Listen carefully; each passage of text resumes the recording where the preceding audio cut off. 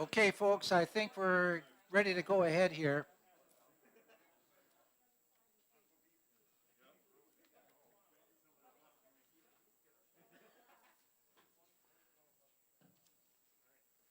We have several of our bills which are currently being heard down in Senate Education at this moment. Uh, Right now, they're hearing the bill dealing with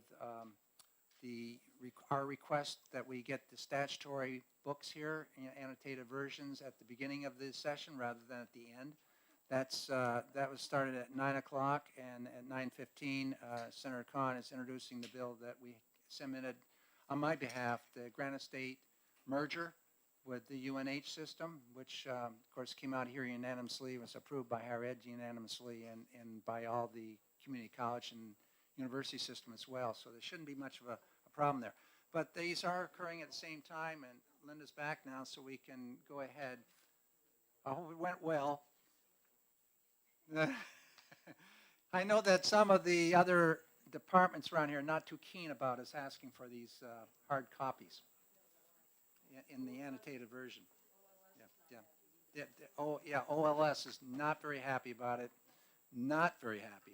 I was hammered just after we passed that bill here.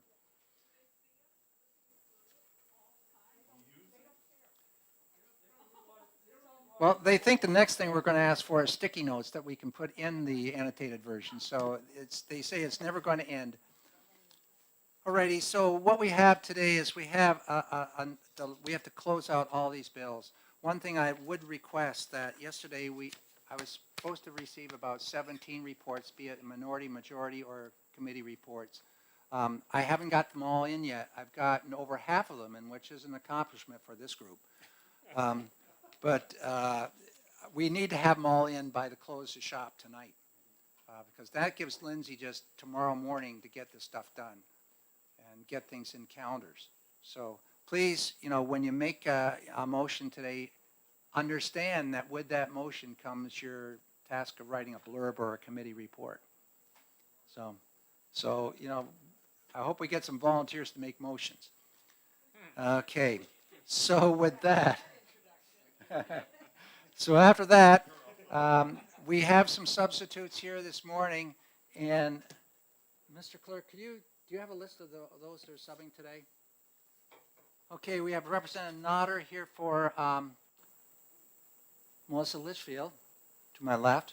We have Don Johnson for Ralph Bohm, sitting over in Ralph's chair there. We have for Michael Moffett, Representative Bernstein, and for Mary Beth, Jack. Marty Jack. Welcome. He was the first one here today.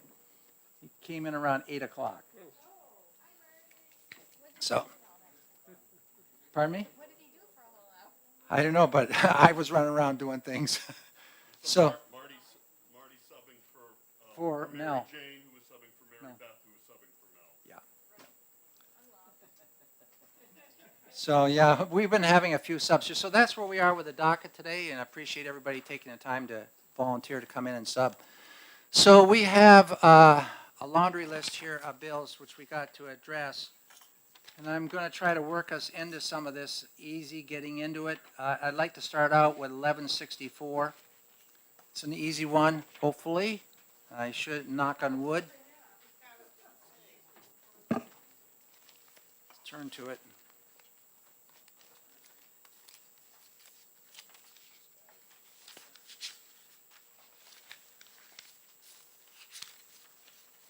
Okay, 1164 is reviving the Agriculture in the Classroom Committee, a committee that I didn't even know existed before this bill came in.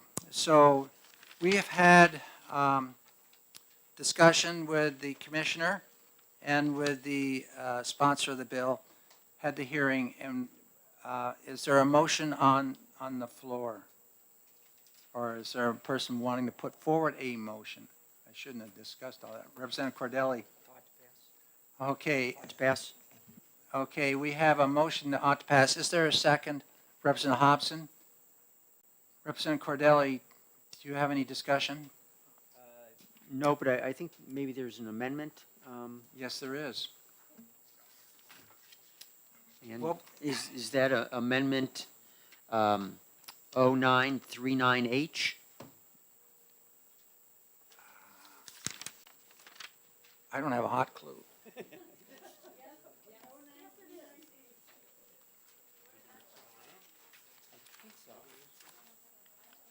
What it is, it's an amendment that changes, as the bill was introduced on page 1. On line 28, member of that committee is the representative of the New Hampshire Plant Growers Association.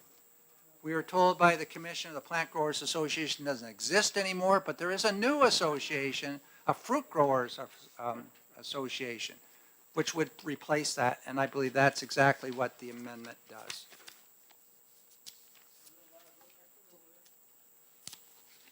Yeah, we handed a bunch of them out. There may be. It's amendment, and I'd like to put forth that, make a motion to amend 1164 with amendment 0939H. Is there a second?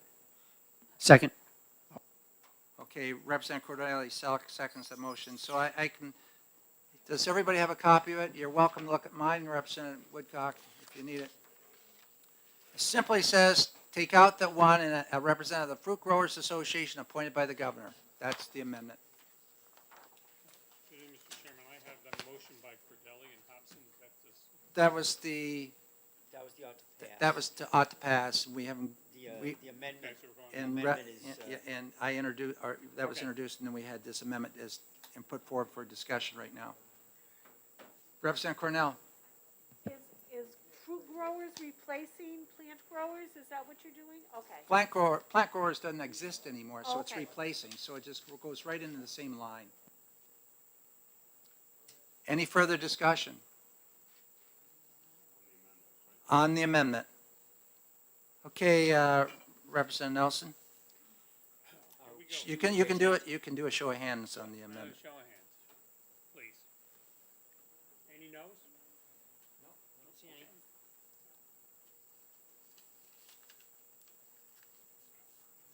Okay, we have a motion on the floor, ought to pass as amended, so the motion will be to approve 1164 as amended. This is a bill dealing with revising the agriculture in the classroom committee. Further discussion? Mr. Chair. Yes. Thank you very much. Really, I think the concern that, that we have on this, that was aired specifically by Representative Walls several weeks ago, revolves around the base bill, as amended. On page 1, lines 8 through 10. And where there's a nonprofit corporation under RSA 292, so I'm sorry, a not-for-profit voluntary corporation under RSA 292, that becomes a organized under the state as part of the state of New Hampshire, and at least the concern that was expressed by Representative Walls, and it actually came through, I think, some correspondence with the Bar Association, or with other members of the Bar Association, that it's not specific enough and could potentially breach sovereign immunity and other things that I'm really not, I really don't have the background to speak with, but that would really be, I think, one objection to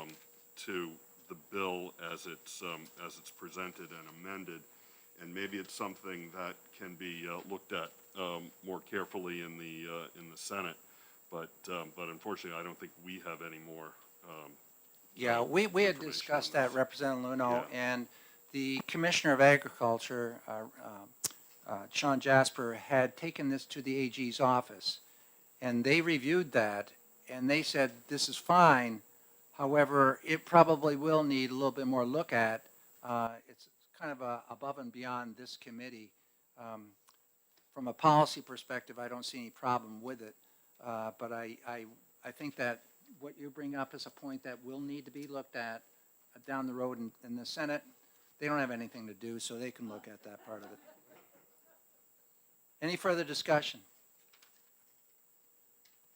Mr. Clerk? Representative Cordelli, Yes. Representative Nodder. Yes.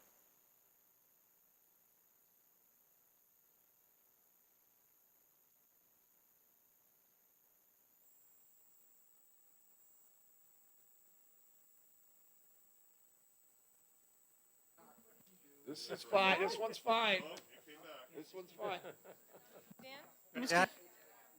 Yes. Mr. Chair, did we have a motion? I didn't hear the motion in the second. I'm sorry, it ought to pass as amended, Cordelli and Hobson. Would that work? No? I made the motion on. I have that. Then who made the motion to amend the bill as, to approve the bill as amended? It doesn't, that amends the original motion. Yeah, okay, so that we got the amendment on the floor then. Okay, so who's first, who's, Okay, I think I made it, and who seconded it? I did.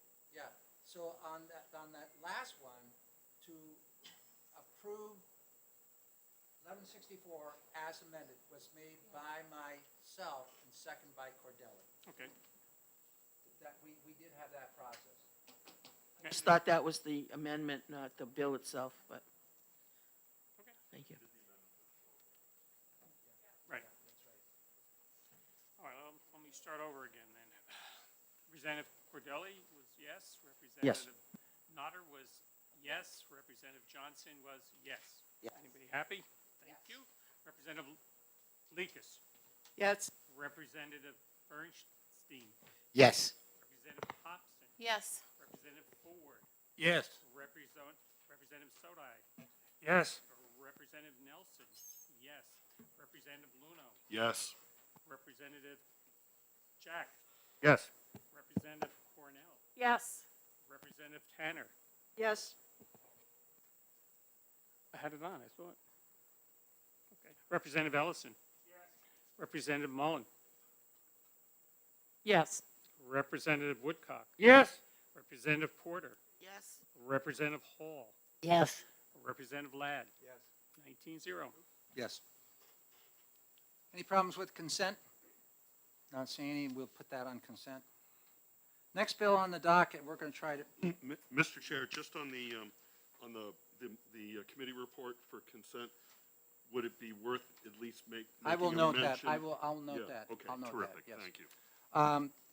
Going on to the next one, which I hope is also, we can get done, is 1236, relative to the Legislative Oversight Committee for the Education Improvement and Assessment Program. 1236.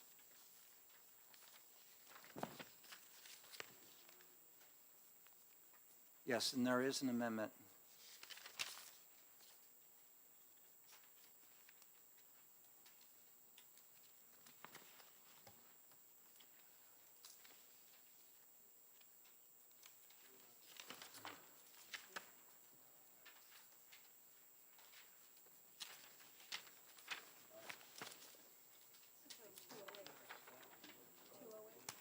It's 0923H.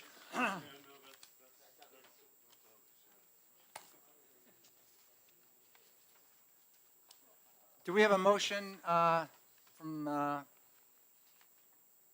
Yeah, Representative Luno? Go yeah, ahead. yes, I'll make the motion of ought to pass. I'll second it.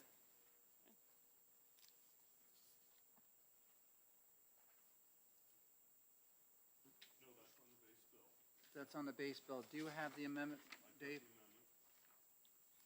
Okay, yeah. So, thank you, Mr. Chair. The base bill, and I am going to, or Representative Ladd will introduce Amendment 923, which replaces the base bill. But there's elements of the base bill that are very important for basically providing oversight relative to the accountability of public schools in New Hampshire.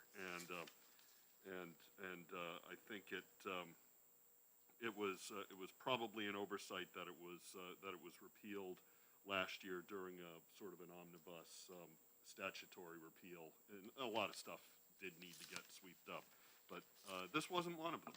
And so it's I'm glad Representative Ladd is bringing this back and is about to introduce an amendment. And, you know, I'll just echo exactly what Representative Luna said. Each year, or each biennium, there are omnibus bills to come forward with all the bills that we look at the committees and commissions that haven't been active, and there's recommendations to get rid of them, seeing we don't have enough reps and to really get all these things done, or that really are interested in that task. This was one that was caught up a year ago in that bundle, and it really needs to continue. So what this is doing, it's repealing the repeal of the improvement and assessment oversight.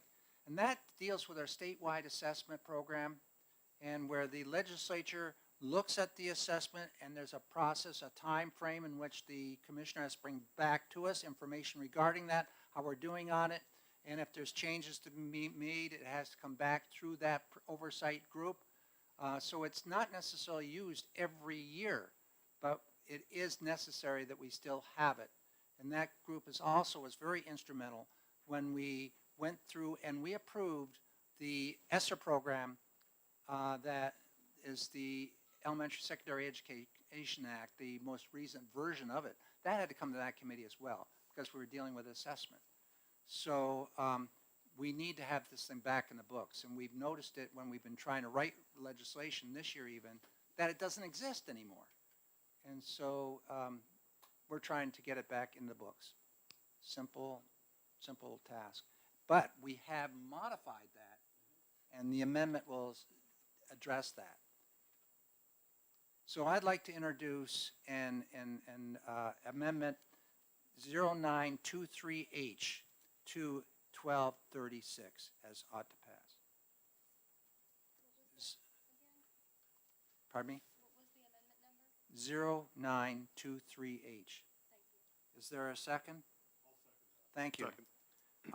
I'm not going to, I've read this, but I prefer that if you would speak to some of the changes we've done, Representative Luno, regarding committee membership. Happy to. One of the reasons, excuse me, one of the reasons some statutory committees don't meet as often as they should is sometimes due to how membership is applied on that committee.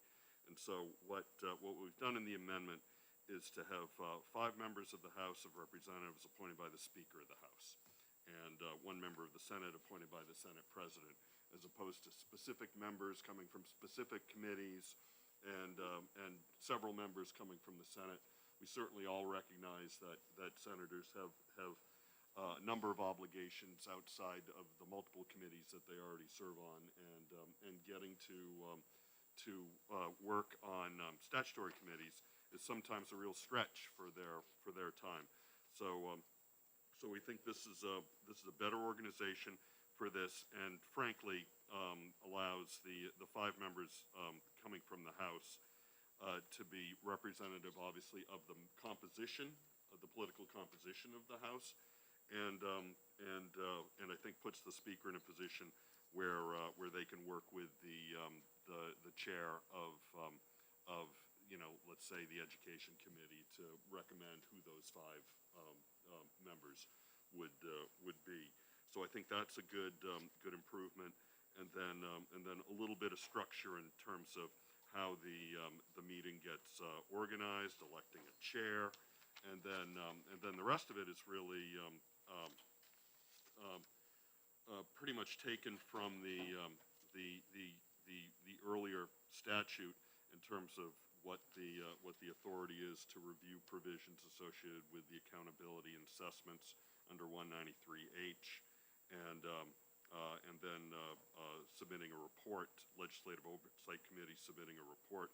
The Commissioner will submit the report to the chairs of the House and Senate Education Committees. So a little bit of housekeeping on that. And then I think also a nice, I think, addition to this is, the sort of the structure of the preamble here, which did not exist in the earlier version of this, that really sort of lays out the scope of why you would have a legislative oversight committee responsible for looking at the accountability and assessments of our public schools. So I hope that sort of brings people through what the amendment does, and hope you'd be favorable to supporting the amendment. I think that does.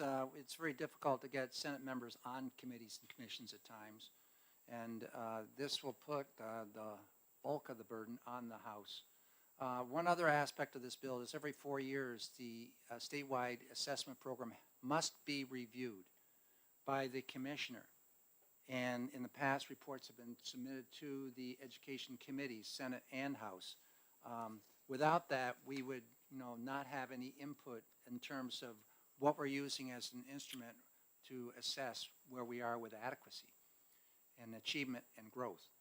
And I think by having the legislature involved is extremely important. And so I absolutely support reinstating the oversight committee. And the way it is, I think it's going to be a more effective group with membership leaning on the House side. Representative Lakis. I just have a question. Did section 1A did you change that, or is that exactly like it was before? In section 1A. Roman 1A? Yes. No, that's all new. That's That's the preamble. That's like a purpose statement and reflects basically what we're doing.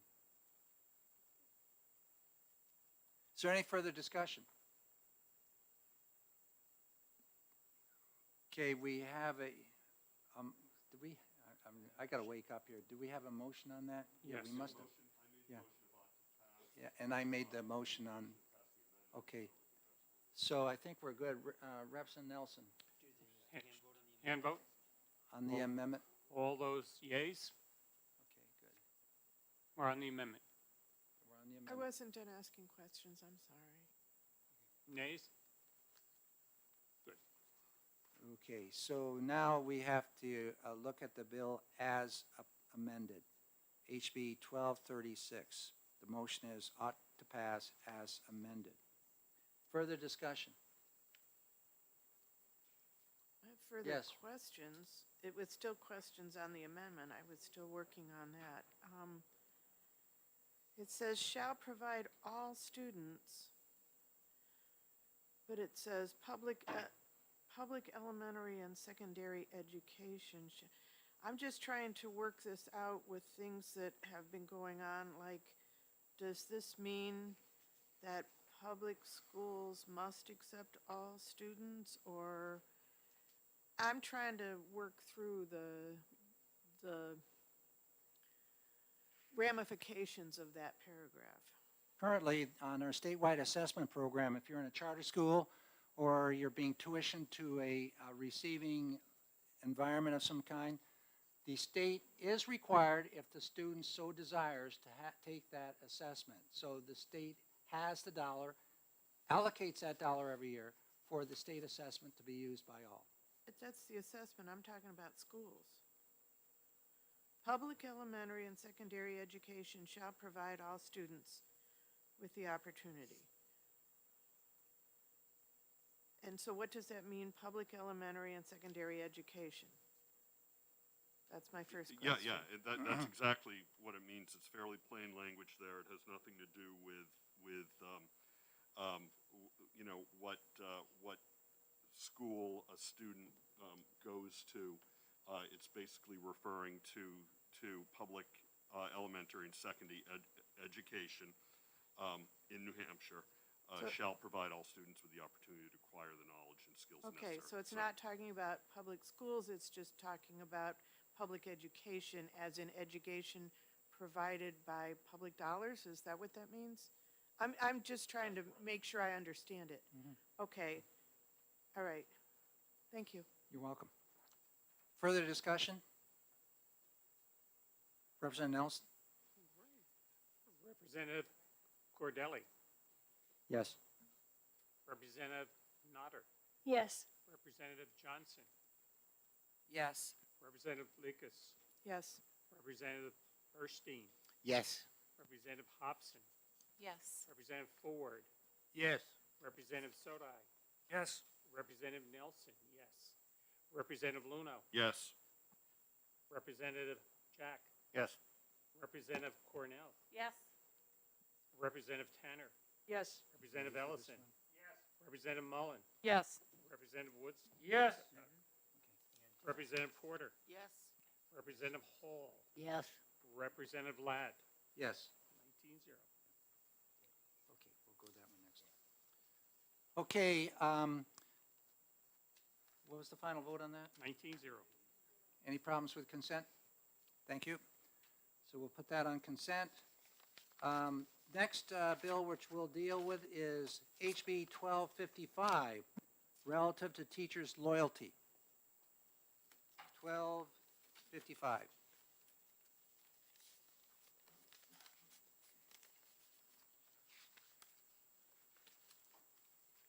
Representative Lakis, you're recognized for a motion. I move ITL. Is there a second? I'll second. Okay, we have a motion made by Representative Lekes as ITL and second by Representative Cordelli. Representative Lekes, do you have any discussion? Yes, this bill as written was very badly written, as you've heard me say before. And I just wanted on the record that the title teacher's loyalty has to do with the section in law and not my title. Because there's been a lot of emails, et cetera, that were trying to say that teachers aren't loyal, et cetera, and it has nothing to do with that. That happened to be the title of the section that was already in law that was being amended. I did come up with an amendment, as I promised I would. It took a long time and discussion with a lot of people, both in the committee and outside of the committee. And it came in yesterday, but the problem is, it is so different because, like I said, I did not like it all the way the bill was worded, and it didn't express in any way the intent of the bill. The new amendment expresses the bill very nicely, but it is so different you wouldn't recognize it as being the same. And so having a discussion on that on the day we have to have all of our bills exact is unreasonable. So I decided the best thing to do is ITL the whole thing and bring it back next year. Further discussion? Representative Cordelli. Thank you, Mr. Chairman. Yes, I think that this bill started out badly for a number of reasons, including timing issues. Timing with personal issues, family issues with the prime sponsor in trying to get the proper language in to drafting for the bill. Never had the opportunity to revise that original language, which caused quite a bit of upset and concern in the community. I know there were repeated attempts and discussions with people who testified on the bill to update it, but as Representative Lakis mentioned, that we've come to the point where we're at a deadline, and so I agree that the best course of action is to ITL this bill. Further discussion? Not seeing any hands. Are you ready, Representative Nelson?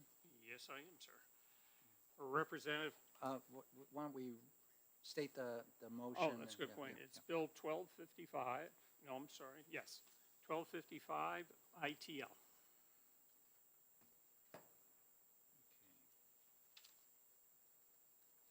Representative Cordelli, Yes. Representative Notter, Yes. Representative Johnson, Yes. Representative Lucas, Yes. Representative Erstein, Yes. Representative Hobson, Yes. Representative Ford, Yes. Representative Sodi. Yes. Representative Nelson. Yes. Representative Luno. Yes. Representative Jack. Yes. Representative Cornell. Yes. Representative Tanner. Yes. Representative Ellison. I'm happy to vote yes on this motion. I'll make note. Representative Mullen. Yes. Representative Woodcock. Representative Porter. Yes. Representative Hall. Yes. Representative Ladd. Yes.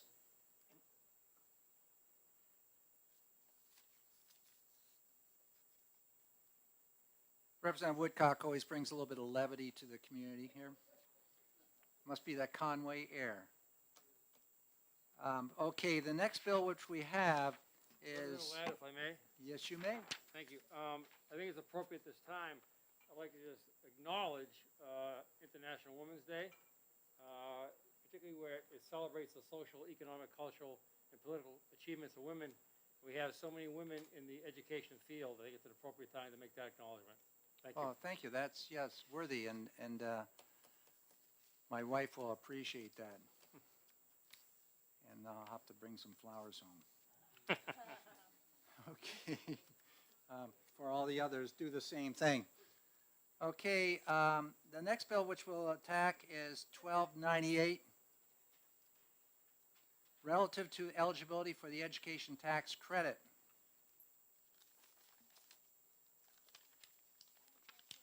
Yes.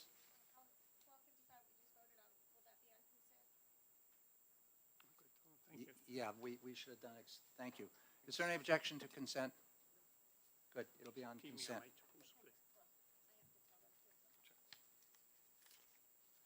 Okay, we're on HB 1298, relative to eligibility for the education tax credit.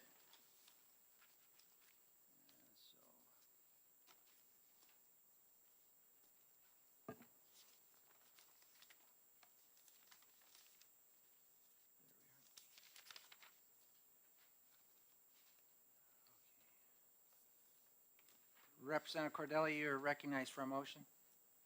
Thank you, Mr. Chair. I would move ought to pass on House Bill 1298. I would second. Thank you very much. The motions ought to pass, made by Cordelli and second by Lekis. Representative Cordelli, do you have any discussion? Yes, thank you. This bill is simple in that it changes one number currently in statute, and it's been that way since the program's inception about 10 years ago, where the household income cap is at currently 300% of the federal poverty guidelines, same as the Education Freedom Account program. Too often, I think, in government programs we initiate are aimed at lower income families, but ignore middle income and lower middle income families. This bill raises the family income cap from 300% to 500%. We have heard from many people in relation to the new Education Freedom Account program that the problem they see with the program is the income cap. This program, the tax credit program, is based on voluntary donations to the scholarship program in return for a tax credit, both from businesses or individuals with a credit against the interest and dividends tax that they might pay. And those have to be approved in advance by the Department of Revenue Administration, those credits. So this legislation simply increases the family income cap. And I think after 10 years and what we've seen in terms of the demand and the interest in providing some relief and educational opportunities to lower middle income families, that this bill is needed. Thank you. Further discussion? Representative Luno?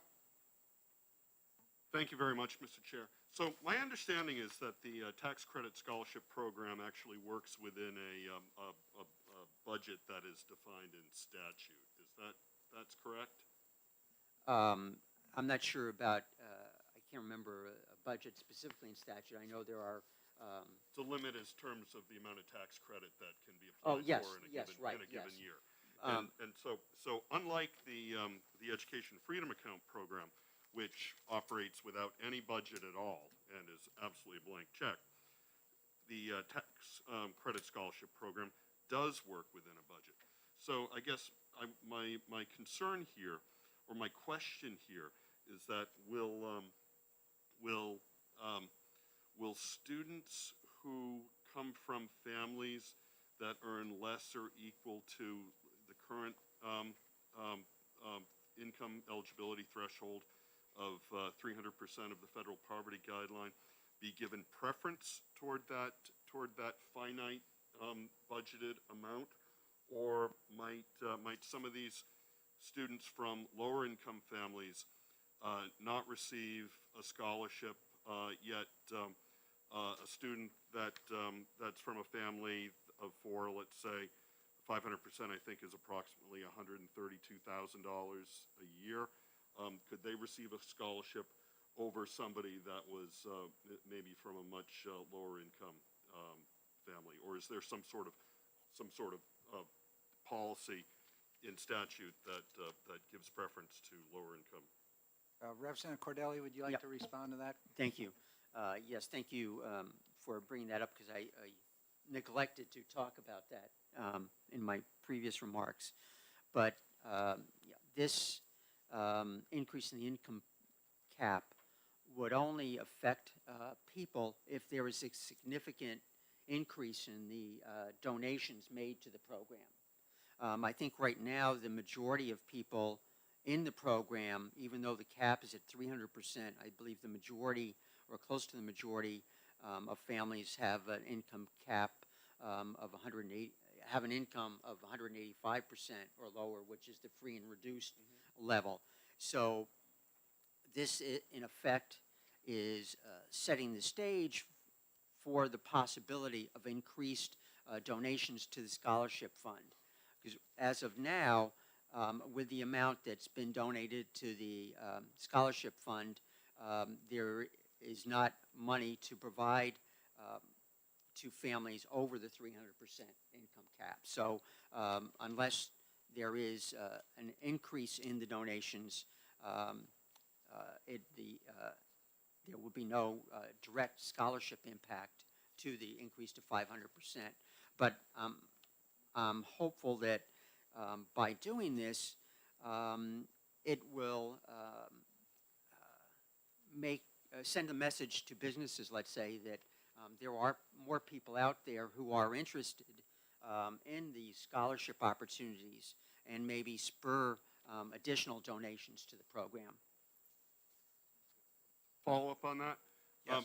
But given the fact that the tax credit is set at a finite amount, that any voluntary contributions from businesses or persons towards the program over and above the budgeted amount would not qualify for tax credit. Isn't that correct? I think in order for us to respond, this is one of the areas that Representative Tanner's bill would have helped us out. 77G is not in our book. There's a lot of areas which are dealing with education, which are also dealt with other areas like in finance and all that. And so that's not in this annotated version, whereas we've had it in the past. So it's one of the areas to cut out. That's why we do need to move forward and get that done correctly. So you're going to have to find that section if you're looking for it on your computer or your iPhone. Go ahead. No, No, that I was think my that question. did Representative Cordelli want to, are you looking that up right now? Yeah, yeah. I believe. Yeah, oh, I'm Go sorry, ahead. go ahead. Yeah, I mean, I could just state that as a concern as well if we can't quickly find it. my concern is that the amount that's raised through contributions that qualify for a tax credit is really where the voluntary part, sort of comes to an end. If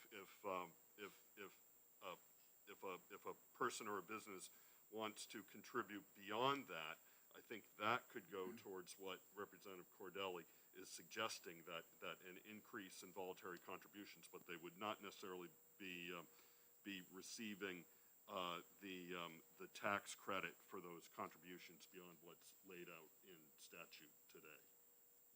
If you could follow up also. Go ahead. Thank you. I will point out that we talked, or I mentioned briefly, the free and reduced 185%. It is in statute that at least 40% of the scholarships have to be awarded to people at that income level, or so that is not changing. Even if the top end cap is increasing, at least 40% of all scholarships have to go to the 185% or lower families. Further discussion, Representative Eckes, and then Representative Porter.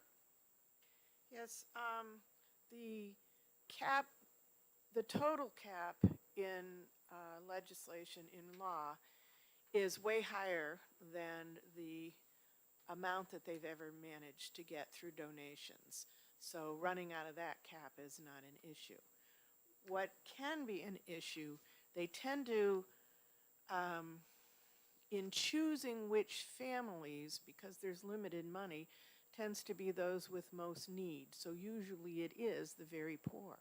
But occasionally there's a student who is in a situation in a public school who is extreme bullied, potentially special needs and bullied because of that, whose family might make 350, rather than 300, but can't afford to put their kid still, because that's still not that much, can't afford to put their child into a private school, and they can't find another public school for them to go into. And so there are those occasions. It's rare, but there are those occasions where they do need to move a kid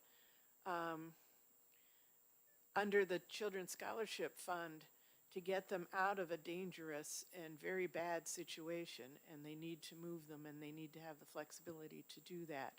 Now, hopefully, donations will pick up, and hopefully this will come to that point. But one of the things you have to realize with this percent, it's the federal poverty guidelines, and everybody looks at it like that's a lot, but New Hampshire poverty and federal poverty are two different things, because remember, the cost of living, like in the South, is a fraction of the cost of living here. So think about what just a cheap one room apartment is here, and how much that costs. So our cost of living is considerably higher. So basing things on the federal poverty level doesn't accurately describe what's actually going on in real life. If you've tried to get an apartment lately, any place in the southern part of the state, it's extremely expensive. And so you can be a family, a lower middle class family, and barely making ends meet, and then find that you have to move your kid because your kid is not, for whatever reason, doing very badly in the local public school, and you have to move your kid. And you can't afford it because our cost of living is so high. So I just wanted to point that out. Further questions, Representative Porter. Thank you, Mr. Chair, and I'm really pulling back from memories from a couple of years ago, but originally when the tax credit program came in, it only dealt with business taxes, but several years ago, and I remember volunteering on the Ways and Means Committee when it changed, it was allowed that interest and dividends taxes could also be reduced by contributions to this fund. And that was the time when they did set a maximum limit of how much could be credited, what the top of the budget was.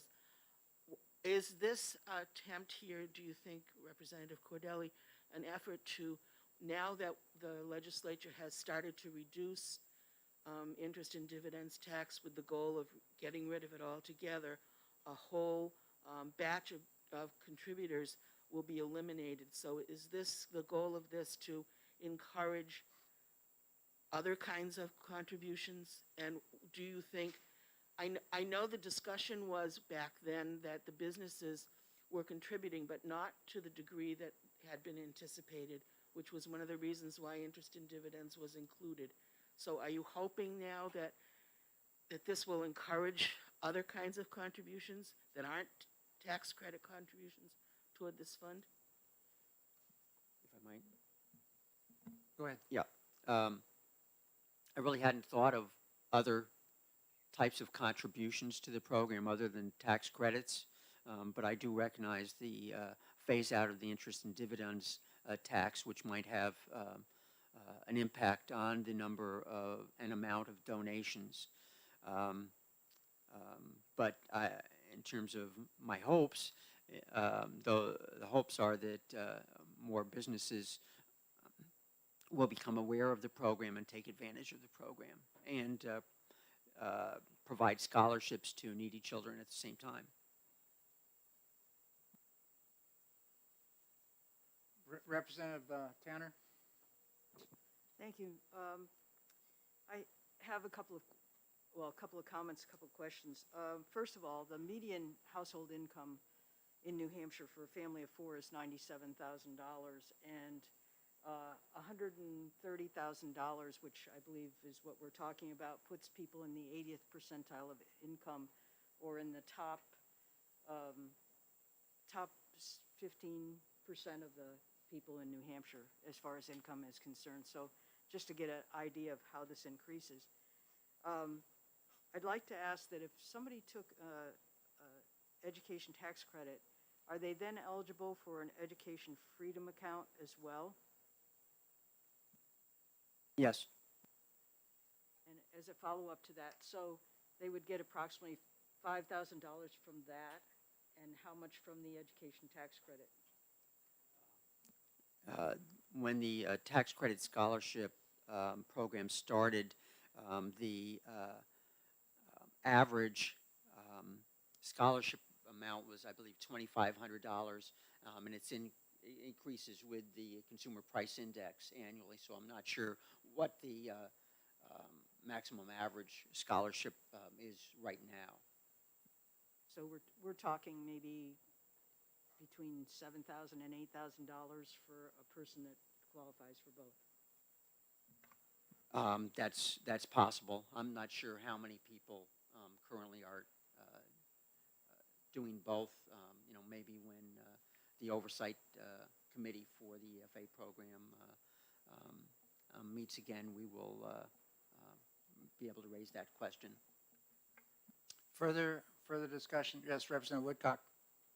Thank you, Chairman Ladd. I have a follow-up to Representative Tanner, but that wasn't my initial intent until I just heard her speak a minute ago.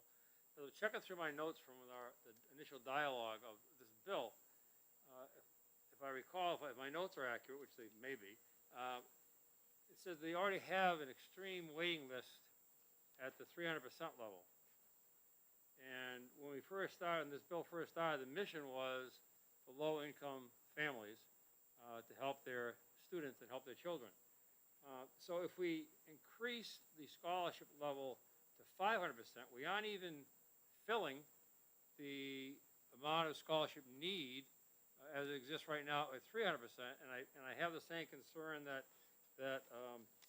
Representative Luno mentioned about what's going to happen when the increase of level of the parental guidelines for financial level at 500%. Particularly when we talked about the requirement of, I think Glenn said 40% for, I think that's used Representative Cordelli, 40% for the 185 guideline. So that means 60% of the kids currently are above that 185%, but still below 300. And we have a waiting list. And I think that my number here that I wrote down at the time was 600 when they had the testimony. So my concern is, I don't have a concern with scholarships. I think they're terrific. I do have a concern, the fact that we may be giving scholarship to homeschoolers who are already there, but that's a different issue. My concern is that this was a program based on low-income families, and 3% is, or 300% is around $80,000, which makes it low income for a family of four. And now we're going to jack that up to 500% without any limit on the youngster percentage. So you're servicing those people who are most needy. We're not. We're providing an option for those who are in the next level, and we have a waiting list of folks who are already low income, which was the mission of this account. So I'm not going to support this moving up when we have 600 kids waiting at the 300 level. I just see it being filtered out to other youngsters who are less needy. Thank you, Chairman Lyon. Further discussion? Yes, Representative Lekis. As it stands now, raising it to 500 won't make any difference whatsoever. There's not enough money. And they take the neediest kids first. I had a conversation with the Children's Scholarship Fund, and they specifically told me it won't make any difference now because they don't have enough money, and they're not limiting to 40% the number of kids. It's not, oh, the law says 40%, so we're doing 40% and the rest are higher. No, they're taking the neediest ones first, which means Representative Cordelli had the actual percent. It's well over 40% that are still at that low income level. But what it does is it gives that option. It does two things. One is it gives that option for that one kid. Like I said, that one kid who they have to figure out what to do with, who's in a bad situation, who is in extreme need. And since they're rating on need, that would be an extreme need. But the other thing is it puts it for the future. If the money does come in, it gives them those opportunities, but they will still take the neediest first. And so even if we go all the way up to whatever the maximum allowed is, they're going to take the neediest first. They still may never get above the 300, depending upon what need and what kids apply. So at any rate, they told me it actually, for the moment, except in that rare instance, won't make any difference anyways because they don't have enough money. Representative Woodcock? Thanks, sir. Just to follow up, Representative Leakle, I understand what you're saying, but that's exactly my concern, that they haven't met the need yet. There's nothing in the statute that I see that says they have to take the lowest income every time. There's nothing that says that. You're telling me that they may or they choose to, except for this one section, or this one exception, or this one exception. And then I see that exception. We have a large number of RSAs that allow for movement of youngsters from one school to another school, that there is options there now. Now, that has nothing to do with the finances of it. That's a different option for kids who may be in different circumstances. We have all those regulations that do that, and we have a process for that. I'm concerned that using a singular one student, identifying with these two characteristics, and then saying, well, that one. But that still moves, if that youngster is at the 500% level, that there are other youngsters at the 300% level that aren't being serviced by the mission of this. The goal of this was for low-income families, and they're not. There's nothing in the law that says they have to do it that way. The 40%, that's it. So my concern is we're just adding to the pile, and there will be more exception here, exception there. I think until we get to a level where all of the youngsters who apply can be serviced, we don't need to increase the criteria. Thank you, Chairman Ladd. Thank you. The aggregate total of tax credits that can be issued regarding to our taxpayers is $5.1 million. And you can carry forward as a business that's applied to your business profits tax or your enterprise tax. The most they can carry forward is $1 million for a 4-year period of time, then it is gone. My question is, do we know what the aggregate number is that we have been receiving from as a result of this? Is it up to the max of 5.1 million, or are we down somewhere around 3 or so, or 2? I don't know. Representative Cordelli. According to the 2021 report, the total dollar donations received were $2.6 million. Okay, so And, roughly half. right, and the percentage of students eligible for free and reduced price meals was 68% of the students in the program. Representative Tanner? Thank you. I guess, and it's kind of a follow-up to Representative Woodcock's questions and comments, is that with this program, and the reason the program was come in, was the need that people needed money because without the money, they didn't have access to educational options. The need that you're describing as the one student is a need to have an option, but with a higher income, they don't, by definition, don't have the need for the scholarship. You know, when somebody's applying to college and they want scholarships or they're trying to get financial aid, it's based on finance, your financial situation. So the need should be financial and not necessarily the need over and above that of having an option, because the people that have that type of income have always had options and have those options, and it doesn't stop them from going to a private school or doing tutors or whatever they would like to do. And so that's one comment I have. And the other comment I have is, if it's not needed right now, why are we doing this? Representative Cordelli? Yes, excuse me. As I think I tried to indicate earlier, I believe that this will send a message both to the business community that these scholarships are an opportunity to help children, and it's something they should look more closely at. I think that there can be a lot more publicity, awareness in the business community about the program itself. So I think that this will help to focus that attention and really tell all families that we care about education, and that we're doing our best to provide for all children in the state. Representative Ellison and then Representative Leckison. Thank you, Mr. Chair. I guess the question is to Representative Cordelli. Based on the numbers that you gave us about sort of last year and expenditures, you said 68% of the students receiving assistance were free, met that free and reduced price lunch, 185%. Am I correct? Yes. Are there other students who have applied for the program who meet that criteria, who did not get grants?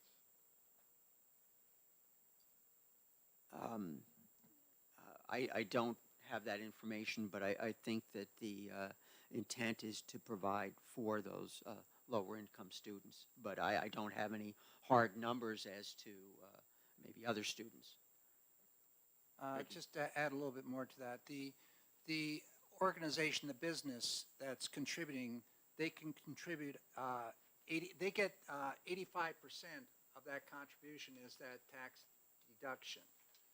If we have $2.6 million, which we've heard, there's capability of getting another $2.5 million, which would, if with that money coming into this system, and we're getting to that aggregate of 5.1, there's more opportunity for these children to have this opportunity. The money would be there. I think what Representative Cortelli was speaking to is that if we can do some better marketing maybe on this program, we can get more involvement so that we're able to help all those children who need this assistance. Representative Leckis, and then follow the other way. I just wanted to respond that one student had financial needs because, as I said, it costs more here than it does elsewhere, and it's based on national numbers. And sometimes, I mean, they're not going to give money to a kid who doesn't need money. they're giving money to a kid who needs money, and it's don't assume it's 500, it might be 305. I know I was hearing about one who was just over the 300 limit, but the family didn't have the money and had an immediate need. And are you going to tell a kid who's being bullied, who's threatening to take his life over it and has to get out of the school, that he has to stay there because his parents make 305% of the limit or 350% of the limit, and his parents can't put him in another school? They don't have the money, they don't have the resources, but I'm sorry, you're over the limit. You got to go back to that school where, you know, where you're making, at any rate, I don't even want to think about what'll happen to them. Representative Woodcock, and then we're going to have to bring this discussion to a Representative, close. I may have missed this during the initial discussion. I didn't write it down in my notes. Either you or Glenn might know. Is there, Representative Cordelli, rather, is there was there a balance left in that account last year at the 2021? I believe there was an amount carried forward. About how much? Um, I think you said Representative Ladd up allowable $1 million, but I don't know what it was. Well, yeah, they're able to keep credits Right. that they haven't used for 4 years. Okay. But Up what to was the two, right. yeah, the businesses. Okay. Right. But 4 Mike, million, right. if okay, thank you. In that particular account, Representative Cordelli or Ladd, was there a balance at the end of the year? I'm just trying to weigh. We have all these youngsters. We have all these youngsters who, according to when they made the testimony, did not get serviced waiting list. And I'm just trying to decide if they zeroed out the account or they still have money left in the account. I believe that they provide scholarships to the best of their ability based on the funding. But did they have money left in the budget at the end of the year? Or we don't know that? Representative Lucas? They get money in on a regular basis, so they were zeroed out many times during the year. I don't actually know whether they got money right at the end and had some carryover. I know they would be zeroed out, and then they'd put notice out to families to say, we got more money, we can provide you some money now. And it's not unusual for money to come in at the end. So they may well have had some at the end, but that doesn't mean they had it earlier. Thank you, Chairman Ladd. Thank you. Thank you. Representative Luno? Sure, thank you very much, Mr. Chair. I'm really encouraged that there's so many people that seem to recognize how important spending $5.1 million in tax credit dollars. So, you know, without the state business profits tax, we would not have this program. So clearly, these are otherwise tax dollars, and $5.1 million for 604 students. I'm aware that there's an effort in the Senate to also provide some support for communities that have higher numbers of students that come from low-income backgrounds or have low property valuations. And so I believe the Senate has put $14 million for a program that supports 160,000 students. So I certainly hope as this committee and as the legislature in general looks to get real in terms of how the state funds its public schools, that it will look at ratios like what we're seeing here in terms of the generosity from the state in supporting students' educational needs and applying it beyond just 600 kids and apply it to the 160,000 kids that we have statewide. Thank you. But we need to be reminded that there's also the business BET, that this money is not state money. The credit is on the other side of the coin and remains with the business. And so it's not revenue comes into our general fund or trust fund, any of that. So there is a line there. So we're not subtracting from our regular budget. No, Rick, Yeah. we are subtracting from the regular budget because the tax credit is clearly a subtraction from business profits or business enterprise tax paid. You pay you pay whichever's greater, your business enterprise tax or your business profits tax. That's how it works in New Hampshire. And I'm actually a little shocked to learn that with the tax credit program, you have a 4-year carry forward where businesses do not have any potential for loss carry forward with business profits taxes in New Hampshire as they do in the federal tax law. So it's surprising to me that, but you know, that obviously the structure of the tax credit program goes beyond what we're debating this morning. But it's very clear that without our business tax structure in New Hampshire, that this program would not exist at all. Last discussion, and then we're going to move on. There are numerous people who give money and have given money to that program, myself included, for years with no write-off whatsoever, number one. And number two, I have heard businesses who give money to that who have said, that is my money, I choose where that money goes, and I could put it into a different tax credit if I wanted to. It is not public money, it is my personal money. This is testimony that I have heard on this bill in past years. Well, not this bill, but on this scholarship. And according to the Supreme Court, it is not state money, it is private money. And so I just want to make sure that you understand, this is not state money. It's been ruled it, and the businesses can give it wherever they want. They can give it to a different tax credit. It is their money. Thank you. Okay, we need to move on here. We got a lot of bills on the docket for today. Mr. Clerk, would you please call the bill number and call the roll? The bill ought to pass on, what? 1298. 1298. Losing sight of the number of the bill. Representative Cordelli. Yes. Representative Nutter. Yes. Representative Johnson. Yes. Representative Lakis. Yes. Representative Burstein. Yes. Representative Hobson. Yes. Representative Ford. Yes. Representative Sodai. Yes. Representative Nelson. Yes. Representative Luno. No. Representative Jack. No. Representative Cornell. No.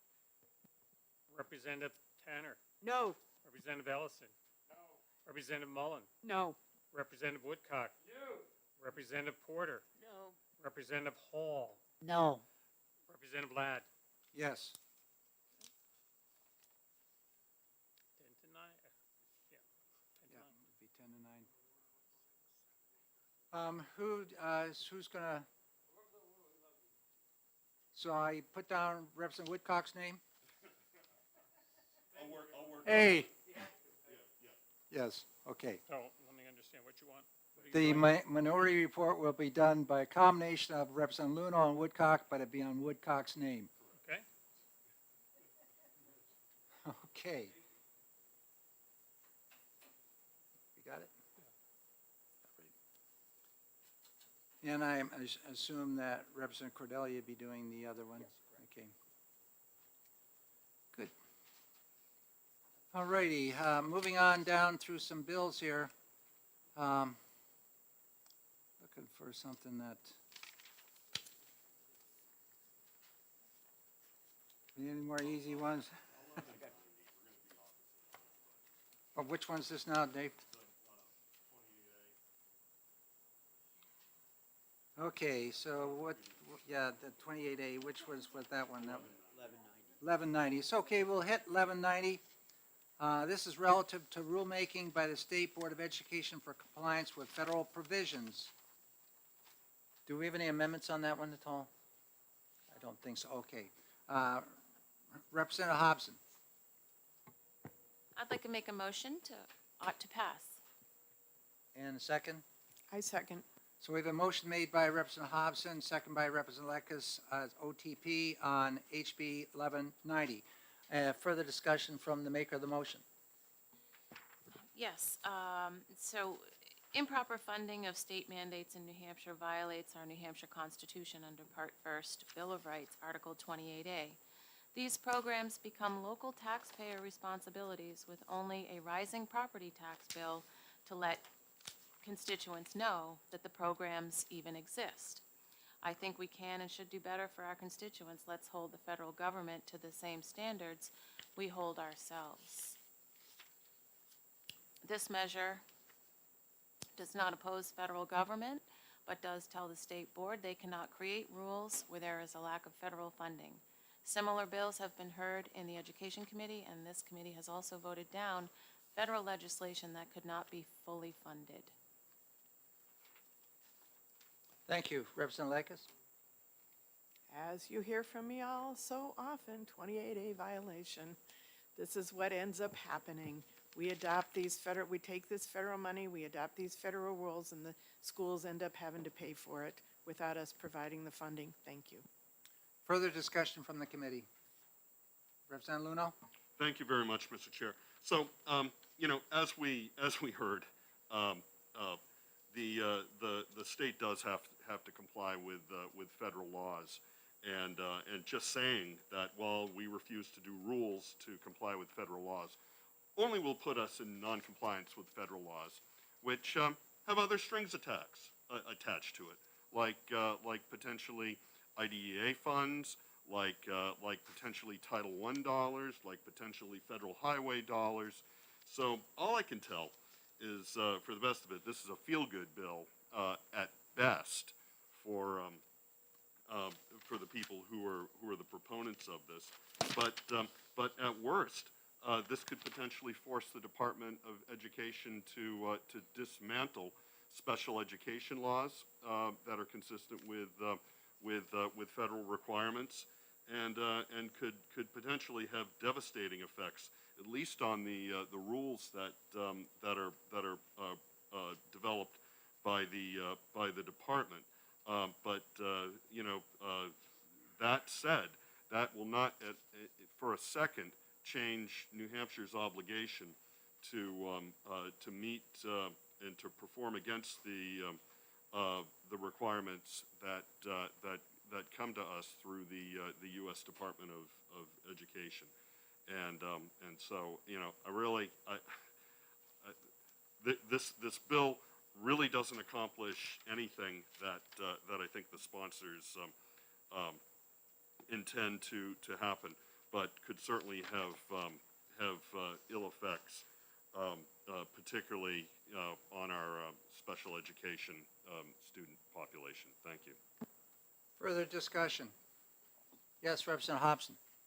Yes, I just wanted to simply point out that, for instance, the bill that we heard about the National School Lunch Program,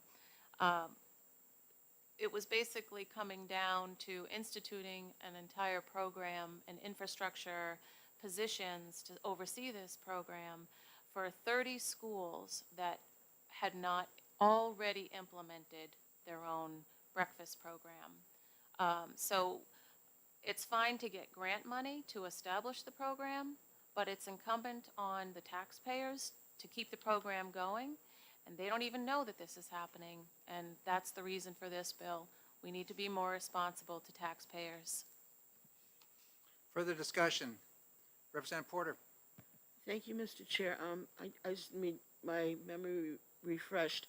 Does anybody know what percentage of the employees at the Department of Education are funded by federal funds? Somewhere around 80–85%.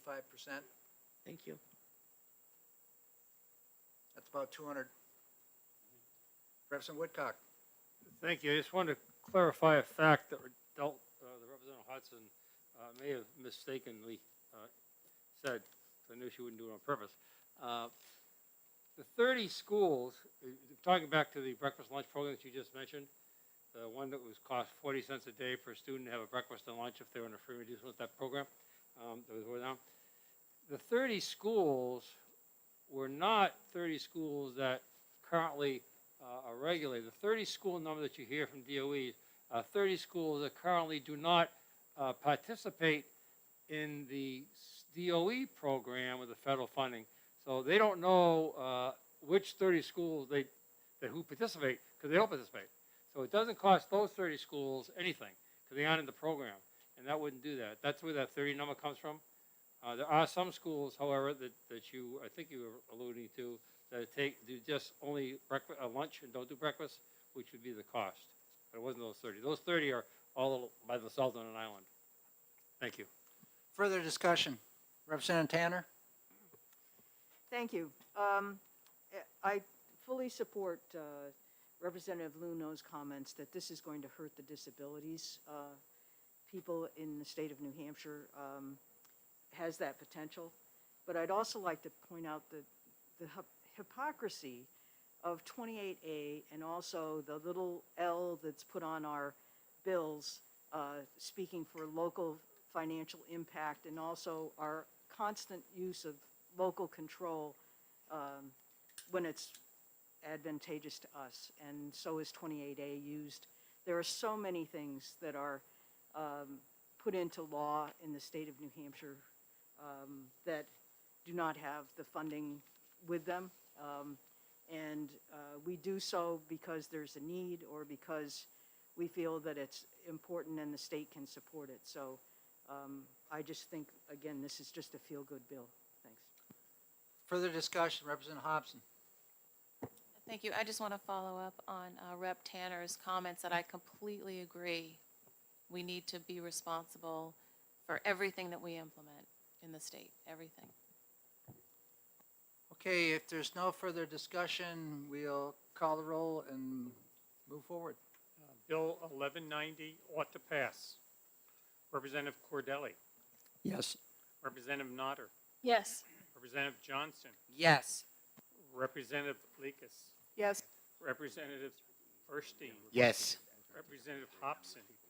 Yes. Representative Ford. Yes. Representative Sodai. Yes.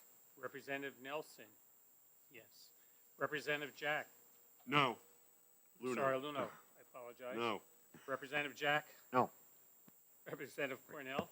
No. Representative Tanner. No. Representative Ellison. No. Representative Mullen. No. Representative Woodstock. No. Representative Porter. No. Representative Hall. No. And Representative Ladd. You need to vote representative. Yeah, yes. Okay. Hey, you know, I apologize for all the nicknames we've had here, you know. But it's catching, isn't it? Yeah. It's fun.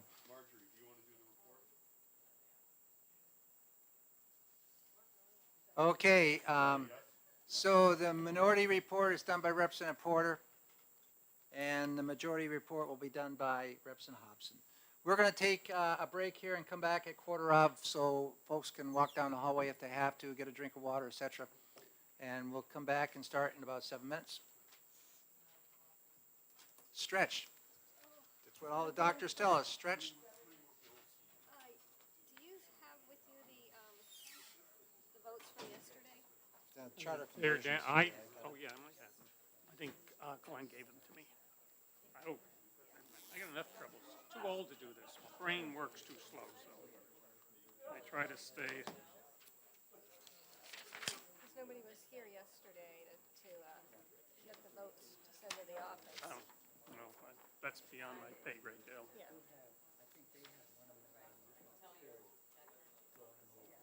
So the Republicans were all together the whole Oh day? yeah, the whole Okay. time. I'll take a picture and send it.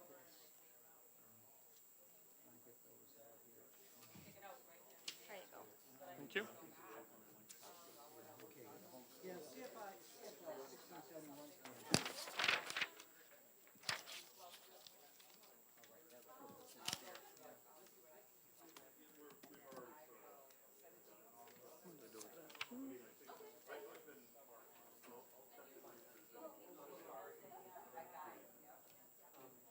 What do we got, 13 or 14 more? It's something like that.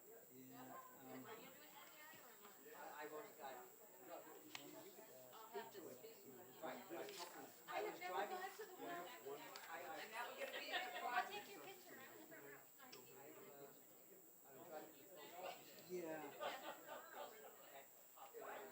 Somebody started.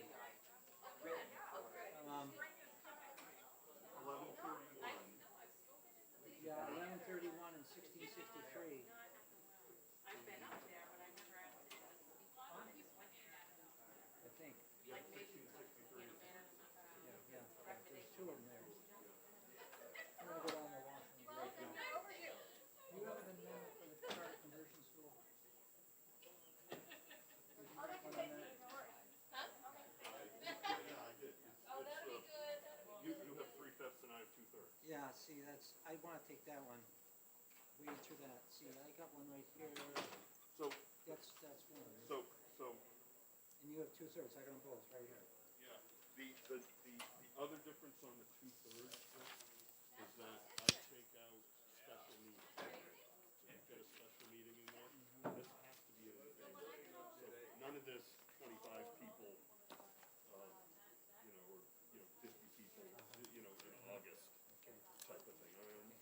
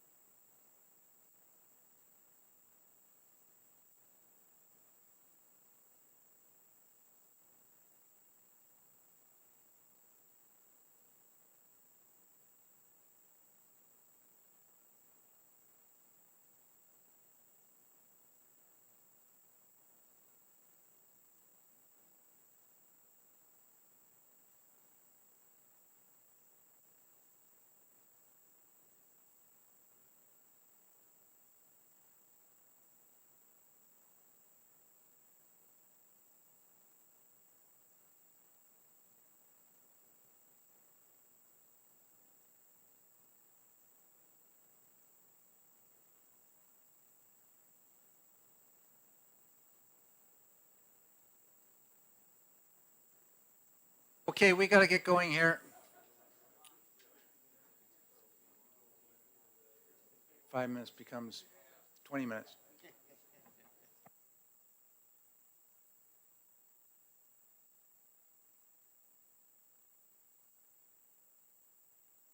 Oliver, would you please go out in the hallway and see if there's anybody out there that invite them in, please?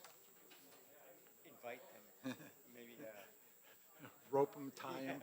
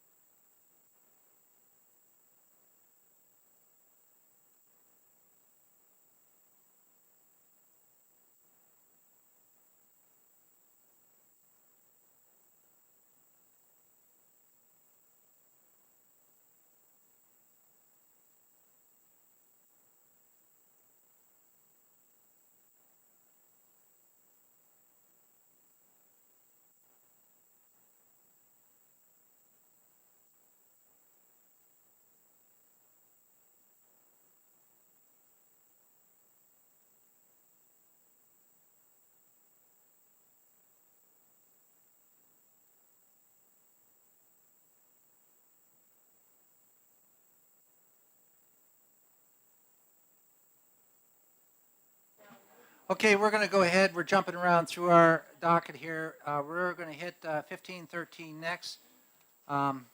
Relative to the definition of a child with a disability for the purposes of special education. So turn to 1513.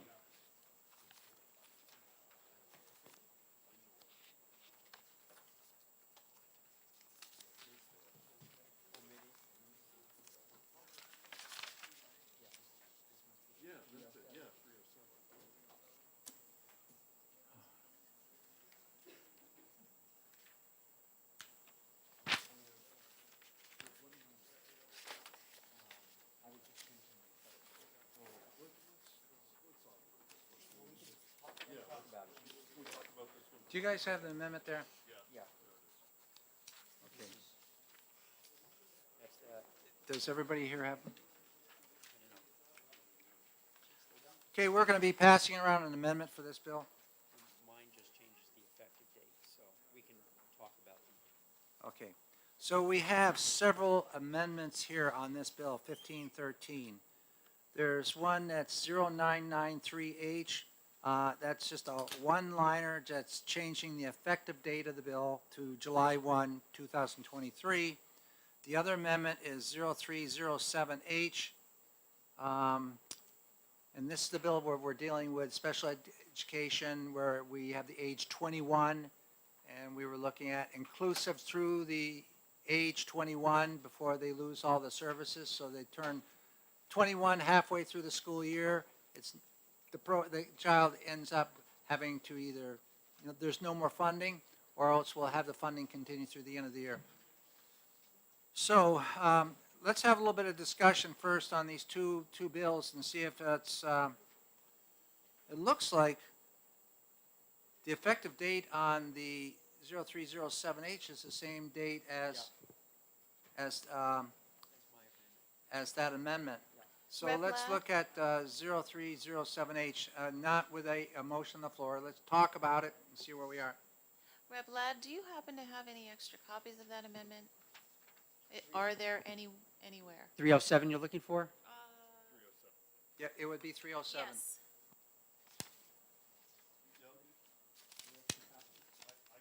They were distributed yesterday. Are there any more on the Let's see.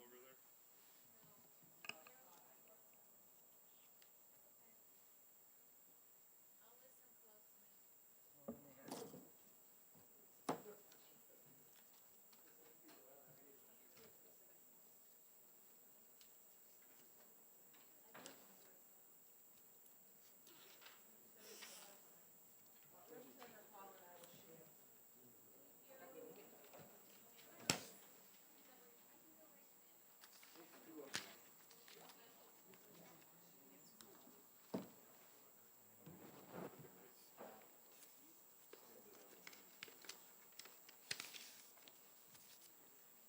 I don't have any more here either.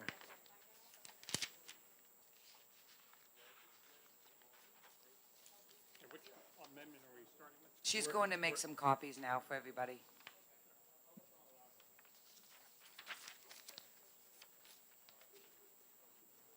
Okay, we can go ahead with the discussion, yes. On 307, discussion, Representative Mullen, do you want to go ahead, please? I would be happy to. Thank you, Mr. Chairman. So this bill, when it came to us originally, was to change the definition of who a child eligible for services, what the age parameters are. The original bill went with the federal definition of child with a disability being defined as a child between the ages of 3 and 21 inclusive, which meant that we would be adding an extra year of service, but we would still have the same problem of students being booted out when they turned a certain age. So under federal law, that age is currently 22. When a student turns the age of 22, they are no longer eligible to be in the program. In New Hampshire, it's 21. In both of those circumstances, it means that a child who turns a particular age in November or March or whatever could in fact be asked to discontinue attending school at that time because they had aged out. This amendment changes the original bill on line 6 and 7 from, in the original bill it's line 4, from the age of 3 and 21 inclusive to between the ages of 3 and the age attained at the end of the school calendar year during which the student turns 21. So that is the change that is made, and as Representative Ladd mentioned, it also changes the effective date to July 1, 2023. What this would allow school districts to do is to budget for extending the services of a student who is turning 21 during the school year to the end of that school year rather than to the day that they turn 21. It's a compromise between the federal definition, which gave an extra year of service, but still had a student terminating services midway through the school year in some cases. It's a compromise between that happening at the age of 22 or that happening following the 21st birthday. Okay. Thank you very much. Representative Lekes? You did exactly what I was wanting to do as far as the end of that, the age attained at the end of the school calendar year during which the student turns age 21. That's awesome. Thank you for doing that. The problem with, and I'm not going to blame this on you because I don't know who actually did the actual wording when the bill comes out because we know how that goes. But reading the first part, it's now it was taken just the part between the ages of, and so between the ages of 3, well, between doesn't include 3, so now we've lost the early end. And then down at below, person between the ages of 18, the age attained, we lost a word when we crossed out 221. So it's a wonderful intent, but whoever ended up finally wording it didn't edit it right. Sorry. Can we just, is that something we can do today? Just fix that little bit to make sure that we're still including 3? And I think down below where we crossed out 221, it should say and. Are you getting what I'm getting? We're looking This at is the amendment. This is the amendment. 0307, right? That's the amendment we're looking at? Right, I'm not certain why not between following the you. ages of 3 and whatever, that would begin at the age of 3. Well, I guess mathematically it begins at 4, but, No. because I between, don't, you would say from the age of 3 if you wanted to include 3, because the numbers between 3 and 18 are 4 through 17. But at any rate, you can, but the down below on line 15, you see where it's crossed out 221, but there's no word to replace it. And you needed an and or something needed to, or leave the 2 in, or, because right now it says between yeah, the I ages see of that. 18, Yeah, the that, age that attained. looks to me to be a clerical error. That's what I'm yeah. saying, whoever actually ended up writing up the amendment. That's why I said, I'm not blaming this on you. I'm just saying that there's just technical things, not, because I love what you did. Yeah, I guess the question would be, and I don't know the answer to that, whether or not the word "and" can be requested as a, That could be requested. Well, what we can do is that, yeah, but that's a process which we went through already this year. If we have an hour or two, which we do have, we can get this quickly changed over there, come back and send it in the fashion we want it sent. I would, Sure. hesitate in trying to get, let's go with this as it is, and then we get nailed with all the other stuff. Let's try to address now specifically where this has to be changed and how we want it done, and then we can send it over to them. Is the first area in lines 6 and 7 okay? Can we change it to from the age of 3 to the age attained, just to make it really clear that we are including 3? So we don't get I any. don't have any objection to Okay. that. The original bill uses the word "between." Because it says inclusive. And since Ah. inclusive got left out, it changes the meaning, and that's, and that's why I said, that's the problem when you're copying from one to another. Okay, It let's doesn't jump always on, copyright. let's Yeah. jump down to 15 and 16. Is that what Yeah, we? 15 and 16. 15 would be amended to read "person between the ages of 18 and the age attained at the end of the school calendar year during which the student Okay. turns 21.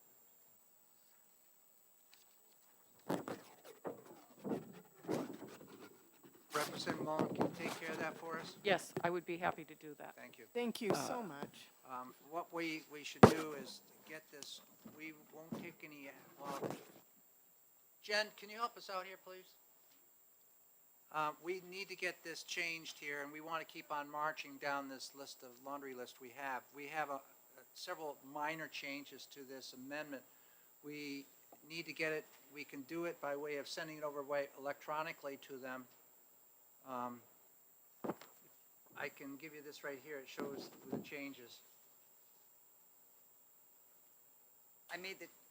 Representative, I made the changes on mine. I can hand it to her. Oh, that's okay, we got it too. Okay, here's from the age of, and then down here, of 18 and the age. Okay. Great, yep. Yep. Mr. just go into Okay, us. once you go talk to Jen in the hallway, we'll take care of it.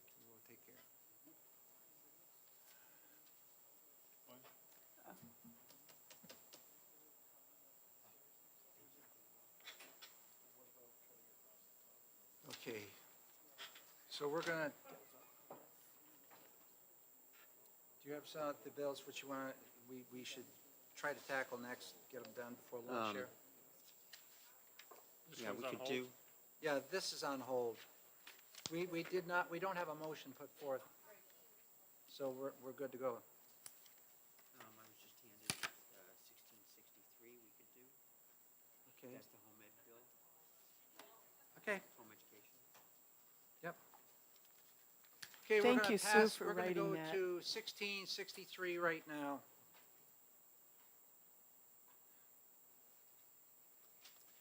This bill is relative to requirements for home education students. 1663, there's an amendment coming around.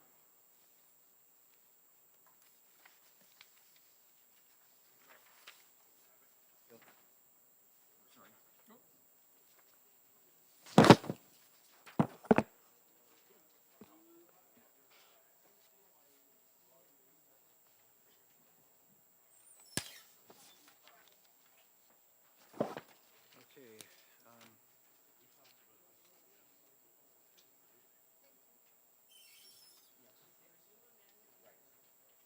Mr. Chair, is there a new amendment coming for this one? There's one coming around, yes.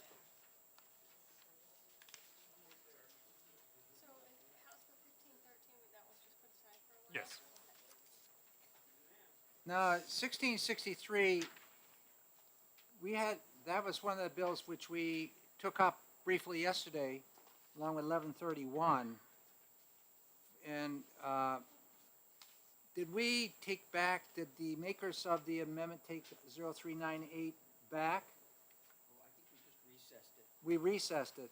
Did we have a motion on the floor? I'm trying to recall. Ought to pass. Did we have OTPA? No. We hadn't gone with the amendment yet. No amendment. Okay, Hold on, no. 0398 did pass. okay, yeah.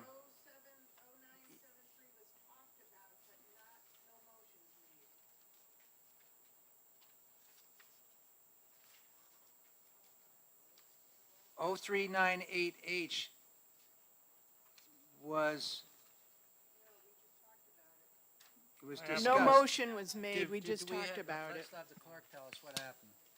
I have that motion, so ought to pass 10-9 on that amendment. Yeah, yeah. Then we went on to 0973, ought to pass, but no vote.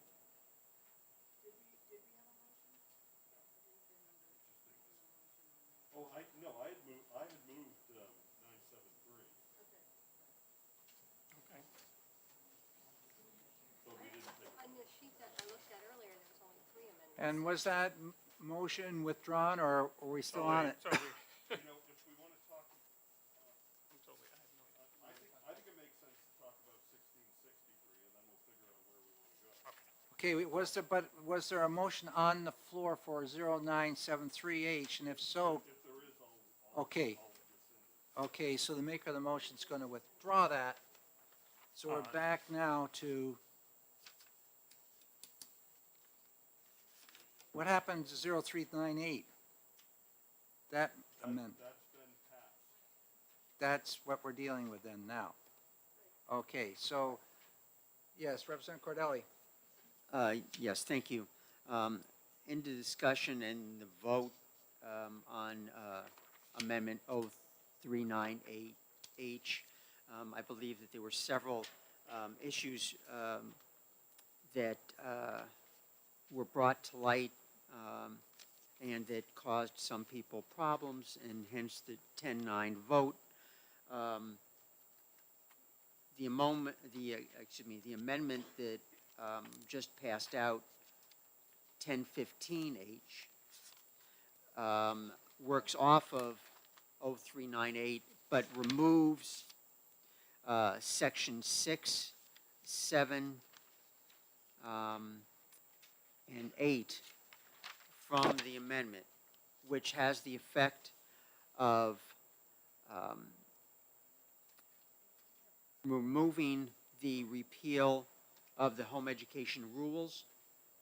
That is stricken. And then the new section related to school attendance on lines 11 through 15 on page 2 of the amendment, in which it discusses homeschool student enrolling in a public school shall be placed according to their age. That section is removed also, so it reverts back to current law in that regard. So I think those were the two things accomplished in Amendment to 1015. Okay.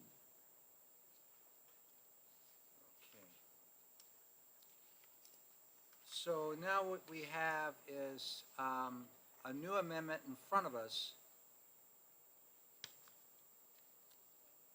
which we need to discuss. So, Mr. Chairman? where did it come from? Uh, Yes, Rebel Jack. I believe, if I understand the parliamentary situation, you've already passed an amendment on this bill. Therefore, I would move reconsideration on that amendment, recommend a yes vote and a no vote on that amendment, and then that will reset us back to being able to consider this amendment without having previously passed an amendment.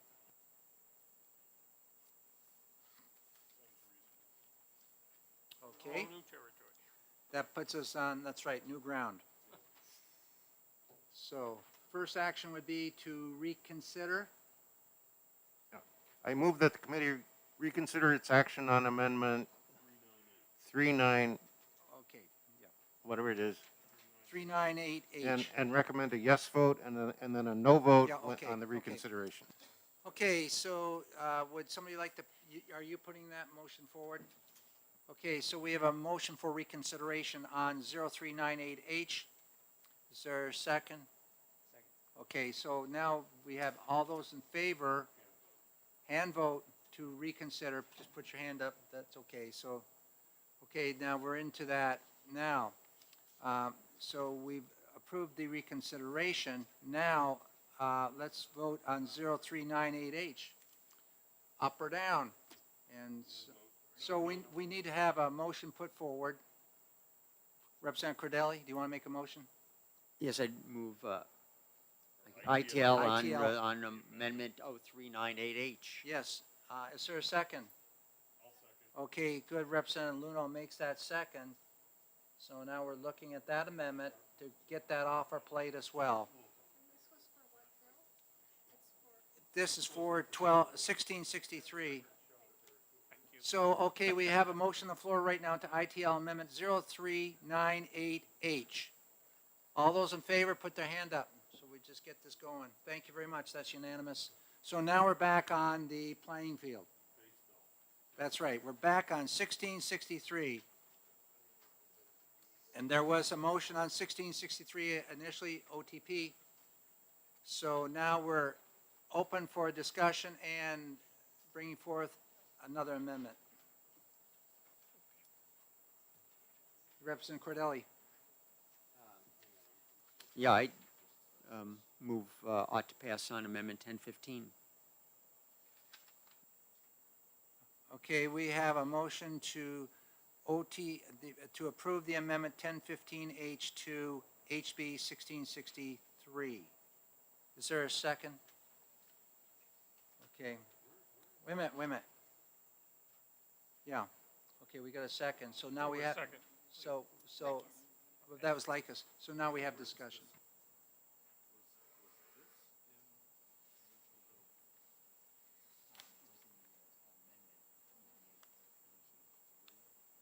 Yeah, see, that's.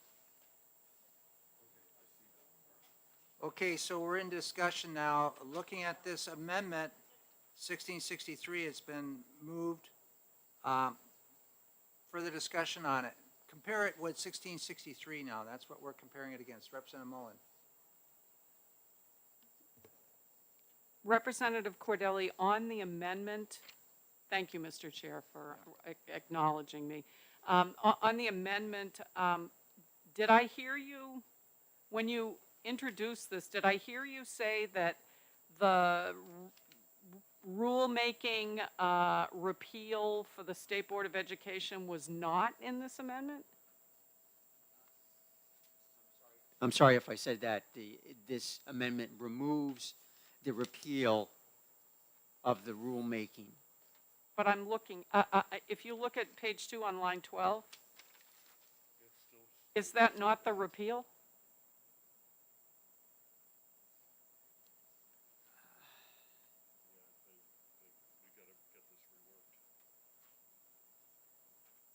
I think they left it in there. And line 11 needs to be restored. And section 7 needs to be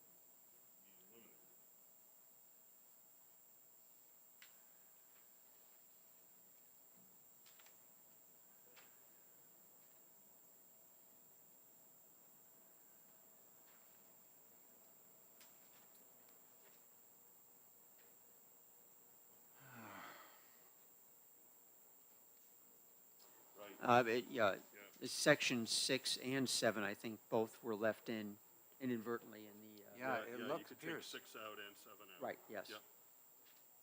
Yep. And then I think we're good.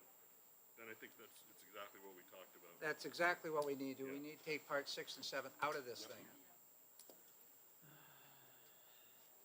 And leave the rulemaking in place. Well, another bill, we're gonna have to get an amendment made.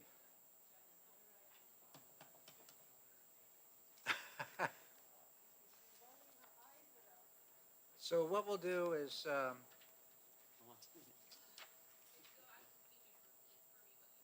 well, we can show you right here. Let me check on one thing.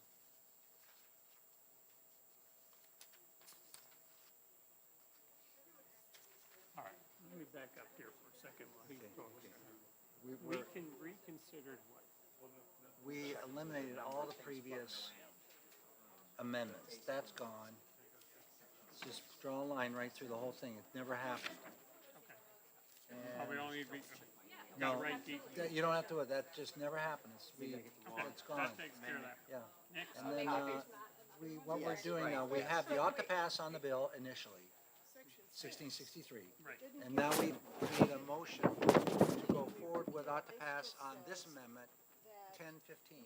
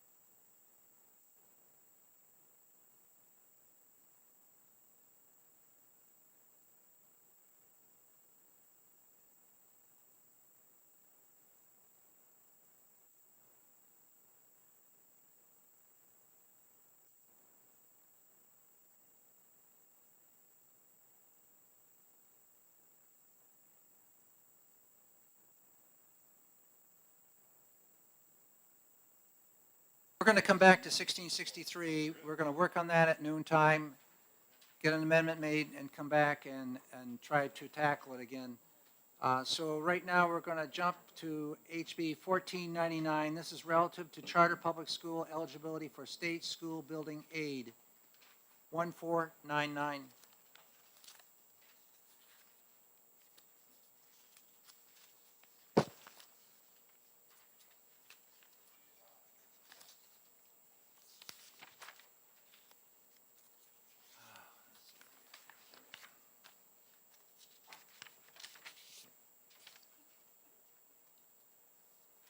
Representative Hobson? I'd like to make a motion to pass as amended. Well, we're just going for the ought to pass right now. We didn't have 1499 on the table before, or it's not on the table, so we got to start from scratch. Ought to pass is what you're looking for right now. I do have an amendment. Would you like We'll get that? that in discussion. Okay. Yeah. So- Is there a second to ought to pass, Representative Lekis? Okay. Now, we are going to come back, and do you have any discussion regarding your ought to pass motion? Yes, I do. Honorable colleagues, I'm here to present, I wrote it as, I was going to present my amendment, but what 1499 seeks to do?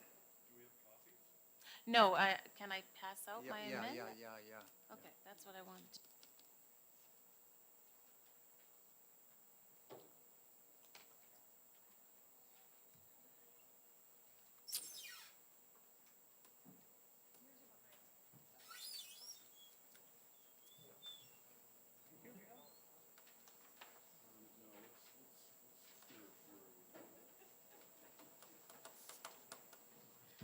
And I'm sorry there are no holes in that amendment.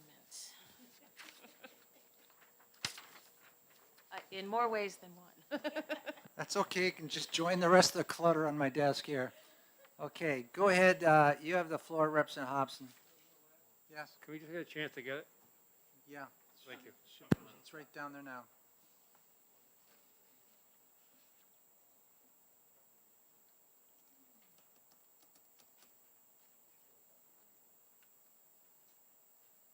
Thank you. Okay, go ahead, Representative Hobson. Take us right down through the bill, please. Okay, so. The amendment. All right, so I'm here to present an amendment to HB 1499 after recommendations from our hearing last month. 1499 relative to chartered, Do we want to have a second on the, okay, Representative Lekis? And so go ahead now.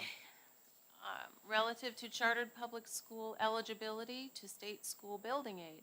This bill adds chartered public schools to the procedures for consideration, approval, plan requirements, and determination of grants to for school building aid. This legislation simply repeals Section 10 of 194:B11, prohibiting charter schools from receiving school building aid, and adds that revision language throughout the statute where applicable.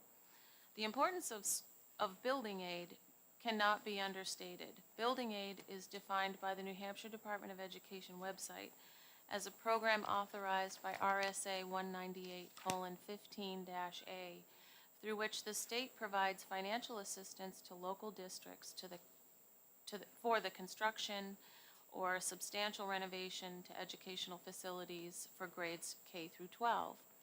The building aid statute does not prohibit charter schools from getting building aid. However, RSA 194 prohibits charter schools from getting building aid. We need to adjust this RSA. In 2021, HB 278 passed the House, allowing first right to refuse district facilities for chartered public schools. This was a great first step. However, there are additional factors that lead us to believe more should be done in this area. For instance, we have learned in many states that, I'm sorry, my glasses are really bothering me. In many states that districts frequently will not declare excess space if they think a charter may benefit. Moreover, it's extremely difficult for the state to enforce a definition of excess space Just as importantly, districts frequently declare buildings surplus because they can require sufficient upgrades. Maintenance issues, code violations, and cosmetic reservations top the list for anyone that decides to purchase the space. These and other concerns would need to be addressed before they can be a good fit for a growing charter school. The vast majority of charters currently lease space because they cannot afford significant renovations. For any buildings, that's not just surplus district buildings, on their operating budgets. The ability to own their own buildings and access to financing is cost prohibitive. We learned from the last survey of charter facilities, the lack of facilities funding hurts students in two ways. Students won't have access to kitchens, libraries, and science labs. Lack of funding forces charter public schools to use operational funding to pay for the building, therefore taking away from program funding.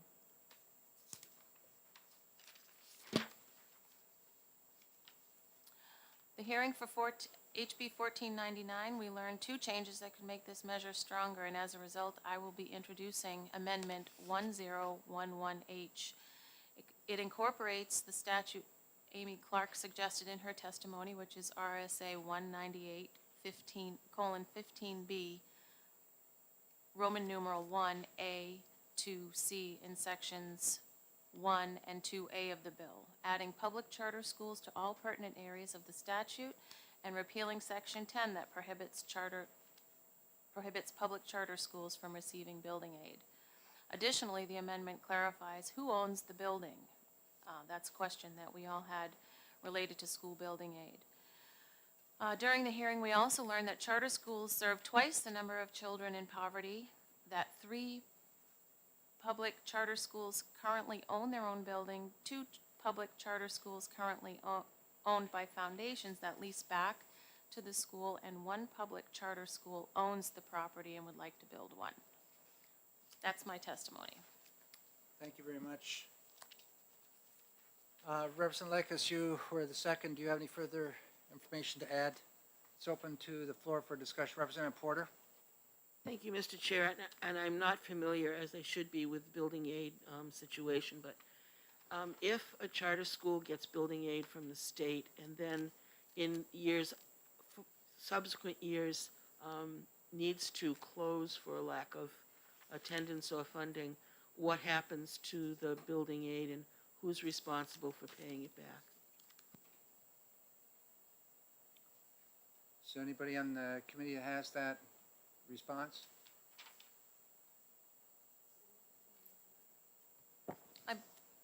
Rep. Ladd, Yes. I believe that's mentioned in the amendment.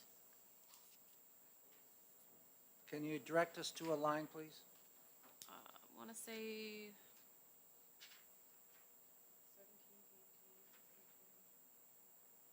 oh yeah, section Roman numeral 2-A16.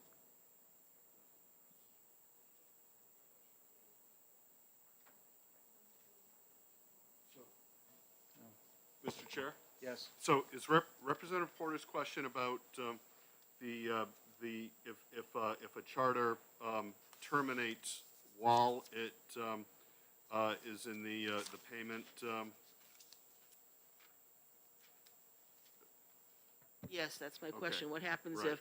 if situations change 5 years down the road and they're no longer there, but they still owe building aid money to the state? Right. Well, to follow that up, the building aid for a regular public school, if you shut that plant down within 20 years, you pay it back. That's in law. So I guess we're looking for a similar type scenario here. What happens when the charter shuts down? Do they have to be accountable to the same language as every other receiver of public aid has to, a public school aid has to abide by?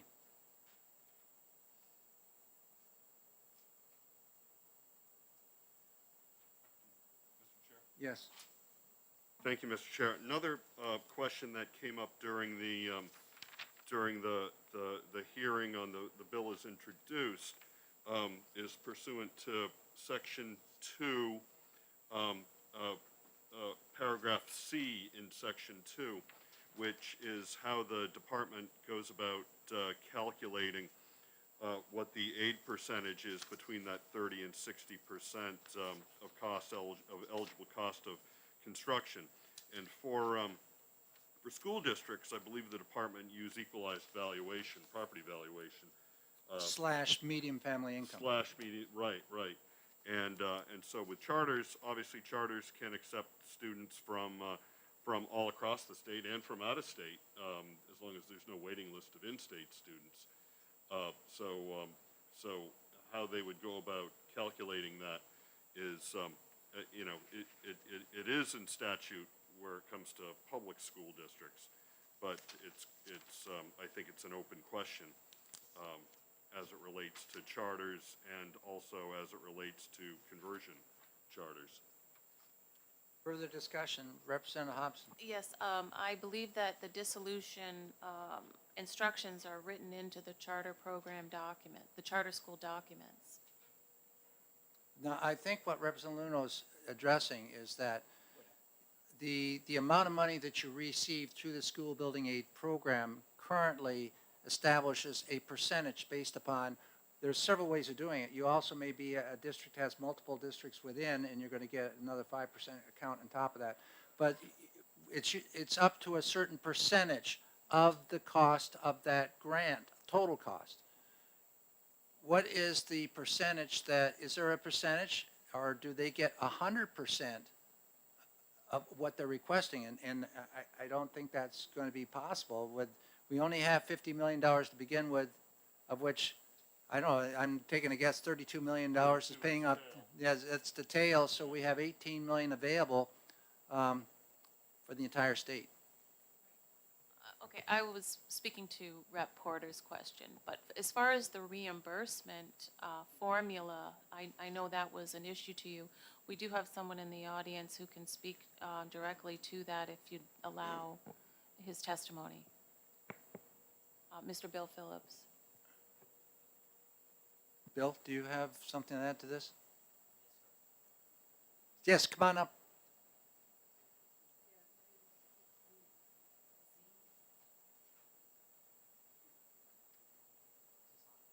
You have to, yeah, you're on now, the red. All right, thank you. Representative Lunau, your question is answered in line 9 of the amendment. That RSA 198, that goes directly to a line that basically says the reimbursement rate is 30%. There's, which is, as you know, the lowest one. So it is the, I think you have no risk of overpayment. Hold on, but no, that's amended. Excuse me, Mr. Phillips. It's amended in section 2 of the bill.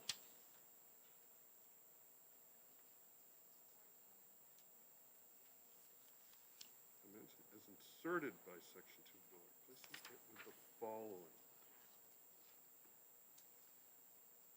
So does this amendment then not contain the changes that are in paragraph C on page 2 of the bill? Because it doesn't use, by replacing it as inserted by section 2.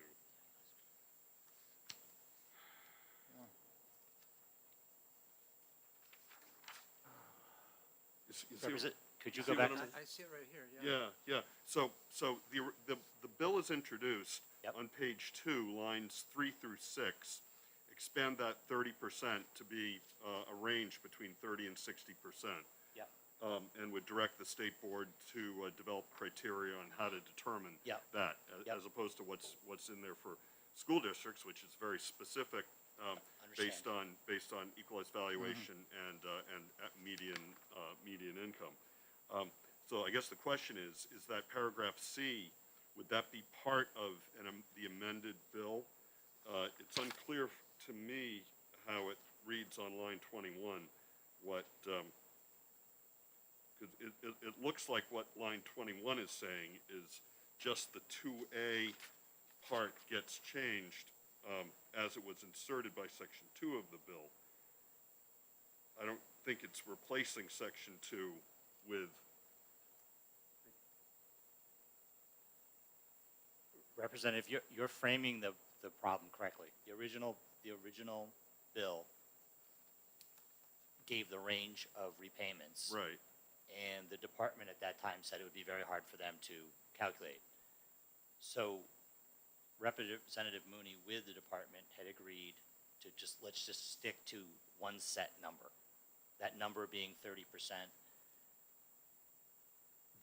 In the amendment, line 9, which speaks to 198, 1A, 2C, Right. goes directly to, basically states charter schools shall be eligible for 30%. Right. That line is supposed to fix the problem you're citing. No, I understand that, but the amendment doesn't take out paragraph C from the bill as introduced, because what the amendment on line 21 says is amend RSA blah, blah, blah, blah, blah, A, as inserted by section 2 of the bill, by replacing it with the following. So it only amends from the bill lines 15 through 28, and does not make any changes to the bill as introduced on lines 29 on page 1, going through line 6 on page 2. That's how I read that, but Honestly, I can't speak to it. It's supposed to correct that issue, to be clear, though. I understand what you're saying. so yeah, but it doesn't. No, yes, I I understand think what the language would have to read replace section 2 of the bill with the following. Yep. Is that right, Marty?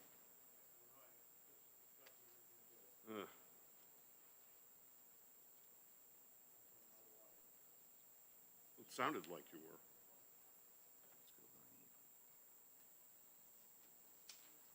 See what I'm saying, Rick? I'm not clear on where you're going to come up with 30% as the figure that's used. That's in I've got to open up the statute. Oh. Yeah, It's in current law. that's it's 30 to 60%, and then there's different formulas we have within current law. I'm familiar with those. What page you on? 718. As I read this, C. it's okay. But that's just my opinion.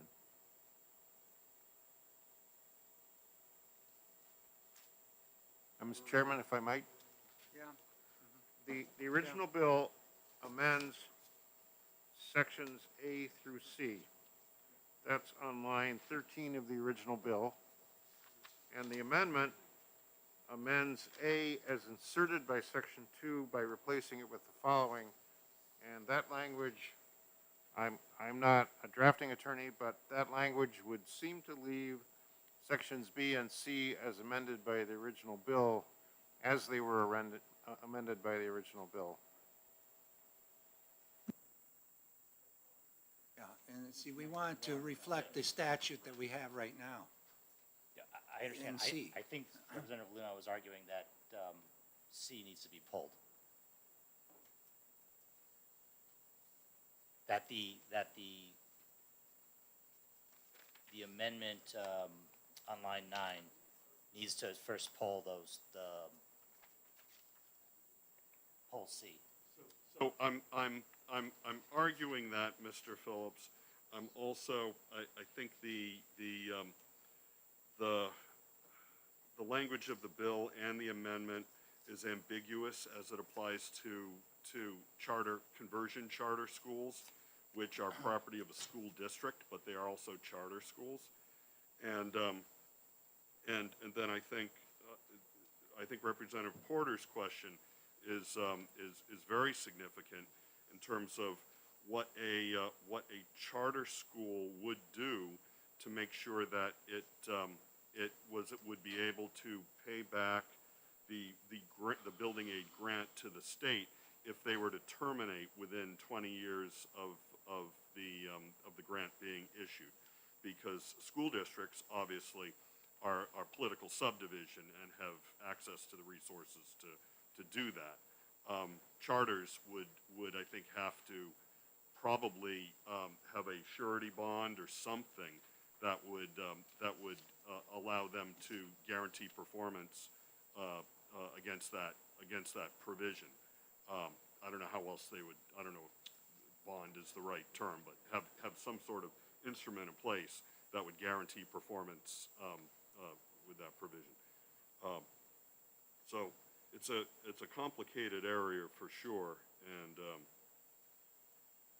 but I compliment Representative Hobson for looking to, address, I think, some of the points that did come up during the hearing.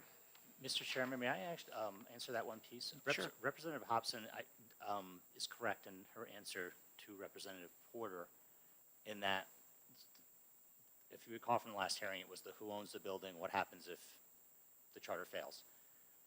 The language inserted here pointed out that the charter has to have a dissolution agreement with the department and therefore the State Board of Education.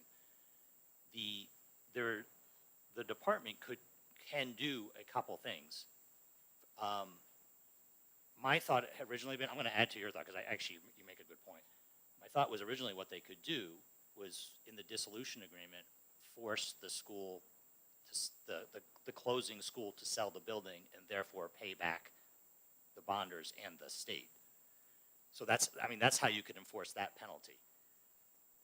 The dissolution agreement could also actually include the request for a surety bond. I hadn't thought of that, but that's how you could get at that. So the language in the amendment, which requires a dissolution agreement, could cover what Representative Luno is suggesting and actually does answer Representative Porter's question.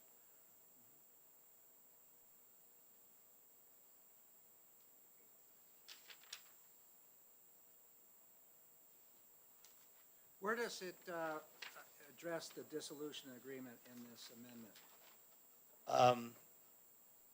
It's line 16 it through 19. So it's subject to a plan for disposition. I'm sorry, disposition is Okay. dissolution. Yeah, Okay, sorry. yeah, okay. And that language on 194 actually specifically talks about how a charter has to have an arrangement to dispose of assets. Chairman Lai, Yes. Go ahead. is it okay if I ask Mr. Fuller a Sure. question? Thank you.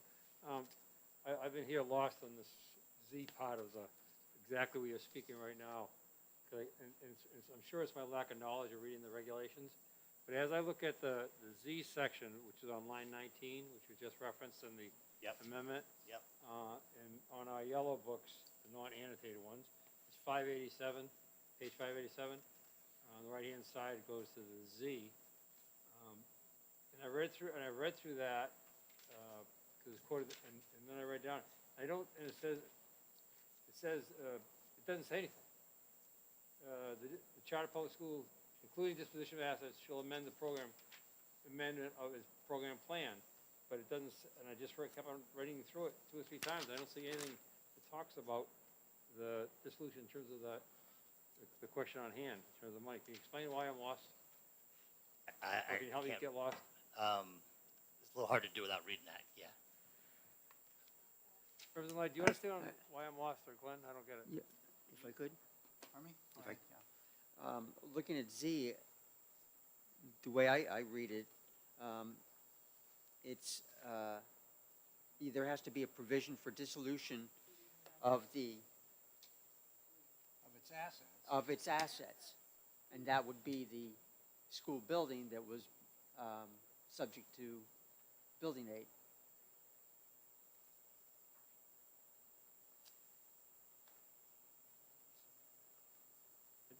Glenn, I hear what you're saying, but I'm still lost. I hear what you're saying, I just need, it must be my limit, I just need some more clarity. Okay, so you said 587? Yes, sir. On the right-hand side, about 2 inches down, item Z, which is quoted on line 19 of the. Yeah, so provision for dissolution of the chartered public school, including disposition of its assets or amendment of its program plan. Right. So disposition of its assets would be in this case, would be the building. But, Mhm. but I don't, okay, but I don't see where it doesn't tell you how it's gonna do that. It doesn't tell you how it's gonna get rid of that. And I don't see any delineated below on the building or the refinancing. I agree it doesn't tell you, but that literally, that's what you let the department do. That they actually, in the event of a closure, the school shall, sell its assets and reimburse its bondholders and the state. I mean, literally, I don't think you want to be any more specific than that. Or at least But- Sure you do. Well, we don't want to get into a debate here on that. Right. Could I, Just, Mr. Reverend White, can you just finish that? Yes. I mean, one of the three or four of you. It just, in the last line of 19, sir, as it says, as approved by the State Board of Education, but it's on the amendment. Yeah, I got you. And that's where the Z got me messed up to start with. But this hasn't been pre-approved, but this dissolution plan is not pre-approved, right? Okay. So, Look at the top up at Roman 2. Because Z is just part of a list. I did. I did. if I could, Mr. Chair? All right, I just stand confused. Thank you. I Representative can't figure out what Cordelli. you're saying. Yes, I have in my notes from the hearing that Dr. Green of the department indicated the charter has to have a dissolution plan, which is approved by the department. Correct. So that plan, according to Z, would include dissolution of any assets such as the building that was subject to building aid. Agreed. But does it have it for debt? Got for assets, but do you have it for debt?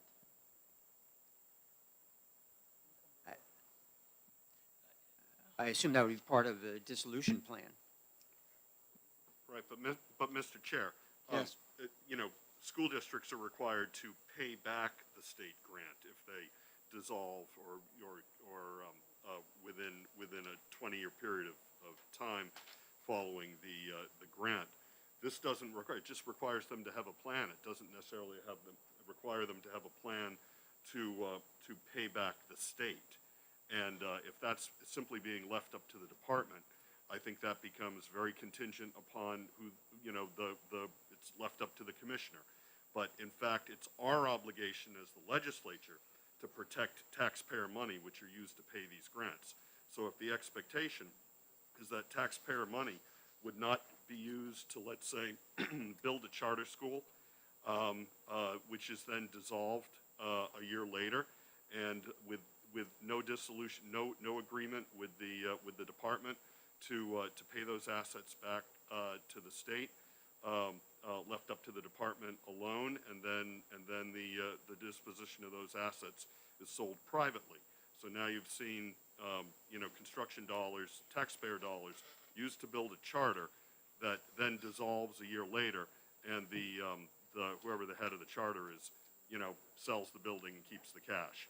So we've got to look out for the taxpayer to prevent things like that from happening. I mean, those are called loopholes in the law, and we need to make sure that that's, even though you're absolutely right that up and up wouldn't do that, but we need to make sure that we don't have loopholes in the law that enable that to happen. Mr. Chairman, I Further- feel like I'm getting a little close to a debate here. Yeah, we don't want to go there. The law gives the department all tons of room to actually write an agreement such that the state and the bond holders can get paid back. I understand the representative does not think it's tight enough. I'm suggesting that the procedure right there actually allows the department and the State Board of Education to make sure people get paid back. Yeah. Thank you. Yes, Representative Tanner. Maybe it's because I know you are like deep into the building aid and grants, and I haven't been. And this is really like too much, with too much confusion around this, and that we need some balanced experts to come in and talk about this. I think this really needs interim study so that at least we can, get down into the weeds a little bit, because this is just getting kind of almost too much today. Further discussion? Yes, go ahead, Representative Woodcock. This is for you, Representative Ladd. Just for clarification for me. The 30% payback for public schools right now, if it is. Well, if you're a public, let's say your district receives 30% of what you're asking for. Right, okay. Okay. So the payback, well, the payback of the money, if it dissolves, do I understand that correctly, it's 30%? No. No. You have to pay it all back. You have to pay Okay. everything you got back. Okay, okay, so can I follow up with the other part I was trying to get to? Because I was lost. I'm coming out of the weeds here. So, under this, going back to that Z piece, that seems to be confusing, at least to me, and it goes to the department where it's not, it was gonna be the same as the current building aid law, that would be 100%, right? If it's gonna be exactly the same as a public school, 100%. I heard this gentleman talking, Representative Luno's conversation, that it would be up to the DOE to make that determination. So does that mean that they could be, change it by charter school? So one charter school could get 50%, one could pay back 40% or 20%? Would that be, since it's not set in standard, because the only standard is public, which is 100? Now, I'm a little bit lost on you, on the public getting 100%. They don't get 100. They have to pay back 100% of their money, right? All the grant, Okay, all the yes. grant. So under this, where it was just said that the state board is gonna set it for, under this, for charter schools, and he said they would do that, which is fine. My question is, would that then be a varying amount? Because under public school, it's 100%. So, but that doesn't say that here. For charter schools, the comments you made were that DOE would set it as part of the dissolution plan. So my question is, could that be a variable amount? Could it be 40% for one charter school, 100% for another? I don't want to respond to that, because I really am not Okay. quite understanding where you're coming back with the 100%. They'd have to pay back the total grant which they had received from the state, from that pot, from the 50 million. And is this money coming from the 50 million? Or is there a separate pot? That's what I was asking you. I don't know. I don't know. Okay. I've never discussed, Okay. building aid for charter schools prior Okay. to this. Okay. And it's all coming in pretty fast. Yeah, okay, thank you. I just wanted, I'm just, So, Mr. Chair, I do believe it would be a varying amount between 30 and 60%, because paragraph C on page 2 of the bill is still in there, even if the bill were amended with this. So Well, if that part's in there, yes, it would be, but it'd be varying based upon the criteria, which we don't know. which we don't know. We know it for the public school system. That's based upon those two criteria which have been mentioned here earlier. but that was my point, because I couldn't understand that. Yeah. Thank you. I just didn't think it was fair. But with the charter schools, kids are coming from all kinds of different Right. directions, different districts, et cetera, and it's, we can't use that same two variables. Okay, thank you, Yeah. Representative. I appreciate it. Representative Cordelli. Yeah, I think the intent in the amendment was to have a flat rate of 30%, but inadvertently, that section C remains and is not removed in the amendment, which complicates things. Well, that would make it variable, right, Glenn? Because it's not in there. Okay, that was my whole question. That was the whole point. Okay, thank you. Appreciate your help. Mr. Chairman, just to add to Representative Cordelli's point, you could clarify that by just striking that C section, and then it's 30% like it's supposed to be. So we're talking about another amendment here. Yeah, all this has to be done today, and we're starting to slide with a lot of amendments, and unfortunately, I don't know if we have the time to keep doing this. We're not making any progress at all today. And in addition, Mr. Chair, I think there still is that open question. Well, it's not an open question. In the amendment, Roman 2A on section 1 leaves it up to the department to determine the disposition or to determine in conjunction with the charter with respect to the disposition of assets. And even if paragraph C were to remain as it's in statute right now, where the state grant is 30% of eligible construction costs, that would likely mean that the charter is somehow either combination of fundraising or bonding, raising the remaining 70%, and likely the first lien holder on the charter would be the bond company, and certainly the state's not a lien holder in that case, certainly not in first position. So it really does raise the question of how the state gets paid back, even if that were to be included in agreement between the department and the charter, because it's not in, we're not required, it's apparently not being required in this bill or the amendment. Is there any rulemaking authority given to the department to make the decision on how to, the criteria for setting up the disposition and processes? I'm concerned that, that we could get a lot of inconsistency here between these agreements or disposition agreements between one charter and another charter, if in fact we haven't taken that process through rulemaking and back to GELCAR to establish a process that's going to be consistent. Mr. Chairman, I don't know the answer on the rulemaking piece. Yeah. Well, the thing is, what we're dealing with here, we're dealing with a totally new area of law, dealing with, and I support charter schools, yes I do, but there are some fiscal questions here and processes that, are explained in a couple sentences without a lot of, in-depth understanding. Are they going to have to jump on that same list, the 10-year projection list, which we just passed previously in the previous session? Are they on a separate list? None of that to me is really clear. I haven't had time to read it all, and that's part of my problem. The answer to your first one is that this just gives them the ability to get on the list of as all other public schools. It's not that there's not a separate list. So at any rate, we're going to need an amendment here. Or move it to interim study, Rick. I mean, we've got tons of bills, and we can't fix everything. I got that, and we have about 5 hours to get them all done. So what we'll do is we'll break right now, because it's time for lunch, time to really regather ourselves a little bit here. We can have a discussion during lunch and then come back and pick this one up at that time. So we're going to break right now. It's 12 o'clock, and we'll come back. We're going to take a 45-minute today, not an hour. Cut it back to 45 minutes so we can try to get this stuff done. Thank you.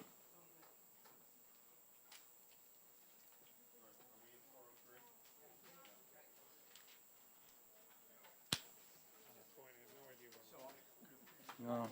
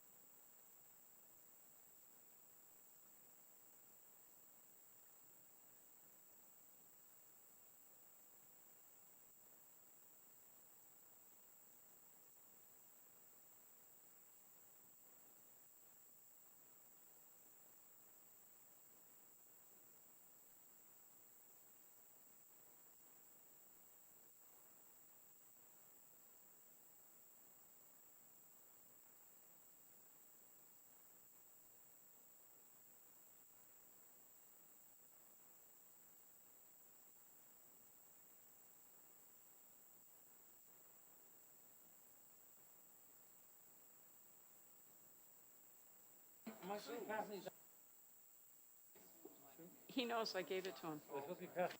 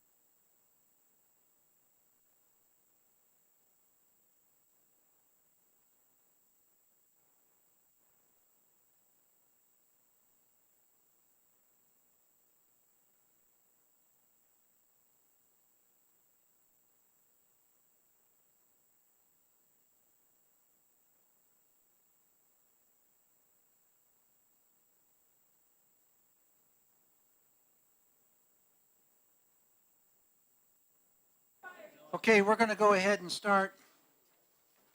We're waiting on some amendments on bills which we haven't got back yet. And we're going to do 1367. Yes, it is.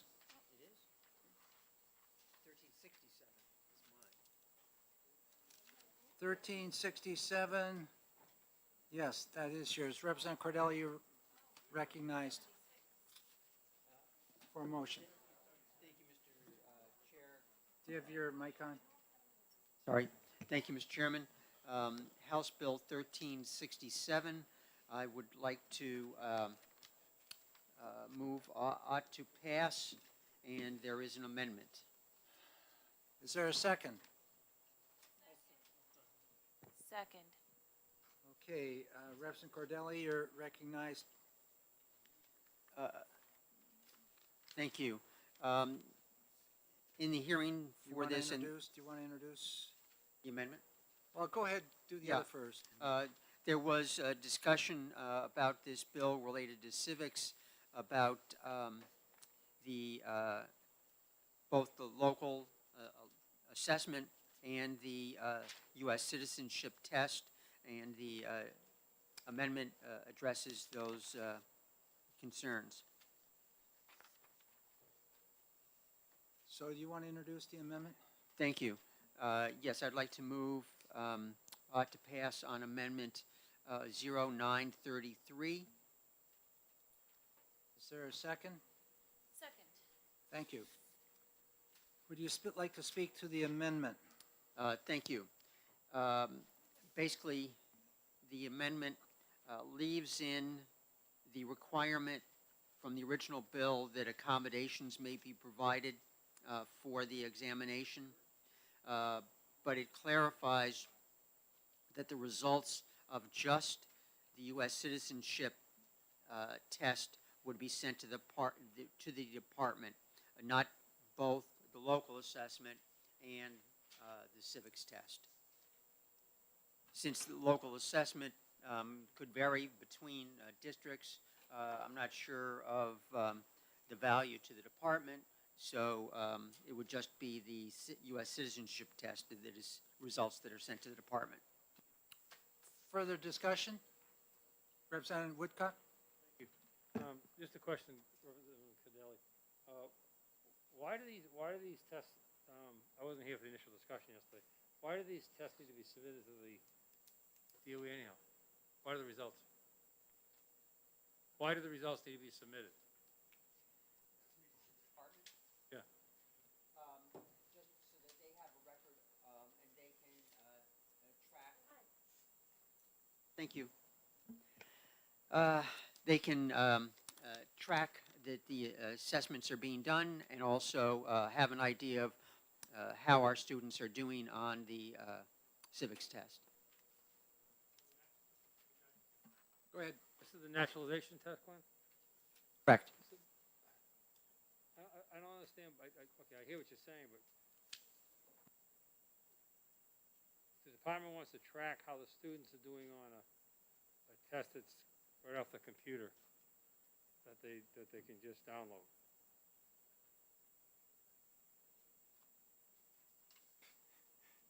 Were you asking a question?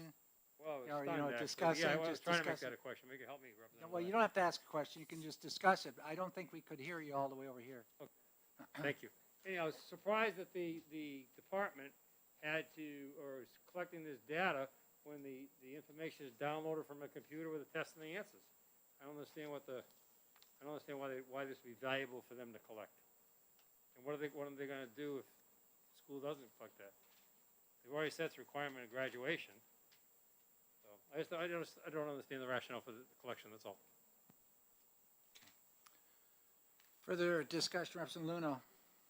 Thank you very much. So, based on what Representative Cordelli has said, could we ask the department, since they're recording and tracking how our students are doing on both the currently under law, both the locally developed competency assessment of the United States government and civics, as well as the USCIS, could we request a report from the department on how our students are presently doing on both these two tests? Can we get that from them today? I have no idea whether they have that information. I think I just available or saw Attorney Fenton here. not. I don't think she's here. Is she outside? On the horn. She's in the hallway now? On the horn. She's on the Oh, phone. okay. So, so that's the first part. I think it makes sense for our committee to at least be able to baseline, based on what Representative Cordelli said, that there's too much variability in the locally developed one. But in fact, statute says a locally developed competency assessment of the United States government and civics that includes but is not limited to the nature, purpose, structure, function, and history of the United States government, the rights and responsibilities of citizens, and noteworthy government, and civics leaders shall be administered to students as part of the required high school course in history and government of the United States and of New Hampshire. So that's in paragraph, the paragraph that immediately follows. Stopping right there at the end of that sentence, Yeah?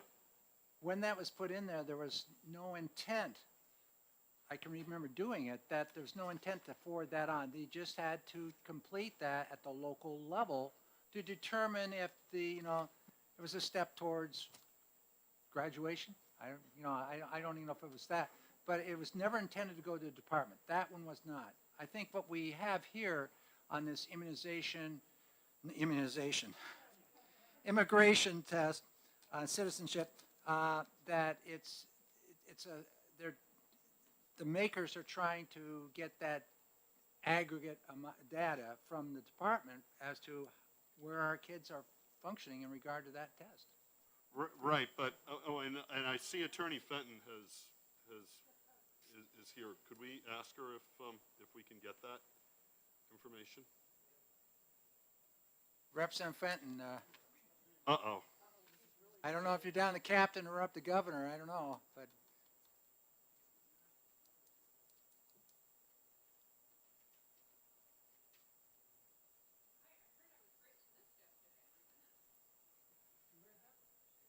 Representative Ladd? Well, you should see how many bills we ended up in recess, so. Representative Ladd?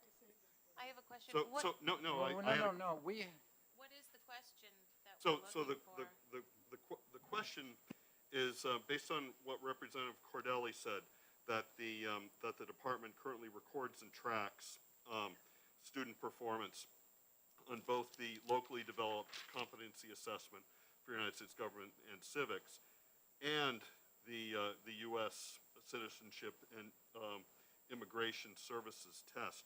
Was wondering if we could get a current report from the department on how students across the state are doing on both those tests. Yes, I can get you that And information. can that even happen today? I will do my best Because to that make would it be happen great. today. I understand where we are procedurally in the hearing, and yes, I will Great. make some Thank you calls very and see if I much. can get that. to you. Representative Hobson? I'm not sure that this bill has even been implemented yet, on the civics, citizenship test. We've had the other portion in law for a number of years. I have a question, then Representative Porter. Where the local test is an assessment that's designed locally, you must then have like you do with your inputs as far as, and you have testing, which you got the information on, but the inputs are basically a narrative report to the department on adequacy.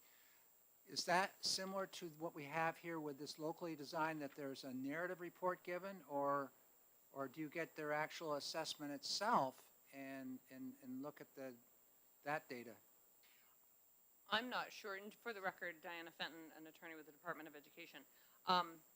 I'm not sure if we get it in a narrative form, but the issue you have identified is one that the department has identified, that we get variations of these reports in, and so there is no, it's hard to have a standard to compare them to if they're locally designed. So I will let you know if it is a narrative. Thank you. Representative Porter.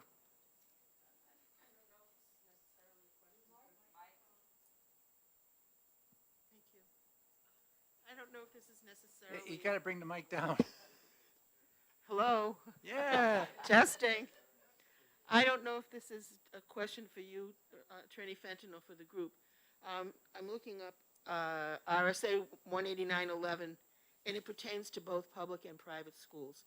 Do the provisions of this bill also pertain to both public and private schools? In other words, are we requiring private schools to give the citizenship test now? And if so, how does that fit in with the plans? So I do not have my law book in front of me, which is a rarity. Let me take a look.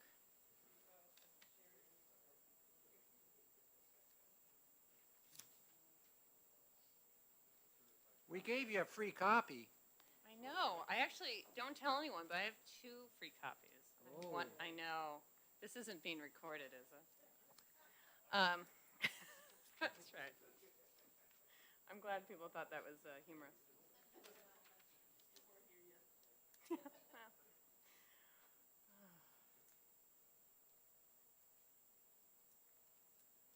Oh gosh, I was gonna do what I do and write in your book. I apologize.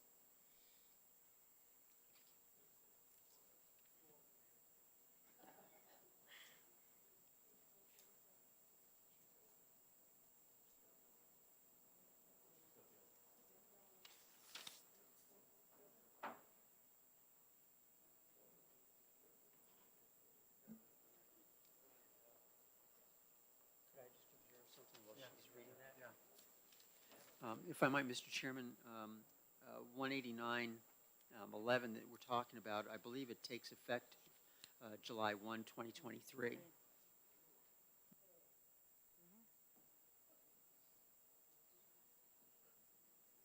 The way it was originally put together, though, you could develop a locally designed assessment test, and if you pass that in your school, you were awarded a certificate. It didn't necessarily say graduation. It said you could get a certificate for completing this successfully. That's, I think, as far as we had taken it when we first did this. And there was also the option that if you didn't do that, you could use the other federal test.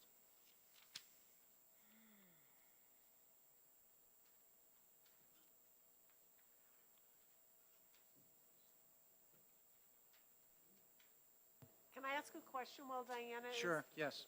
Would there be a cost to the local school district for doing this? For, We discussed that when we passed the initial. Doing your local assessment, there's no cost to no, it but other than you what have you any normally do. information and send you that? At that time, all those materials were available free online, so where there's no cost for purchasing that immigration test. No, I meant now the district have to gather that information and send it up to the state. Well, you're going to have secretarial staff or administrative staff. You're going to have to compile the results if that's what you're doing, which you should be doing. So it takes time. So there is a cost to the local district for doing this. Time is money. Kind of an unfunded mandate, huh? Yeah, unfunded mandate.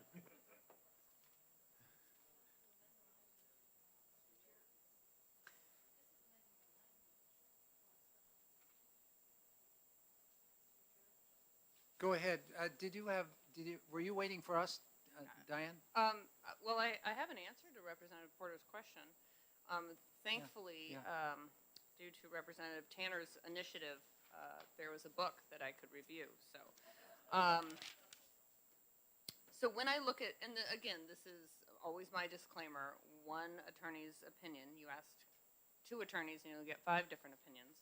So when you look at 189:11, your question was, it begins by saying in all public and private schools. So then, is the assessment equally applicable to private schools? That's your question, correct? All right, so when I look at this, I think a reasonable interpretation based on the rules of statutory construction. When you look at paragraph 1, it is all-encompassing, public and private schools. When you look at paragraph 2, and you'll see on page 448 in the yellow book, paragraph 2 effective until July 1st, 2023. See also paragraph 2 below, right? That's recognizing the old language of the law and then the new language that will come into effect. But paragraph 2 in either version starts out saying, as a component of instruction under paragraph 1. So I would read it to be inclusive of the language in paragraph 1 applicable to public and private schools. But again, I go back to my disclaimer, one lawyer's opinion, and that's all this is. But I think that's a reasonable interpretation based on statutory construction. Question, Representative Cordelli? Yes, I don't think that whether this applies to public or private schools or both is any part of this bill or the amendment. And if I could answer the other question about time to do it, this is already in law effective July 1, 2023. So all we are doing is, in this amendment, is providing accommodations for students and saying that not both test results have to be sent to the department, just this U.S. citizenship test results. And I believe that amendment was suggested on behalf of the Department of Education. And I apologize because I was out in the hall, my boss was calling me, but I think that was part of a discussion that the department brought forward based on some current concerns of the bill that was passed previously. So this was to clarify some issues. Further discussion, Representative Woodcock. Thank you. Attorney Fenn, can you tell me what the department does with the data that's going to come from specifically just this one test that's computerized online and the answers are there? What validity would be send that in?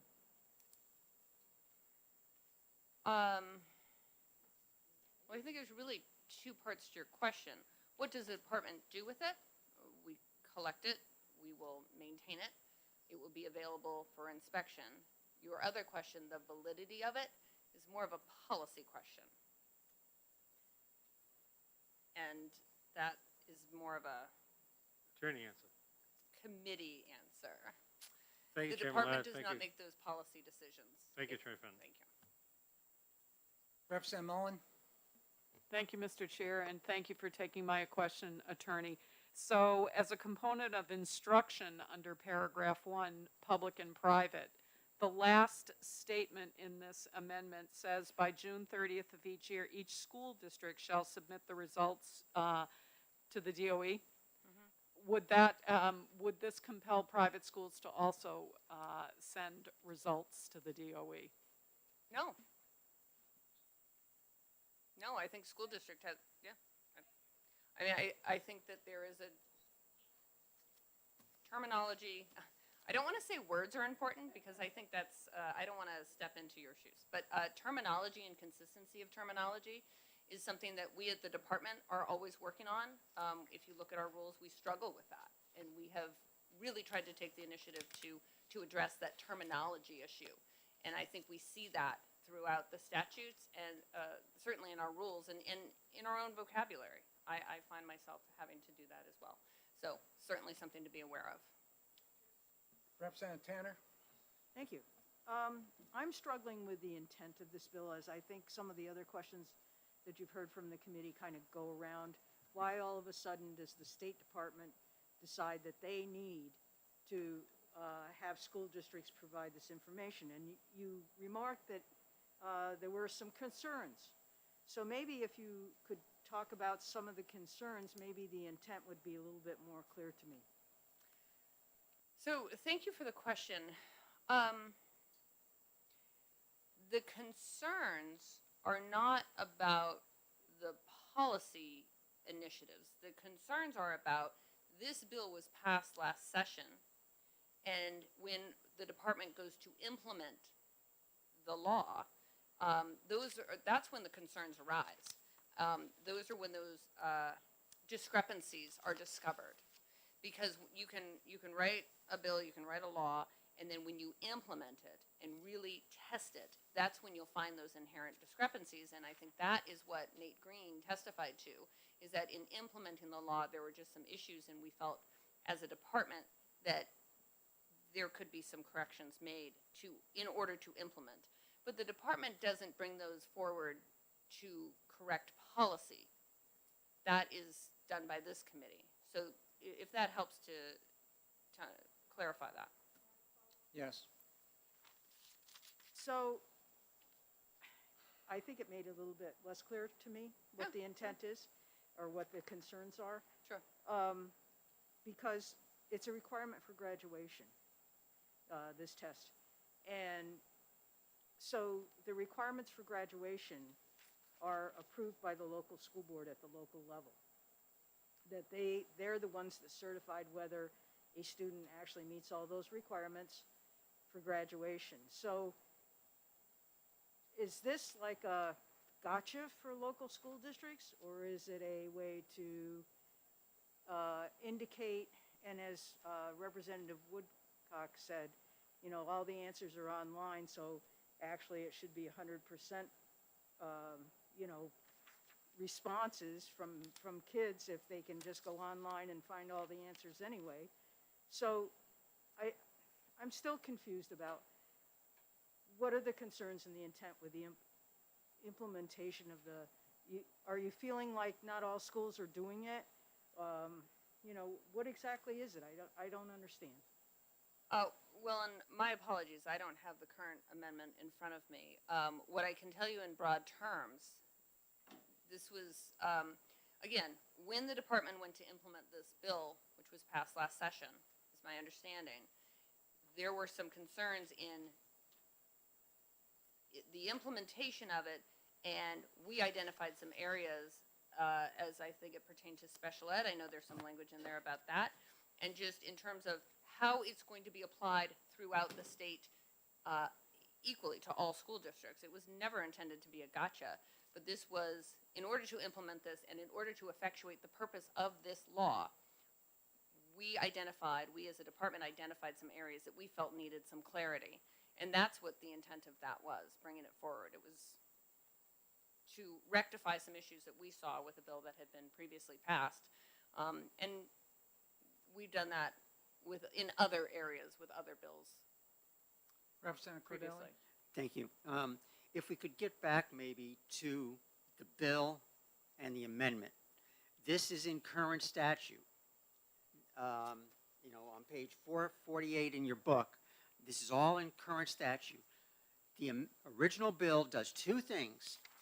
It puts in the accommodations, as Attorney Fenton just mentioned, in terms of special needs children, and it said that both the local assessment and the U.S. test had to be submitted to the department. It's already in law that "or" is in law now. The original bill says both.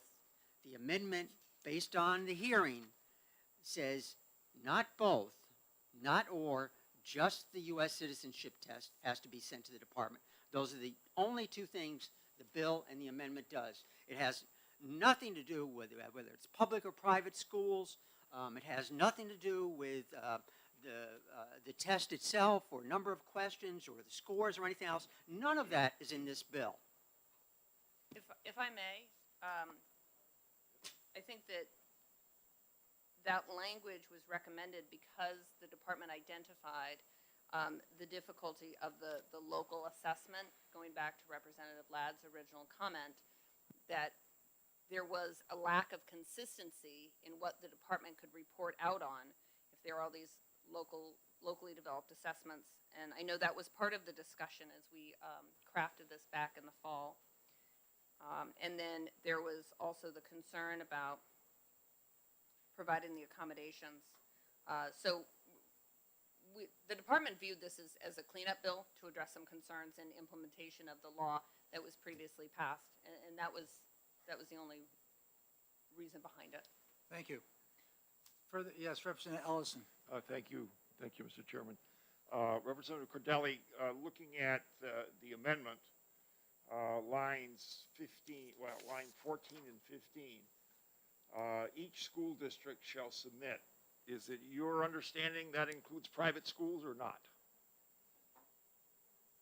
It has nothing to do with my interpretation. The attorney has talked about her interpretation of the law. The intent with the amendment was to address only that it's just the citizenship test that has to be sent to the department. That's the only thing that I addressed in the amendment, based on testimony in the public hearing on the bill. Follow up, and I'll address this to Attorney Fenton. Line 15, each school district shall submit the results. In your reading, that includes private schools or not? No, that's very similar to Representative Mullins' question. Thank you. Representative Luno. Thank you very much, Mr. Chair. Just to follow up on what Representative Ellison was talking about and Representative Mullen was talking about, and how the terms public and private schools are used, the term high schools is used, and the term a school district is also used, all within paragraph 1. And I guess I'm wondering, as you read paragraph 1, do the use of these various terms refer to the same things or different things? Or is this basically a fielder's choice use of terms to essentially refer to schools? I mean, I'm wondering about the legislative intent, whether it was deliberate to somehow see a break there, given the fact that so many different terms that refer to the same thing are being used in paragraph 1. And I think this is relevant to the amendment and to the bill because it certainly relates to the scope of applicability. But you're trying to ask us if it's the department, whether what you're asking for is relevant. What you're asking for has no relationship with the amendment. It does by the virtue of the scope, because if it turns out that these are terms that all refer to the same thing, then that would certainly flow down through into paragraph 2, as it does intentionally in the top of paragraph 2, as a component of instruction under paragraph 1, and what the amendment and what the underlying bill do is modify some words in paragraph 2. So I think the scope is absolutely relevant to knowing what we're getting into here. Mr. Chairman, the scope is not altered in any way by the amendment or by the main bill. I'm not going to repeat myself for the 4th time, but it's 1:30. Under school improvement and assessment, it mentions district, and that's relevant to the school districts, which are public school districts in our state. It has nothing to do with private schools. When it comes to improvement and assessment, that's not our game to go in and assess those private schools, unless they want to be an approved school and they've come to the department and asked for that approval. So at this point in time, I think it's time to call this question. We have a lot to do today, and we're going to be here till 7 o'clock, 8 o'clock if we have to get this done. We cannot meet tomorrow. It's not posted for tomorrow. We can't continue this to tomorrow. It's got to be done today. So I'd like to move forward here. Thank you very much, Ms. Fenton. Okay, so we have a motion on the table. We have an amendment that's been proposed. That's HB 21367. It's Amendment 0933H. And let's see, we've already, we have to vote on that amendment. So it's up to you, Mr. Clerk. You can do a show of hands if you care. Wait a minute. Okay. All those in favor of the amendment, show your hands, please. Those opposed? Okay. Wait a minute. We got to count them, because we can't see around the corner so well here. 4, 5, 6, 7. Okay, how many did you get that are opposed? 7. Okay, put your hands up if you're for it again, and have the clerk count those again. 1, 2, 3. 8, 9, 10, 11, 12. Okay, thank you. 12 to.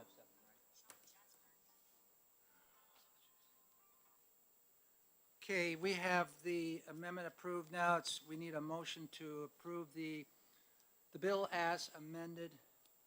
So Representative moved, Cordelli? Mr. Chairman. And second by Representative Hobson. Motion to approve 1367 as amended. Further discussion? Representative Nelson, would you please call the roll? Representative Cordelli. Yes. Representative Litchfield. Nodder, I'm yes. sorry, Nodder, excuse me. 2. Representative Johnson. Yes. Representative Lekas. Yes.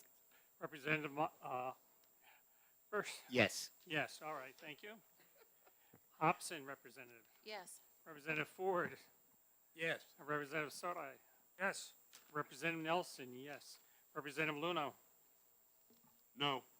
Representative Cornell. No. Oh, Representative Jack. No. Sorry about that. Representative Tanner. No. Representative Ellison. No. Representative Mullen. No. Representative Woodcock. No. Representative Porter. No. And Representative Hall. No. Okay. And Representative Ladd. And Yes. Representative Ladd. Oh, I forgot you too. Wait a minute. Okay. Barbara Shaw did that all the time. That's okay.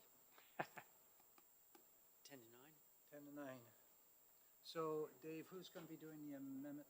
Who wants to do the minority? Not the amendment, the minority Who report. wants to do the minority report?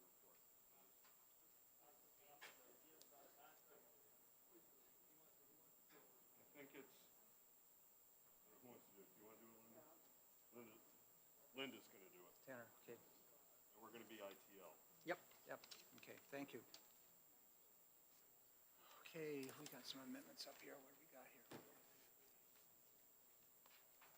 Let's go to 1434.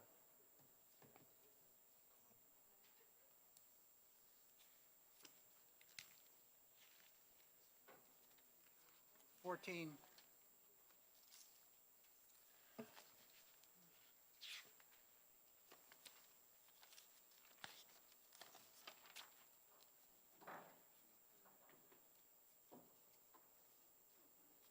We passed this out, right? Pardon me? We passed this out, I believe, right? Well, there's one right here, so. We may need one more for going this other way. Okay, no, I took mine, so maybe Do you have, 0922? Do you have that? No, it just came downstairs. Is that enough?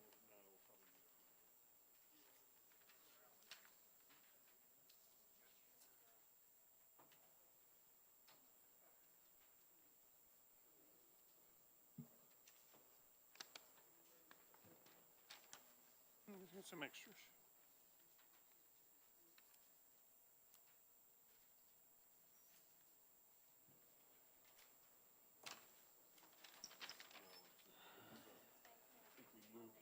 Coming from two ways. This was moved to a different area we spoke about. Okay, did we have any kind of a motion on the table? I just wanted to. No. We didn't on this. I don't think so. No, we didn't. Okay, thank you.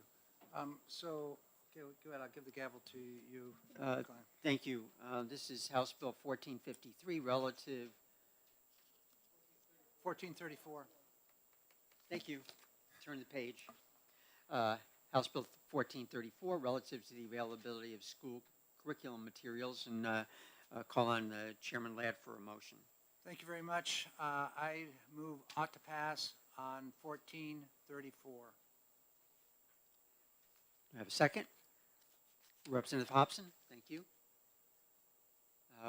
Comment from Chairman Ladd? Yes, I'd like to further move 0992H, an amendment to 1434. Second? Representative Hobson again, thank you. Okay, I'd like to speak to the amendment, seeing that the amendment is the bill now. Everything else you see as it was introduced is not there.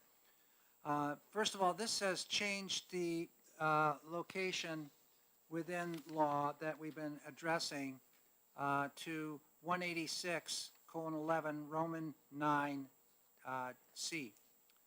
And this is an area within law which we have, which deals with the sentence currently says, to the extent practicable, a school district shall make curriculum materials available to parents or legal guardians for review upon request. And we're talking in this about curriculum course materials used for instruction. And so this amendment goes to read now, to the extent practicable, and upon request from a parent, legal guardian, or resident of the public school district to review curriculum course material used to support student learning in a grade level course or program at a school operated and governed in its district, the district shall make available the requested curriculum course material within 10 business days. It's in response to parents who are asking to see curriculum course materials, and to the, in the past, it's been to the extent practicable, and of course, you might have a whole boatload of materials which you cannot duplicate, you can't replicate, and you're going to have to make arrangements to have that done. However, for many things which curriculum is written down, that you have a 10 days to get it together or have it available so a parent can come in and look at it. Thank you. Representative Hobson, any comments? Anything further from the committee? Representative Porter. Thank you, Mr. Chair. Is that 10 days from the date of the request or 10 days from the date the material was used? Business days are the days, those are business days, so it'd be your, from the request, yes. And then it's business days, Saturday and Sunday excluded. So something that I use in my classroom on Monday, I would not have to give up 10 days from Monday to be shown to the parent? Is it days? You have 10 days to get it together. You don't have to show it within those days. But it's something that I used 2 weeks ago. I would need to have available, if it's a worksheet I made up, for example, or that sort of thing, I would need to keep it so that it could be available 2 weeks later for a parent to see. If a parent comes in and says, I want to see your social study materials that you're using in your classroom, that could be any time. And it doesn't have to be, it's upon the moment they're requesting. So from that point forward, first of all, I as a teacher would sit down with that parent and say, or that requester, it could be a legal guardian or whatever it says in here, resident of the district. It's not just anybody that can come in and ask for this stuff. They sit down, talk about it, and then facilitate what that parent's asking for in conformance with this right here, which is your curriculum course materials, which those are already in law, where practicable. Any further questions? Seeing none, maybe, I'm sorry. We had a person come in who was very disturbed that, or I can't remember if the person was or had heard this, that somebody was actually getting a call from the local police about a desist order for constantly approaching a school district for curriculum materials, course materials. And I'm wondering if there's a cap on this, or if it's only for, like you said, it can't be just somebody coming in, it had to be somebody in the school district or a parent, or does it have to be a parent of a child in the school? And can it just refer to the parent's child's curriculum? Is there any kind of... I would just say that on line 16, it says the parent, legal guardian, or resident of the district. I don't know if Representative Vlad has any further comment on that? Well, we had taken into account that, and I think in some of our previous amendments, which we'd had, it was wide open. This is specific to, and this is not an uncommon thing which occurs. You know, I would encourage parents to come in and ask, what are we doing? Wonderful way to do the homework and help out at home. So I think that this is in alignment with what we have been doing. I don't see anything, only what this does is basically it puts in a place that it's going to be done within 10 days after you've had that contact from the individual requesting. Can I have a follow-up to that? So I just, you know, from what we heard, there were people within the school district that were coming in and asking for curriculum course materials who were not, really didn't have a vested interest to do that. I mean, I can see parents having a vested interest coming in, and as you said, you know, in the 35 years I taught, I talked to many parents and, you know, set out course materials for that too, but I'm just kind of concerned that, you know, I don't want to open this up to, okay, it has to be, you know, show us all your curriculum materials because I live in the district and, you know, whatever they want to do with it. So I think that in response that this says they make available the district shall make available. It doesn't say the teacher. Now, district's going to have to develop a policy on how to implement this. They may want you to come in first and talk maybe to the teacher or maybe the building principal, and the district may have these materials at a location somewhere in the district, which they come, yeah, we got that available in the media center. Come on in, you're welcome to look at it. But it's available to anybody in that district, a resident of that public school district. And there are taxpayers that would like to see at times what is in the school and being used for curriculum materials. I think that's a right to access that material. Representative Luna? Thank you very much, Mr. Chair. Just a question that sort of bridges over from what Representative Porter was asking and what Representative Tanner was asking. But let's say that in Representative Porter's classroom, she does a couple of things. She has her students watch a 20 or a 5-minute segment on CNN with regards to Ukraine, and then hands out a worksheet that she's developed. What of at least those two materials, what would need to be presented for review within 10 business days following a request? Well, we do have within 8306 definition of resources and materials. We do have within statutory law a definition of curriculum. Certainly, if you're teaching current events in a upper elementary class, intermediate school, 4 through 6, and the old weekly reader you used to get in the mail, numerous copies. I know Bill just laughed, but he probably did it too. I did it. And the weekly reader is a little newspaper that comes out and it has current events in it. That, I would say that weekly reader is, my part of my curriculum materials. I don't need to have every copy of weekly reader available. That would certainly make it just, that's not practical. Okay. So I think we have some discretion here.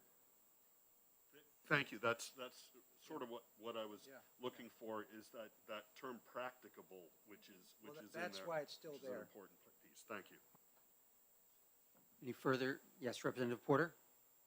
Thank you, Mr. Chair, and I guess I'm just really concerned about the language in this bill that says anybody who lives in a school district can ask for these materials.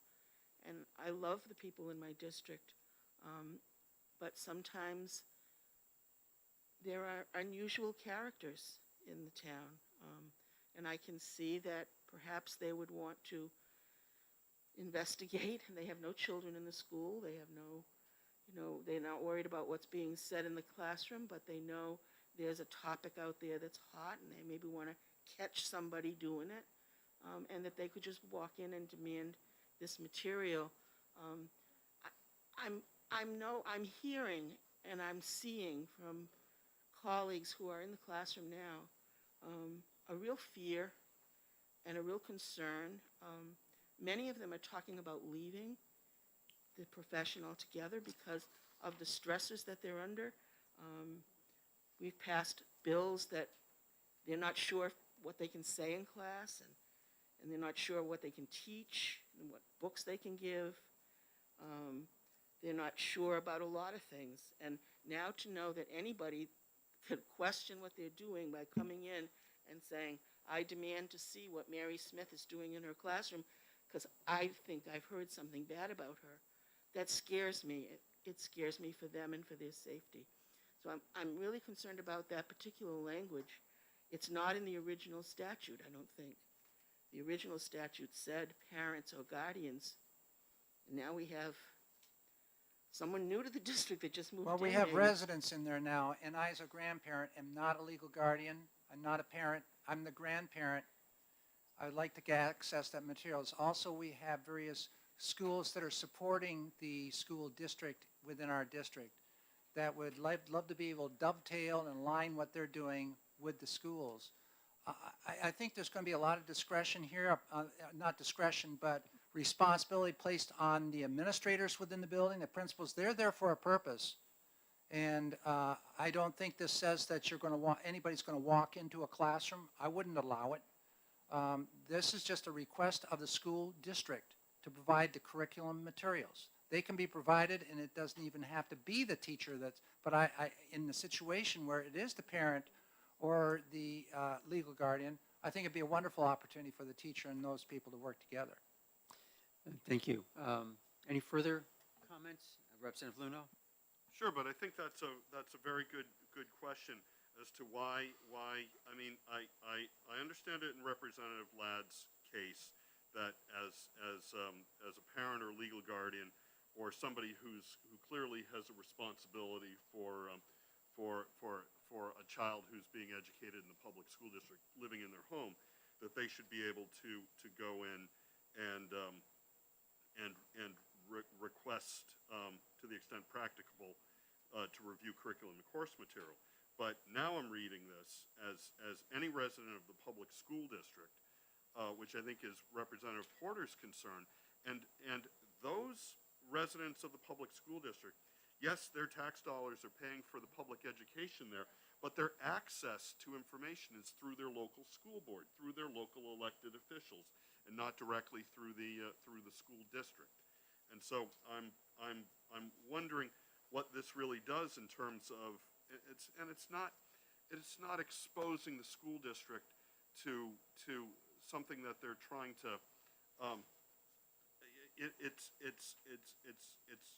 just potentially putting an unreasonable burden on the SAU or the central office where residents. I mean, I certainly understand it. Parent, legal guardian, or somebody that's responsible for a child, student would be interested to know what the materials are. But for a resident, your channel is through the local elected school board, and so is there a better term here, Mr. Chair, Representative Ladd, that would I guess support what you were saying?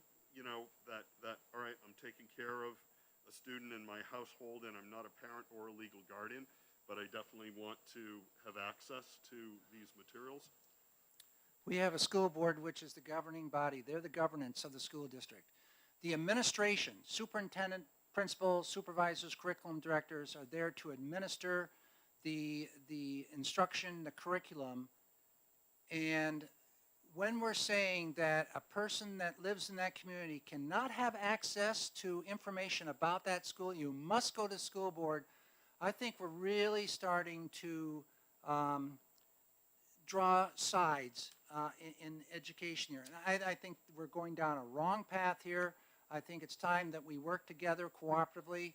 The taxpayer in that town is paying for all those materials in those classrooms, and I think they have the right to know what's being taught in schools and materials being used. It's to me, that's just working for the common good of children. And that's the bottom reason why we're all here, is for the child. And if we're going to not allow a resident of the district, which is trying to become more knowledgeable and understanding the schools, and possibly even trying to help the schools, why are you going to say, well, you've got to go jump through all these hoops to get access to that? That just is going to scare parents away and put up a barrier and say, look, they're trying to hide something from us. No, I'm talking about the residents of the district. Well, I think it's time that, call it. One comment. One comment. No, we're going to go on and get this done. One comment. Does it bother you that there is now groups that have bounties out there, payments for finding different things that are presented in curriculum materials that they might consider offensive? I'm not sure that bears on this amendment that we're discussing.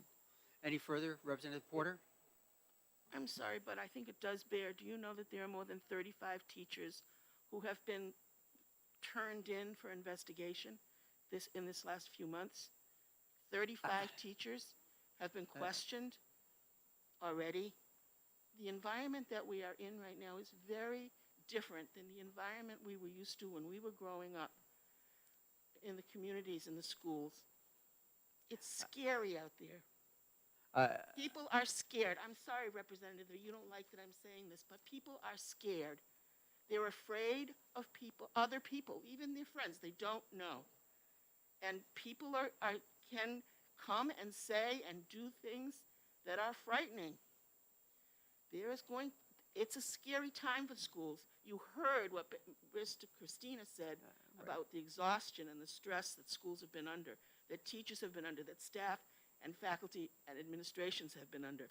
And always making it sound like the school is the enemy and that the public has a right against the schools, which is how this comes out. We want to know what's going on in these schools because we don't trust them. Well, And that's what's coming out to the schools. And when we put this kind of language in, I'm afraid of hostile activities. What happened to the school board member in Derry? you read that article, this is scary stuff. And instead of soothing it, it's making it worse when we do these. That's what I'm concerned about.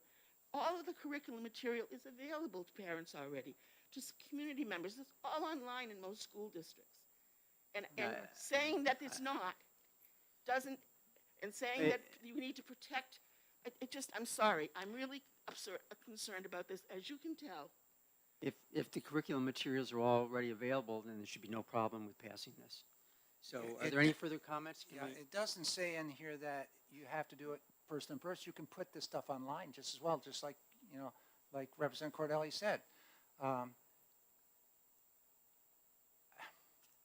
If we're going to start hiding all this stuff, I fear where education's going. We're not talking hiding. No, we're not. It's there already.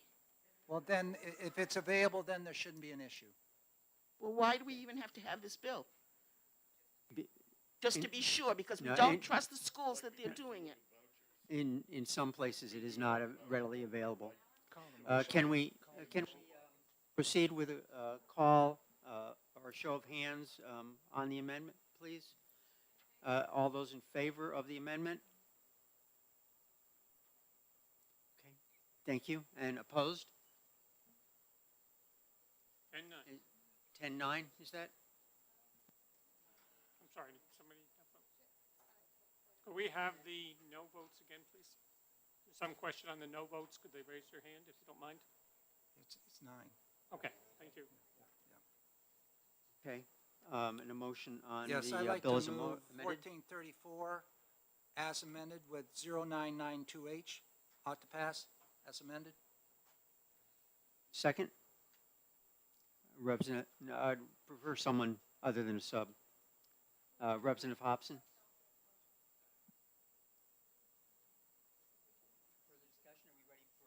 Ready for a vote? Thank you. Mr. Clerk? Thank you. Representative Cordelli, Yes. Representative Notter, Yes. Representative Johnson, Yes. Representative Lakis, Yes. Representative Bernstein. Yes. All right. Representative Hobson, Yes. Representative Ford, Yes. Representative Sodai. Yes. Representative Nelson, yes. Representative Luno, No. Representative Mary Beth, and Yeah. Jack, excuse me. No. Okay. Cornell representative. Cornell? No. Okay. Representative Tanner. No. Representative Ellison. No. Representative Mullen. No. Representative Woodcock. No. Representative Porter. No. Representative Hall. No. Representative Ladd. Yes. 10-9. Okay. I assume that was made by Ladd, that motion? Yes, it was. And Hobson.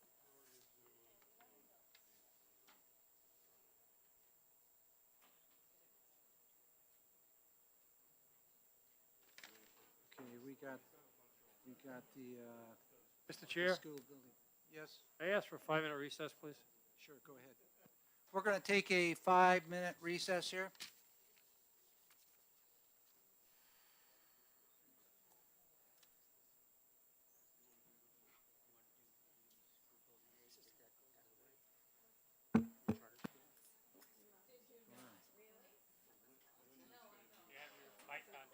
Pardon me?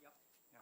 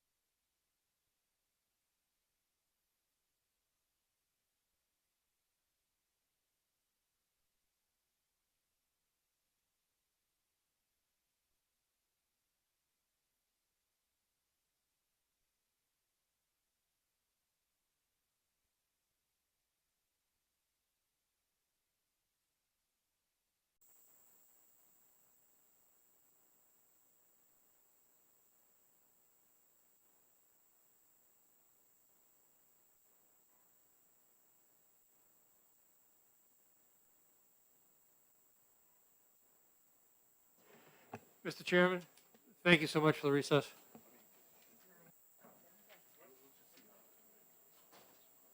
I thought you were going to go down and get some soda for us. Bad for your health.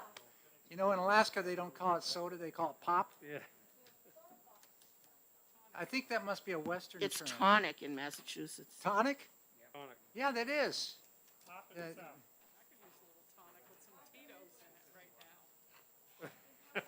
was thinking some fried potatoes.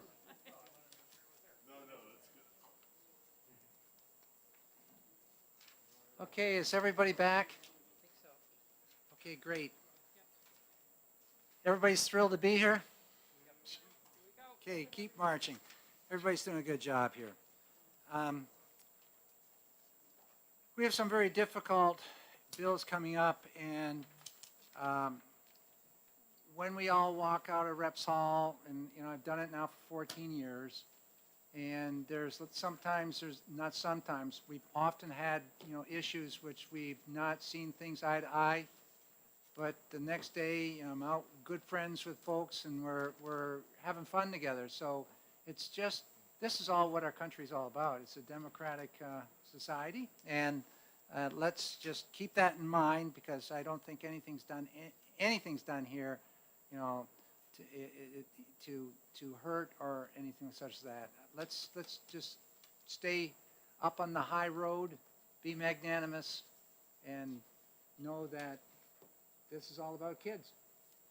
Rick, Yeah. I would echo what you say now, but I think politics has changed in the last few years, and I think one of the things that has always worked out well in New Hampshire is that we work together to compromise on things, and the number of bills going 10-9, not only in this committee, but in committees throughout the New Hampshire House, I think it really speaks to the sickness that we have in New Hampshire politics, and I hope we can get back to a time where we've worked things out, and you know, it seems like out of this committee, we're either all in agreement on something that's really simple to do, or we're going down party lines. What I think we're about to do here on 1671, obviously it's been a very tricky road with 1671, certainly given where it started, but there has been collaboration on getting to this one, and hopefully we can see more work like this rather than extreme party line stuff that you know is not going to have the durability that I think Granite Staters expect in the laws that we pass. I would concur with you, but I think we need to highlight those really important issues which we're dealing with here. We've dealt with career technical education and know how we came out on that bill, recognizing how we're going to align and get scheduling for the kids between the centers and the sending schools. Look at what we've done in terms of the universities, in terms of trying to, even with that subcommittee we had when the governor was proposing merger and how he worked there.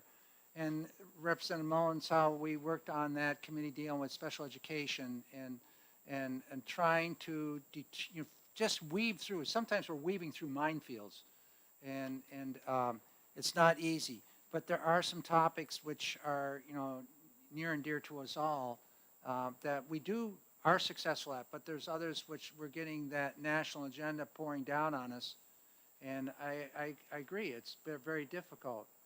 New Hampshire's always been a little bit above that, and let's try to get back. If we're not there, let's get back to it, and let's move ahead. So we do have 1671 in front of us right now. That was just passed out. We have, I don't know how many bills left. It must be hopefully in the single digits now. Yeah. So I got to turn to the page of 1671. Yeah, why don't you take the gavel on this one, please? Thank you, Mr. Chairman. This is House Bill 1671, relative to the content of an adequate education, and call on Chairman Ladd for a motion. I would move OTP on 1671. Second? Nelson, great, thank you. Comment further, Chairman Ladd? Yes, I'd like to also move amendment, I think I've got the right one here, 1024H for 1671. We've gone through about 4 or 5 of them. Yep. Second by Representative Nelson again. Sure. And comment further on the amendment, Chairman Okay, Ladd? I'd like to go ahead and discuss the intent, why this bill, as it is right now. As it was introduced, it was a bill which was kind of a holdover in many parts and even had been developed further than HB 242. It tried to accomplish a lot very quickly, and there was some phraseology in it which I will agree, where we had core subjects or areas of learning, and then we had other areas which went above and beyond that at the bottom part of the sheet, and there is confusion. Is this now stating that those are all the responsibility of the local and not that of the state as far as adequacy, the content that's required? And of course, then all the fray occurred dealing with, okay, are we trying to unload some of the financial burden to local school districts? That is the responsibility of the state. And now, as we look at the judicial decisions that came out of the Claremont decision in the latter part of the 90s, it was declared in those readings that the responsibility of the state to deliver the opportunity for an adequate education goes well beyond just reading, writing, and arithmetic. It had to do with all those subjects, and I could read that decision right here. I have it in front of me, but the point is that it is more than just that. The knowledge and skills that we need for working and living together in this society. So what this new amendment does, it takes the exact same language that we had on lines 5 through 7 on the first page there. That's right out of the statutes right now, with the exception of line 5 that says, and for each year thereafter. So this started back in 2008, 2009, and went on the specific criteria and substantive educational program, blah, blah, blah. So now it's each year thereafter. And it spells out down below in these learning areas. Now, there's been a lot of questions, how do we define, what is learning areas? When I met with attorneys today early this morning at 8 o'clock, the attorney said to me, you could call this anything. You could call it spaghetti. You're the legislature. You have the responsibility. You can do that. But what we are looking at is we're looking at basically that curriculum area or that subjects, but it's basically better called learning areas. And I'll tell you that why as we whittle down through this. The learning areas, number one, that you have in this bill are English language arts and reading. That's in law. Everything down to that point's in law. Mathematics, that's in law. Science is in law. And science is left science, because then you can split that up into the biological sciences, the chemical sciences, the natural sciences, the physical sciences, and on you go. That may be better done through the bill we dealt with the other day when we talk about studies, because within these, I'm not going to call it subject areas, but in these learning areas, you have various studies which support that. For example, we know that there's a number of topics within physical education which we have put into studies. And there's a number of areas which we put into that same section law dealing with nutrition and history and instruction and all that. So going down to the social studies, and we've had discussion on it, including government, economics, geography, history, and the Holocaust and genocide education.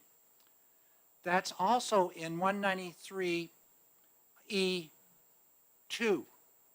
That's in a section of law preceding this. I was also told today that a person could make a real good case for those materials which are underneath knowledge and skills that precede this section of law are part of adequacy.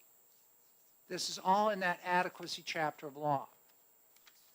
So going on down, arts education. it says arts education in current law. What we've done is, after Representative Hall mentioned this the other day, then I went and started saying, yes, I'm familiar with that, and that's what I've seen elsewhere. And so I picked up our rules here, and we got to be careful. We never develop our statutes based on rules. Rules are based on statute, not statute on rules. And we used to have at one point in time, after every one of these subjects, the reference to that section of ED 306. That was all taken out simply because ED 306 can change at any time, but by the state board, they can't change our statute. That's law that we have to do. And so under arts education, it now reflects what was in is in 306, and I'm going to read it to you. It says, arts education be provided for each K through 12 student in music and visual arts, while developing supplemental but not required opportunities in dance, media arts, and theater. So you can see there's 3 supplemental areas, but the required areas are the music and the visual arts. That's now in our law if we pass this, and that will so state to when we are looking down the road at funding this, this is there. This is part of an adequate education. This is part of that content. Going on down to world languages, that's similar to what we had, health and wellness. Health and wellness has never been there, but health and wellness is all through 306. And we've just done that in the area of studies as well. What we, in years to come, we need to address this one area here, including a policy for violations of RSA 126K:8, Roman 1A. That's an area that needs to be put in the law. It's in law right now, right there, but somewhere along the way it needs to be taken out of this section of adequacy and put elsewhere in statute. It's been placed incorrectly, and that's something I've been told over and over by legislative services, but that's another day. That's nothing critical at this point in time. Physical education, engineering and technologies, including technology applications. The including technology applications is new to this bill, but it's also a very vital part in dealing with engineering and technology learning areas. It's how you apply it and use it. Personal finance literacy, that is a new area, and of course you know that that's a result of the absolute support we've had come in from the New Hampshire Bankers Association, the Chamber of Commerce, Business Industry Association. And we've had it come in, too, through our legislature in many years. We've heard people introduce bills on this. And it's also reflected in 306 right now within economics at the high school. It also includes personal finance there. However, that's not the only place we should be teaching this. You don't wait until you take that course in the high school to teach a family about family budget, or a child that you can't go in the store and just want this, want that, and not equating it to need versus want. Then it goes on, this area right here, teachers shall use academic and applied instruction to teach the learning areas. And notice it's no longer core areas, it's learning areas. The core is out of this thing totally, under subparagraph A above. And we use, and it used to be computer science. We had some discussion on it. It's computer use. It's a tool, because if you go up to technology applications, that's where you're taking into account the new technologies, and it's just not all computers as well. There's others. If you walk in career technical education, and you're going to see all kinds of technology. And in the classrooms. Digital literacy is extremely important. We need to integrate these type of things along with logic and rhetoric into our instruction for all these learning areas 1 through 10. Going down below, A, B, C, are already in law. Those are areas which deal with the standards and definition of curriculum. I won't go into that. That's in law. But these areas right here are areas that you've seen many times before that are in this. And the last part is a part that deals with accountability for an opportunity for an adequate education. And there's a lot of ways we look for. There's 2 ways with the inputs and the outputs. There are the performance side with the assessment. But the areas where we're looking into in our state standards here, in the school approval standards, are these 10 areas that we had in the learning areas, along with those two other areas which are in law currently regarding the minimum credit school year requirements and minimum credits required for high school diploma. The personal finance literacy, and by putting it here, as we did before, it also states that we give a year for school districts to figure out how they might want to embed it or integrate it into areas of instruction. I would venture to say that many of our elementary, intermediate, middle schools are doing it right now, and high schools as well. We have certainly a lot of cooperation from various organizations to do that. So that's this bill. That's totally, this replaces everything else. So we're not dealing with costing. We're not dealing with delivery. We're not dealing with some of the aspects the other bills have done. So thank you very much, Mr. Chair. Representative Nelson is the seconder. Do you have anything further? No. No. Any further comments from the committee? Representative Luno. Sure. Thank you very much, Mr. Chair. And my my assumption here, Representative Ladd, is that this sets the floor for delivering an opportunity for an adequate education, and not the ceiling for what a public school may teach. So if a public school did want to teach computer science, it could certainly do that, or teach things that are significantly extended off of this list. Isn't that correct? That's absolutely correct. You know, the local school has responsibility for curriculum and instruction.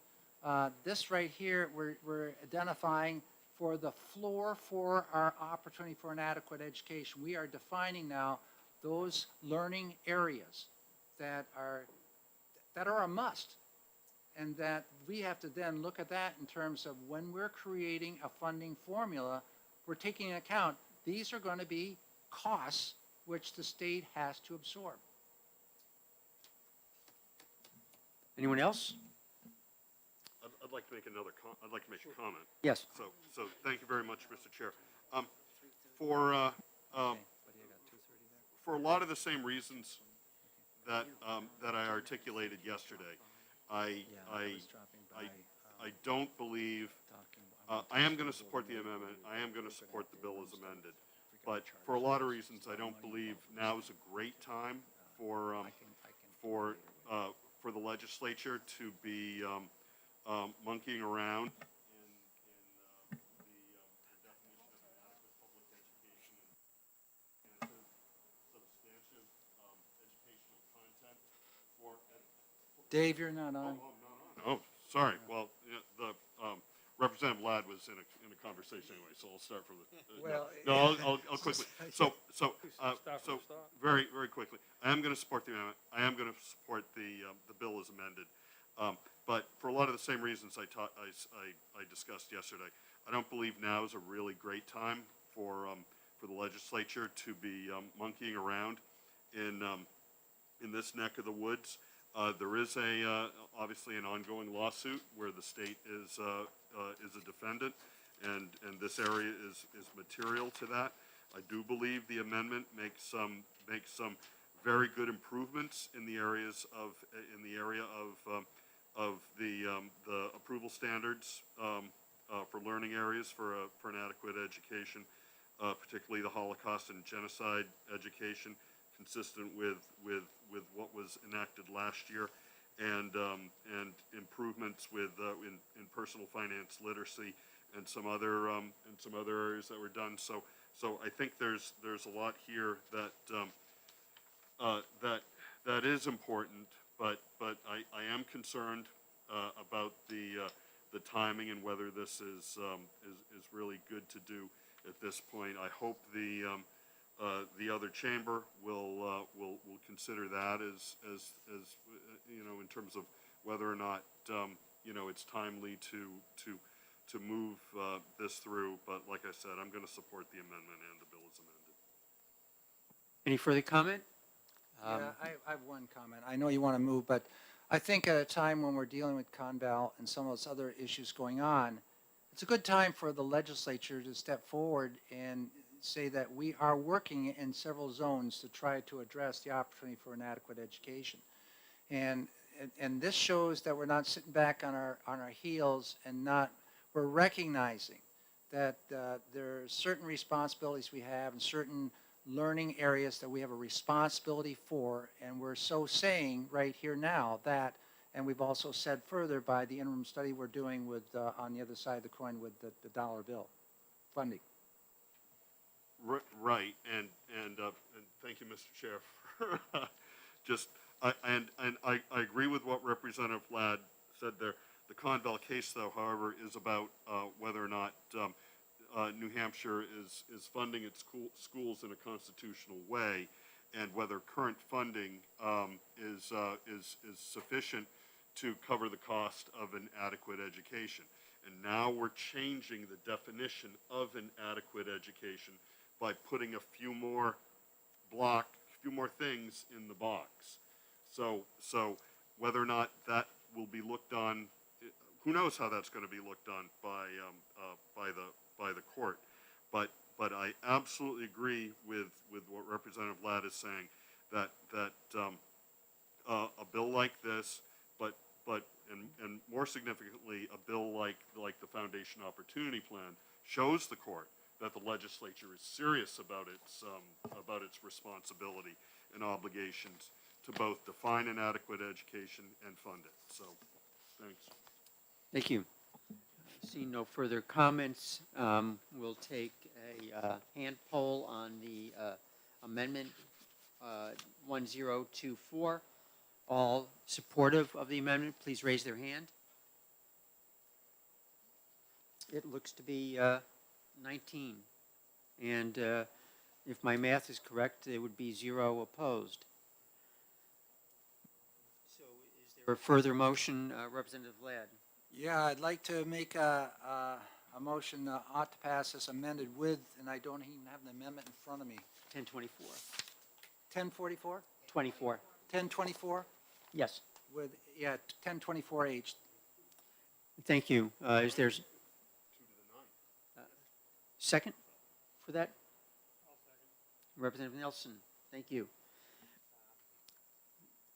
Any further discussion? Seeing none. Representative Nelson, could you take the roll? Okay, the motion is ought to pass as amended. Representative Cordelli. Yes. Representative Notter. Yes. Representative Johnson. Yes. Representative Lakis. Yes. Representative Erstein. Yes. Representative Hobson. Yes. Representative Ford. Yes. So do I, representatives. Yes. Representative Nelson. Yes. Representative Jack. I'm sorry, Luno. Yes. Luno. Yes. Luno, yes. Jack, Okay. yes. Jack, yeah, all right. Representative Cornell. Yes. Representative Tanner. Yes. Representative Ellison. Yes. Representative Mullen. Yes. Representative Woodcock. Yes. Representative Porter. No. Oh, okay. Representative Hall. Yes. Representative Ladd. Yes. Representative Porter, is consent okay with you? Okay, great. No other objections? Thank you very much. We're going to move on now to HB 1499, Relative Charter Public School Eligibility for Student Building Aid. 1499.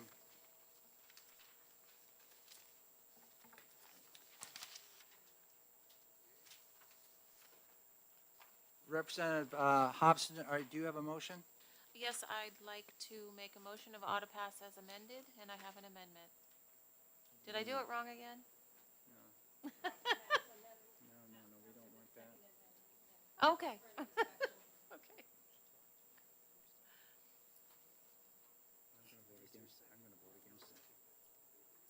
Is there a second?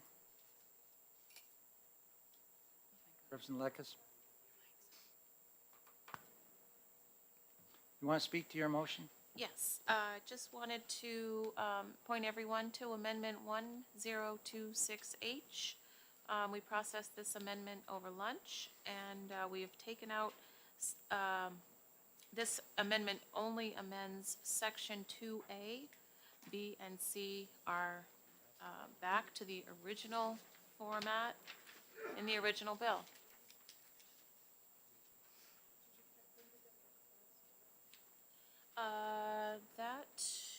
That was the one that I passed around right after lunch. I should have like 200 extra copies.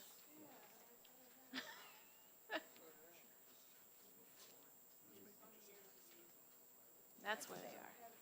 Sorry that I, So what we want to do is, Just see if she'll withdraw the motion.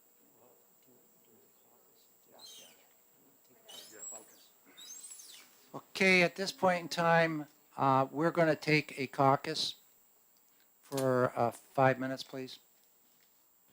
I think I might have broken something. Did I break something?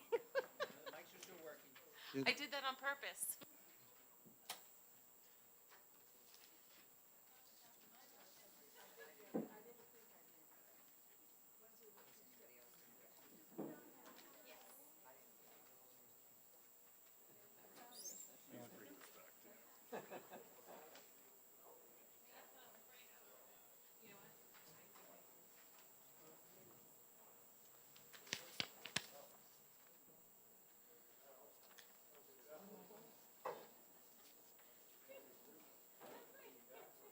We have the day off tomorrow, right?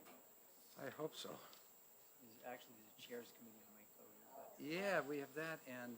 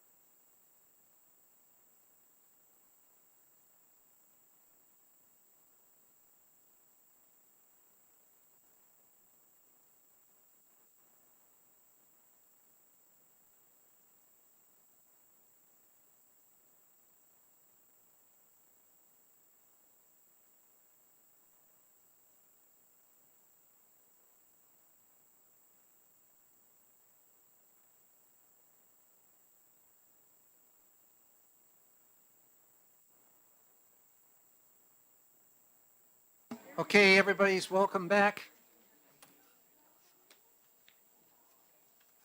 Okay, at this point in time, we're going to continue with HB 1499, and I will recognize Representative Hobson.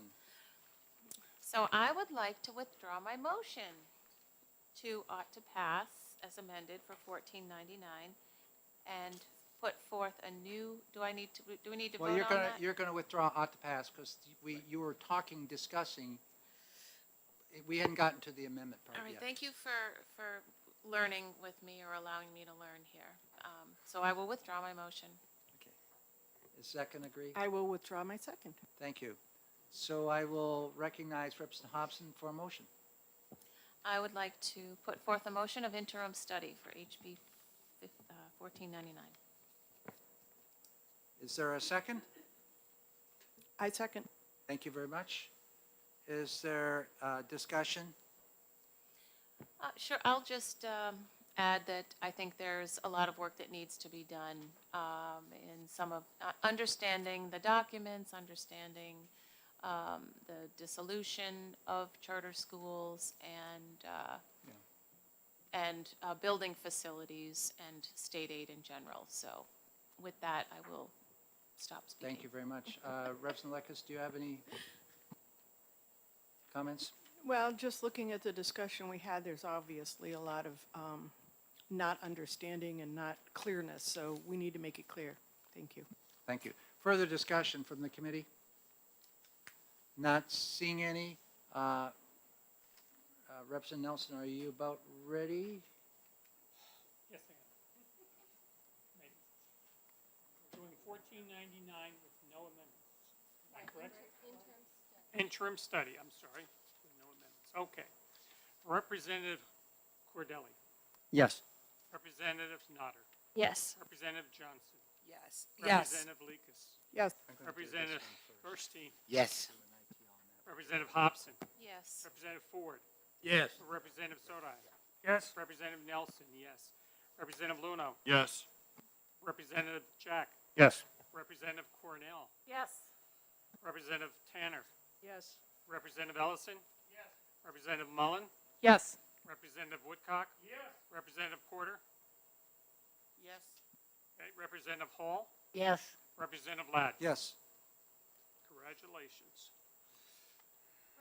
Consent? Consent, everybody? Okay, thank you very much. I'd like to go to 1329, and I will hand the gavel over to Representative Cordelli. Thank you, Mr. Chairman. This is House Bill 1329 relative to the alternative programs for credit leading to high school graduation. And I recognize Chairman Ladd for a motion. I will recommend ITL. Do we have a second? Representative Luno, thank you. Discussion, Chairman Ladd? I have no discussion. Representative Luno? None. Any committee discussion? Seeing none, whenever the clerk's ready, this is a ITL motion on 1329. Alrighty. You guys are ahead of me. Representative Cordelli. Yes. Representative Litchfield, Notter, excuse me. Yes. Representative Johnson. Yes. Representative Lekus. Yes. Representative Bernstein. Yes. I'll get it eventually. Representative Hobson. Yes. Representative Ford. Yes. Representative Sodai.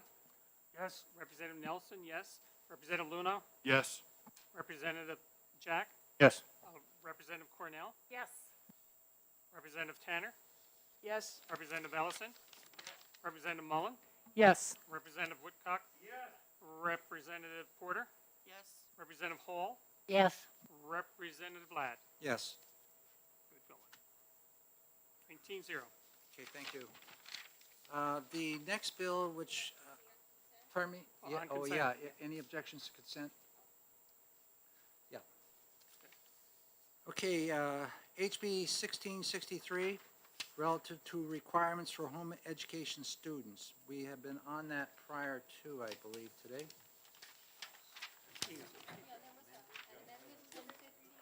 Yeah.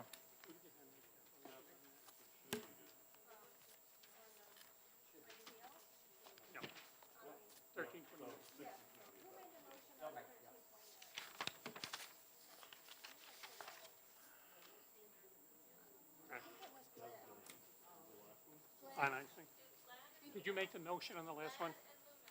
Yes, I did. Yeah, Lad and Ludo. Okay. Is this going this way or that way? That way. Hard to know at this point. That's right. Up from down.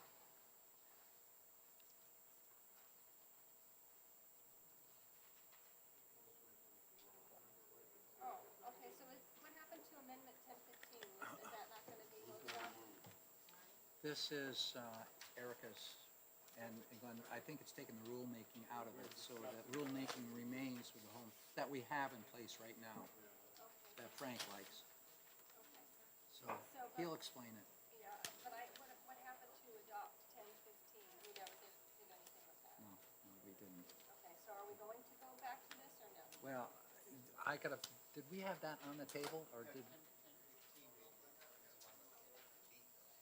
Oh, but we didn't vote on it, did we? No, I don't believe we did. No. So it's just discussion, that's all, yeah. You're well organized.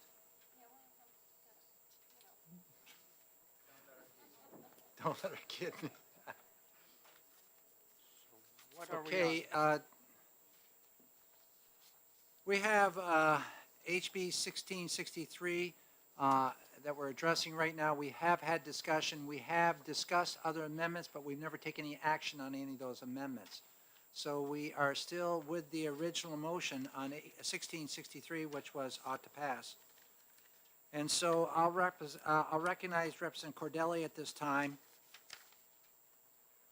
Thank you, Mr. Chair. I would move ought to pass on Amendment 1028H. Is there a second? Representative Lekes seconds that. Representative Cordelli, would you like to speak to your motion? Yes, thank you, Mr. Chairman. This amendment corrects the problem that we saw on the prior amendment, which was that the deletion of rules was not removed in the prior amendment, and this amendment, I believe, corrects that situation, and that should be the only change. Further discussion from Representative Lekes? If you care. Not really, no. Any- I care, but no discussion. Thank you. Any other representatives that have comments or questions? Not seeing any. We're going to be then act on the amendment. So we can do that. We can do the amendment by a show of hands. So why don't you do that way? Representative, No, all just- those ayes, please? All the ayes? Oh, Mr. Representative Woodcock, are you? Oh, okay, thank you. 18-1. Okay. Now we have in front of us the bill 1663 as amended with Amendment 1028H. Further discussion? Not seeing any. Representative Nelson? You guys pushed it here. Okay, 1 second, please. 1663 as amended.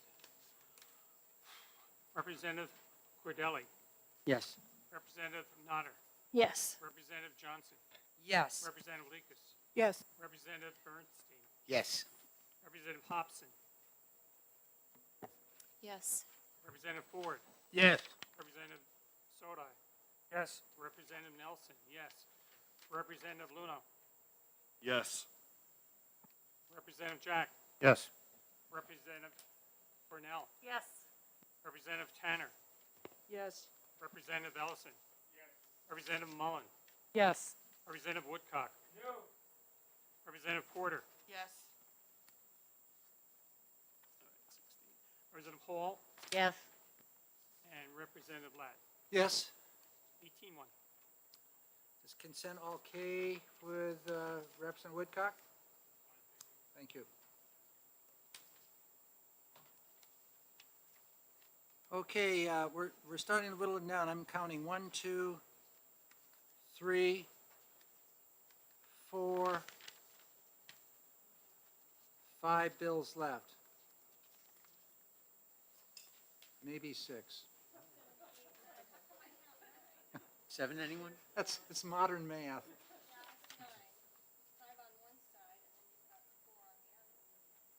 Hmm? I only, well, let's start, I got 6 bills here. Well, we'll, pardon me? I do too. Okay, let's hit HB 1132. We have several amendments on that bill. This is relative to applications for a charter conversion school.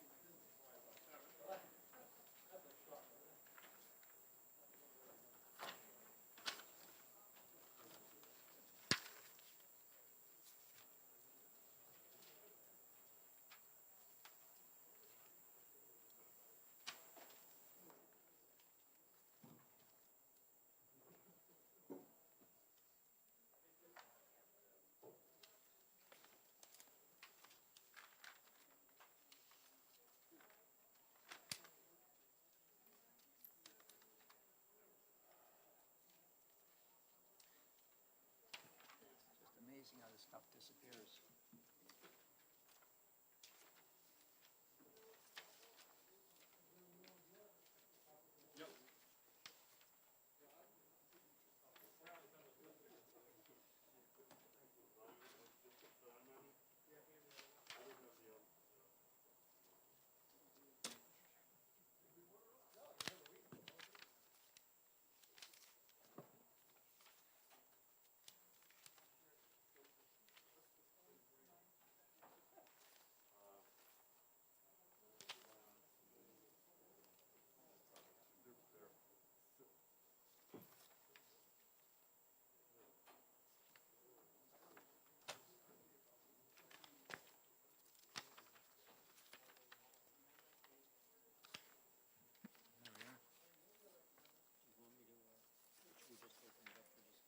We'll open up to the beginning.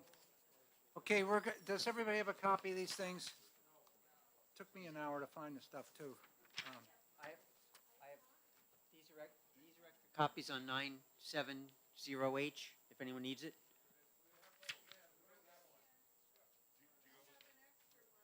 There's one 927 and 970.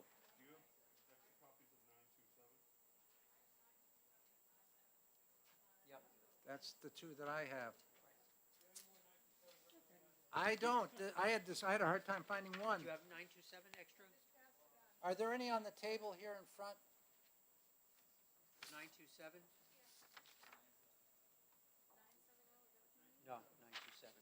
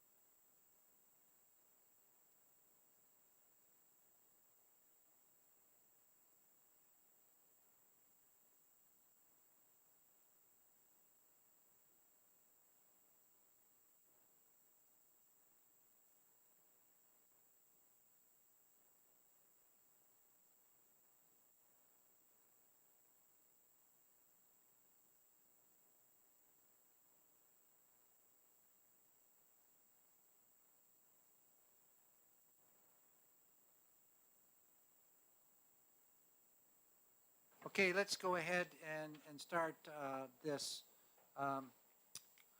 bill right here dealing with 1132. We do have two amendments in front of us. Who wants to make this motion? Me? Who's me? Go ahead. I'd like to move OTP on 1132, and I'd like to introduce, No, just make a motion. that's the motion, Ought to pass. Is there? ought to pass. I'll second that. Okay, so we have the bill on the table right now, and before we go into any specific amendment, we'll have to open a discussion right now, because there are two of them right there, one from myself and one from Representative Luno.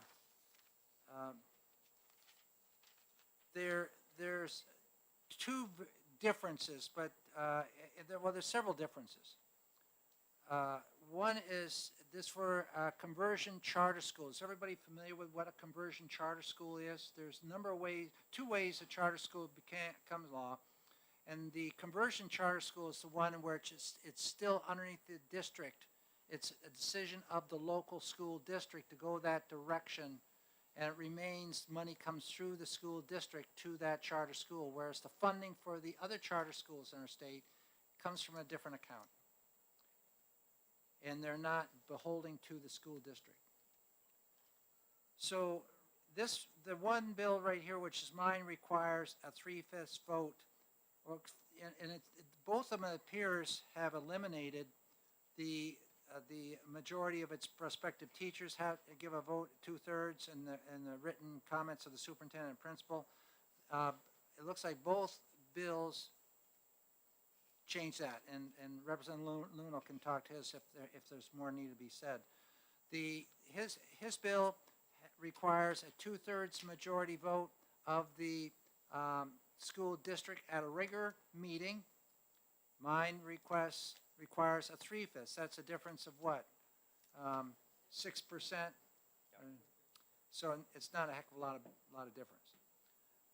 And the school district at a regular meeting or at a special meeting. So mine has the two meetings.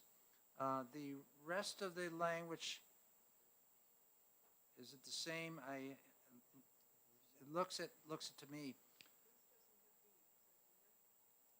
So B's in current law. that's current law. It's in current law, so it's kind of more than what we really need in the bill that I had there. It's just a way, it shows Just you that The drafting snag.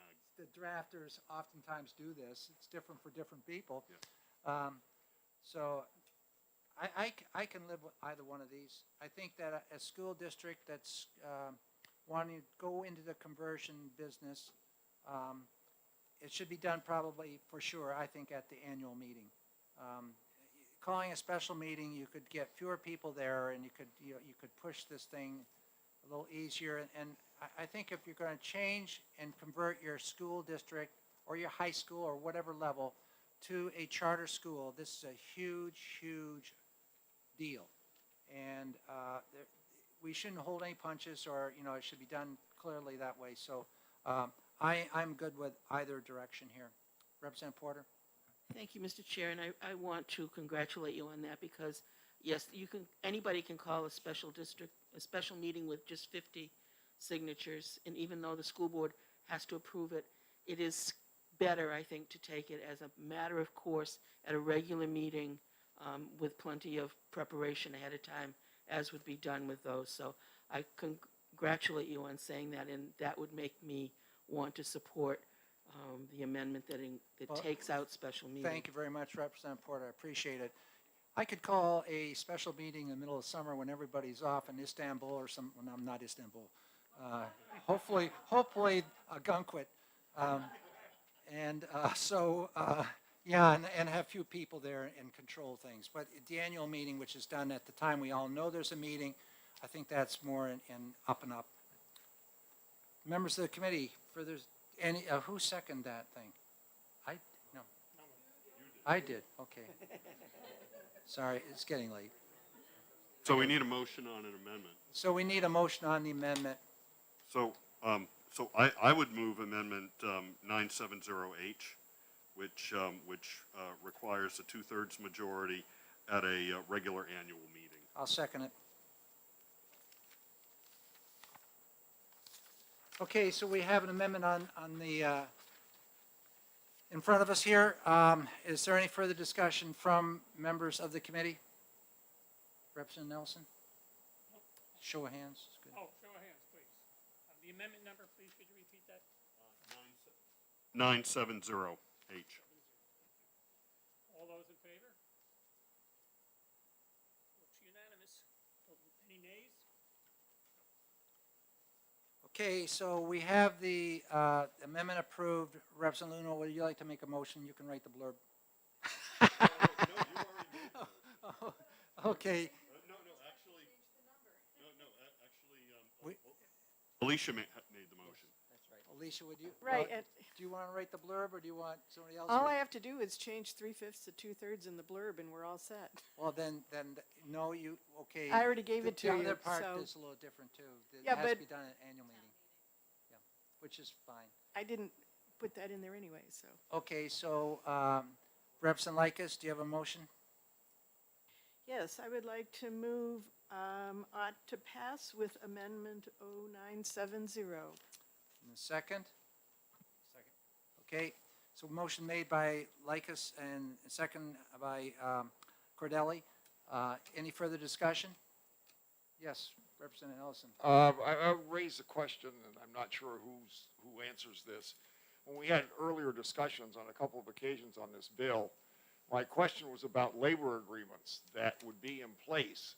And for instance, you could have a 3-year contract between the Teachers Association and the school board, and the charter conversion vote might take place, and therefore, does that then change the nature of that labor agreement with the teachers who end up being in the charter conversion school as opposed to the regular school? I thought we had that answered from Mr. Green when he was here, or Dr. Green. Do you remember? Can you remember it, Representative Woodcock? I do. Oh, there you go. Oh, do you want the answer? Yeah. Okay. What he said was that the union can continue in the regular school, but those folks, the teachers or under any union contract that goes into the conversion school, they may unionize, but they are not part of That the union that they were current- initially. Yeah, yeah, B4, 194, B14. yeah. That's exactly what he said, I think. Yes, Representative Ellison. Thank you for that clarification. Based on that, I'll be voting against the bill because it raises the issue that we have an existing labor contract which would be abrogated for some people by a charter conversion vote. And I'm going to stand with my brothers and sisters in the union movement on this one. Thank you. Thank you. Further discussion? Yes, Representative Woodcock. Thank you, Chairman Ladd. At the hearing on January 26th, when we were discussing, or you were discussing and presenting the initial bill, you said the purpose of the bill is to save money. It saves money by reducing extra staff and outsourcing. And I asked about libraries, and he said, well, you have public libraries, and we talked about health and schools, and we have private clubs. I have a real concern about this bill, not about the conversion, but conversion of an existing school, because I think it, beyond Representative Ellison's concern about the union being hijacked in terms of the contract, I see it as a union buster, to be honest with you, and not, I'm sure that wasn't your intent, Rick. But I see it as a union buster because you get small school districts that have, say, 3 elementary schools. You get a group of people say, you know what, we can't afford the 3 elementary schools, so now we're going to come together and we'll have one, we'll make a conversion charter school. Now we jump into those teachers that are left, well, we can renegotiate the salary because the salary is changeable now. And then we go to a charter school where only 50% of the teachers in there have to be certified teachers. So it becomes a huge savings for that community.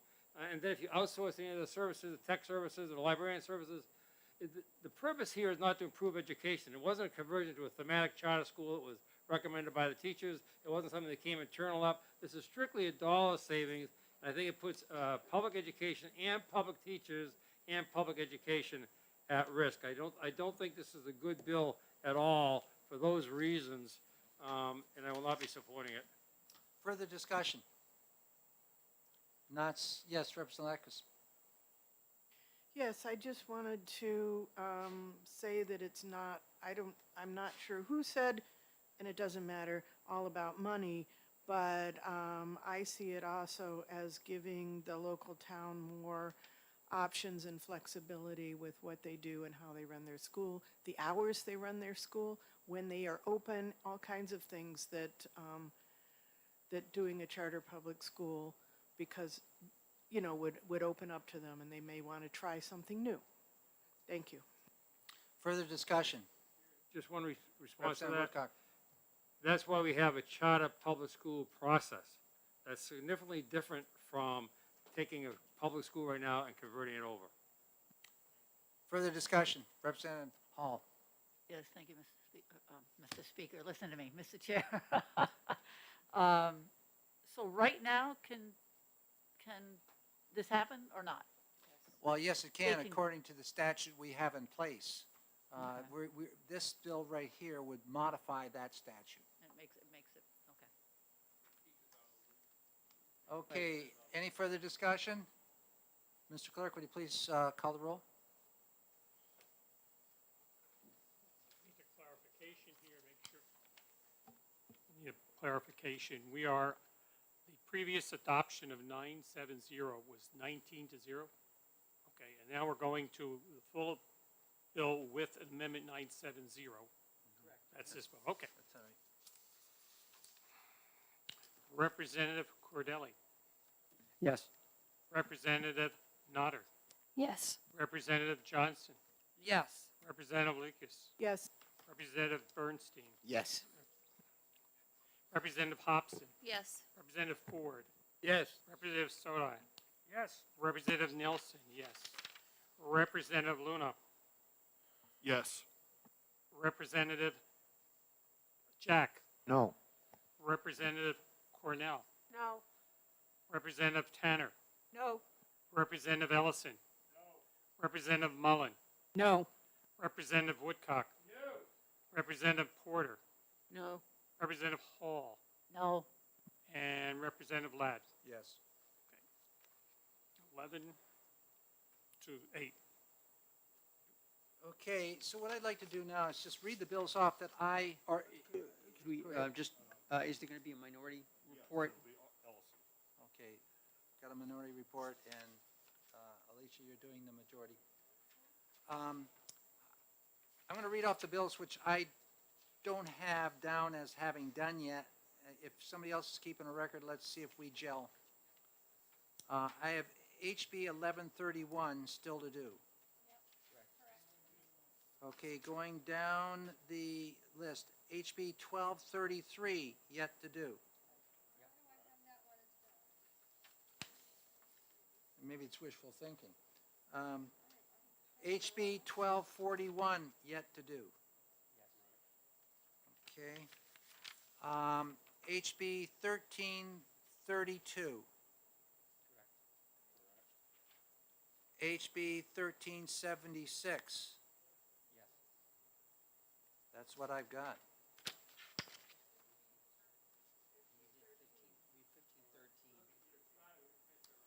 That's right, we didn't finish that. That's right, I have a no there. Okay. Thank you.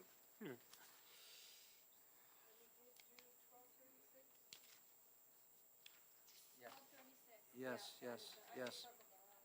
Okay. Let's, we started 1513 relative to the definition of a child with a disability for purposes of special education. Let's just hammer in that one again right now.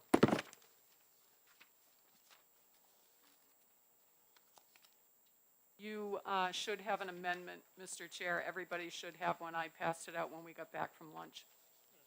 It's 1020H. 1020.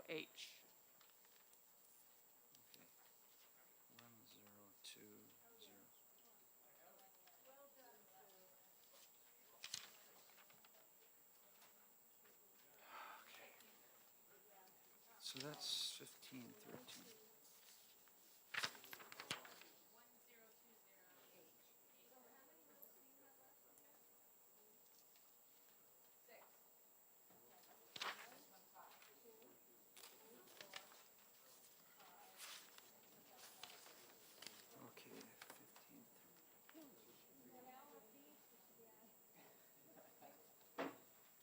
extra copies that are anywhere around here?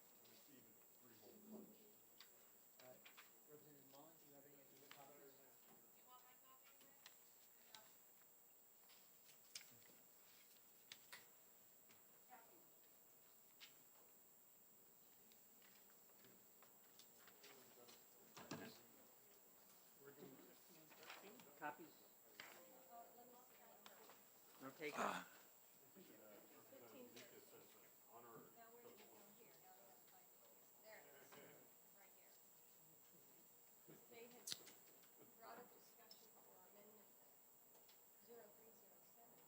Okay, Representative Mullen, can you explain what we got here in 10208? Do we have a motion on the floor? We have, ought to pass, right? I think we had it on the previous amendment. Yeah, so we had to ought to pass to get the bill introduced and all. And- Right, yeah. So we- ought to pass was on the floor. I don't think we had, we might have discussed the I don't amendment, think but we I don't think voted. we called it. That's right, so. Yeah. Okay, go ahead. Okay, so for your entertainment purposes, I have Amendment 1020H, known as the Jennifer Four Helps Me Amendment. What I have done is smoothed out the language around the two changes that are being made. It now reads, child with a disability means any person from the age of 3 to the attained age at the end of the school calendar year, during which the student turns 21. And then again, further down in the bill, it talks about child with a disability shall include a person from the age of 18 to the age attained at the end of the school calendar year. And that has to do with existing law for really young adults that are still in special education programs and or left school and or are incarcerated. The effective date remains July 1, 2023. You making a motion on that? I will make a motion. I will make a motion of, are we doing just the bill or? We didn't do an ought to pass on the bill itself? Right, no, I don't think so. Oh, I thought we had, okay. So, what we need to do is have a motion.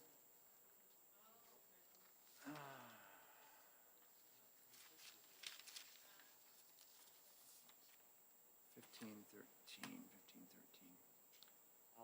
Representative Cordelli, I'll move ought to pass. is there a second? Representative Mullen? So we have a motion, ought to pass on this bill 1513, made by Cordelli and seconded by Mullen. Any further discussion on the part of Representative Cordelli? Nothing further. Representative Mullen? Representative Mullen, you're recognized for a motion. I would like to move Amendment 1020H to House Bill 1513 ought to pass. Is there a second? Representative Lakis? Okay, you have discussed. but I go have ahead. discussed it at length. If anybody has any further questions, please feel free to let me know. Are there any questions? It's free. Not seeing any. Okay. Any further discussion? Representative Nelson. At one point, we had another amendment. We withdrew that one. 307 or 038. We never There moved was it. not Okay. a motion. We discussed and saw some technical stuff with it. Alrighty, and the motion is ought to pass as amended? On the amendment, Yeah, okay. Yeah. Thank you very much. Yes, all those in favor say, raise your hand. All those opposed? 19-0.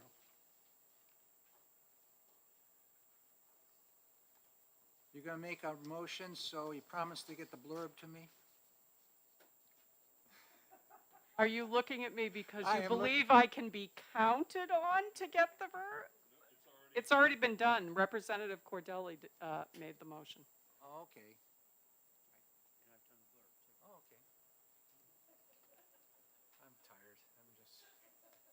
Hey, you don't have a 3.5-year-old running around your house. No. Thank God. I would move ought to pass as amended on House Bill 1513. Is there a second? Representative Mullen seconds that. Further discussion? All those, okay, Representative, Representative Nelson. I don't know who I am anymore. Yeah. Okay. All righty, let's go on with the fun here. Representative Cordelli. Yes. Representative Notter.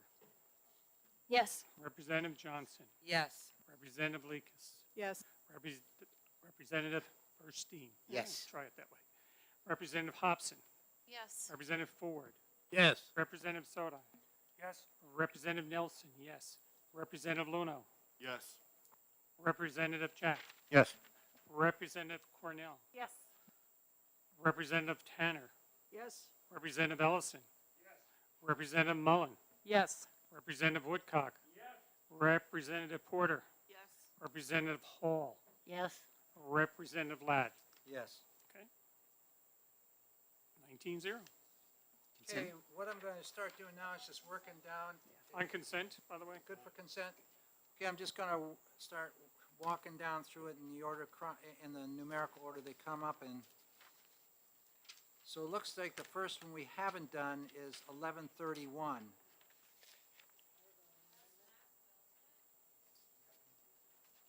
Okay.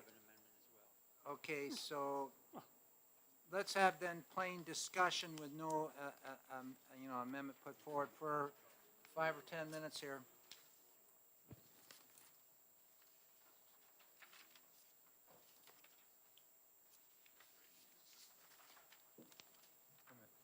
This goes around.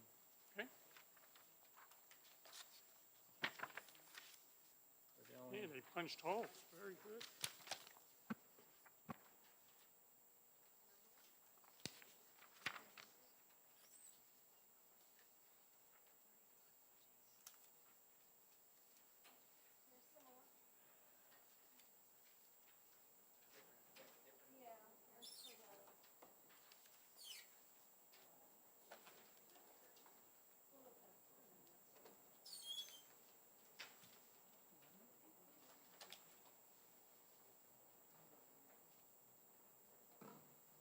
Well, we have a second while everybody's getting stuff distributed. Going over the bills we did yesterday, I still don't have the committee reports or the minority reports or the majority reports in from, let's see. Yeah, from you, from Bohm, Tanner, and Mullen. You got it over there? Okay. So if you have those minority over you, okay, send those in when you do everything else then, and I'll contact Ralph.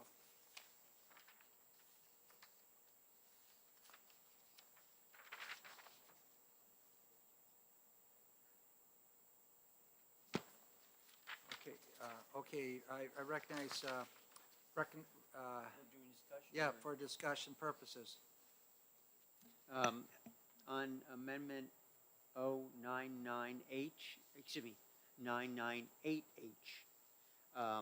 the only change is in relation to questioning that came up during the hearing about other public entity on line 17 and 18.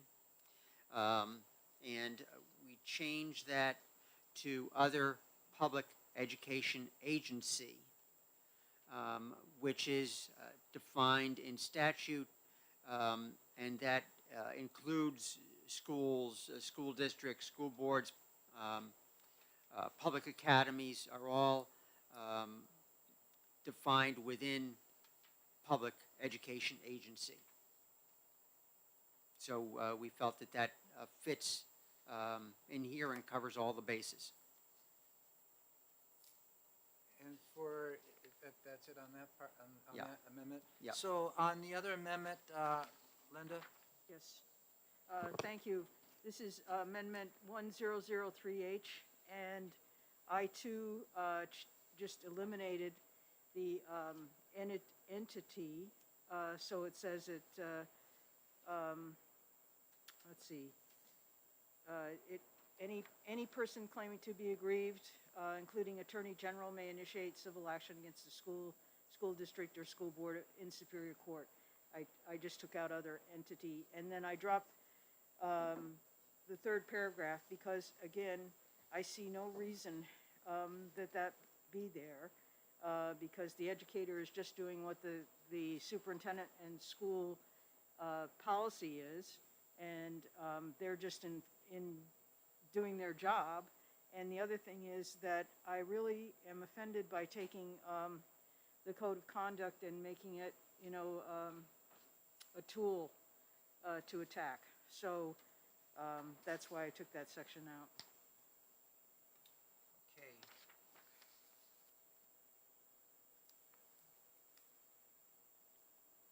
I think the code of conduct was good, but when you use it as a sledgehammer like this, it's just not appropriate, I don't think.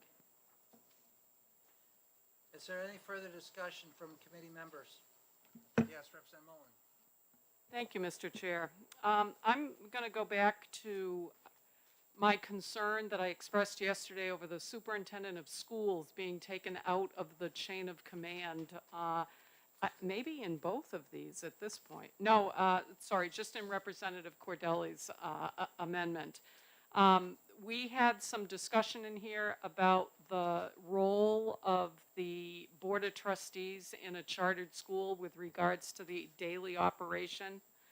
I'm looking at page 592 in our law book where it says, Chartered Public Schools Authority and Duties of the Board of Trustees, Roman numeral 1.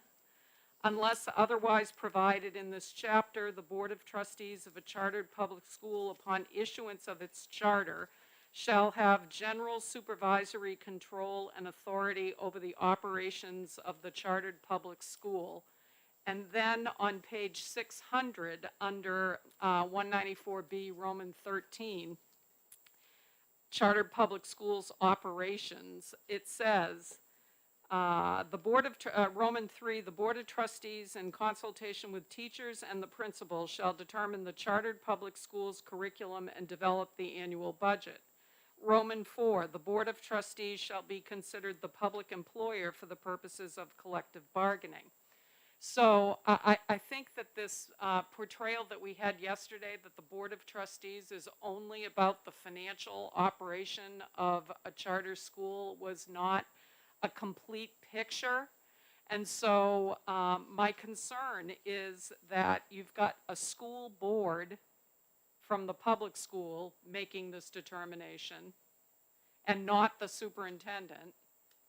The chief executive officer of the chartered public school, but not the Board of Trustees. So I think there's an inconsistency there between the governance of the two entities, and I have a hard time understanding that. Thank you. Representative Cordelli? Thank you. I neglected to point out one other thing in this amendment because it was based on a prior amendment.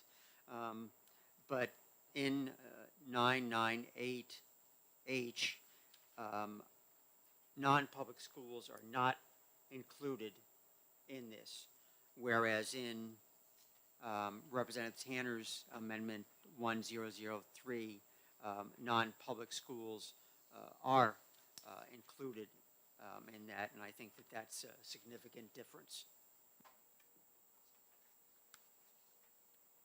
Okay, further discussion from the committee. May I just make a statement about the non-public school? It's each accredited non-public school, so I assume that's through the Department of Education.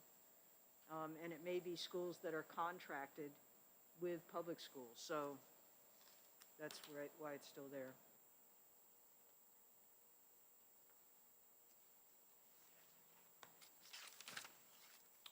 We do have some private schools which are accredited that are totally separate and apart from, public schools. That system. For example, like Holderness School. It's a private school, but it's unto itself too. The Plymouth High School takes all the kids. So and Holderness is of course accredited through NECHI. is it also approved by the state? I- I couldn't, I I get couldn't tell you conf- that. I get confused with accreditation, which I know is through the, third-party New England Association New of England Schools and Association of Colleges. Schools and Colleges, and the approval by the State Department of Education, which approves non-public schools for tuition purposes, and so I get kind of confused between those two. Yeah, the commission has the authority to do that too, and I just don't know if it's been done. I know it was done like for Freiburg Academy, that was done. That's not in our state, but the commissioner has the authority to approve that school. The New Hampshire commissioner, Yes. and then, and Holderness could be approved by the Department of Education if it It was could be. taking, yeah. Yes, go ahead, Rep. Yes. Thank you. One of the topics that was just brought up was that the superintendent was being bypassed. The superintendent reports to the school board. The school board dictates what the superintendent does. So whether he's in here or not, the superintendent has to report to the school board. The school board is the superintendent's boss.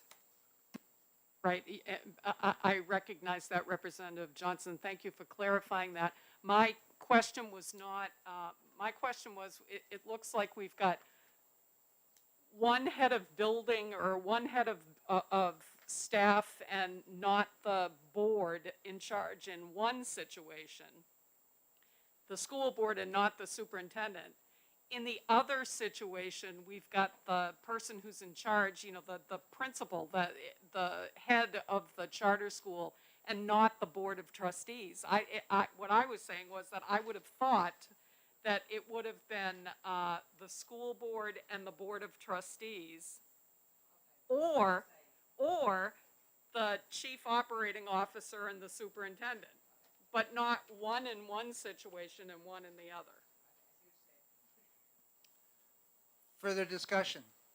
Okay, yes. So just quickly, Mr. Chair. So looking at the original bill and looking at both amendments, the original bill talks about accredited non-public schools property on line 7. The Tanner bill, Tanner amendment, I think repeats that same accredited non-public school property. And the Cordelli one eliminates the accredited non-public.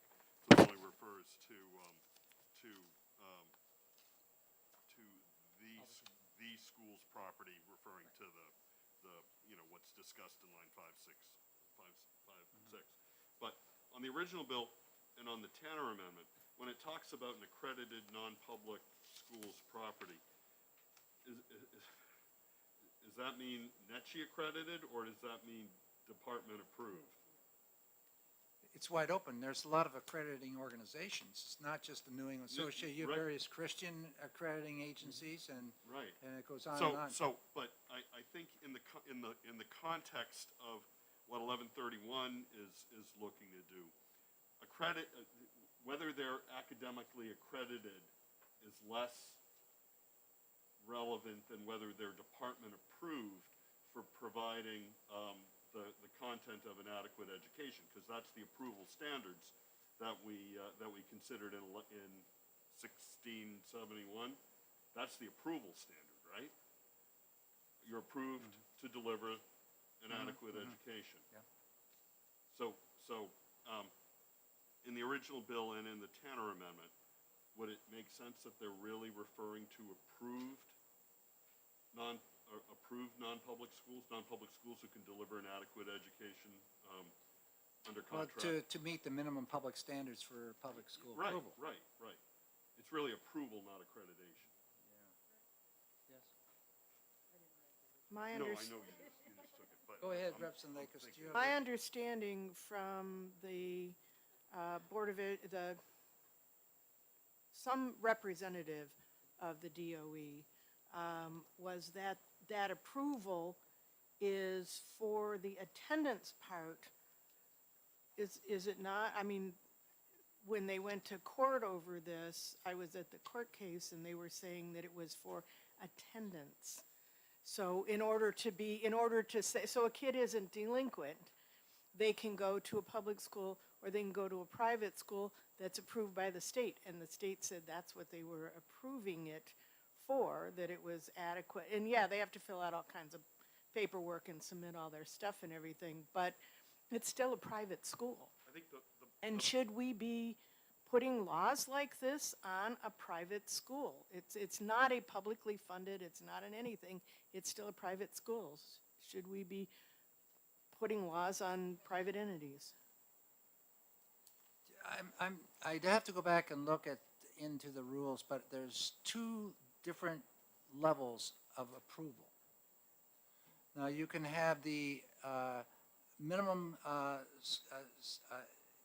what I have in front of me right here, the public school approval standards right here, minimum standards for public school approval. There's another level which is lesser than this, and I'm just trying to recall all for attendance, approval for attendance, but there's other areas within attendance which also deal with some of the basic safety issues and that codes that of health and that type of thing is in that level of attendance approval.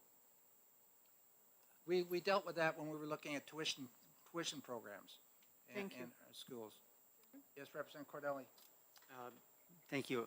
Yeah, I think that Representative Lakis touched on it in that I think one of the problems with the original bill was the inclusion of the non-public schools.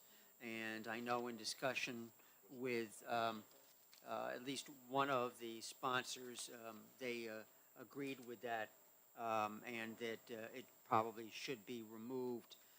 So that's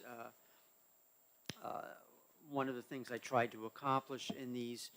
Plus, I think it was Representative Ladd had a question about what other entity was referring to, so that's why we made the other change. Mr. Chair? Yes. So I looked up the RSA that this bill refers to, 189:10, and it adds a new section to it, but it doesn't make any sense that it's even there. That section is titled Studies, and it says the school board shall ensure the health education and physical education are taught to pupils as part of the basic curriculum. And it goes down and itemizes the things that should be taught in health and phys ed. And then all of a sudden this bill appears or would appear right after that. It looks totally out of place where it is. At this point, I would say that maybe it needs to go back to the drawing boards or have interim study.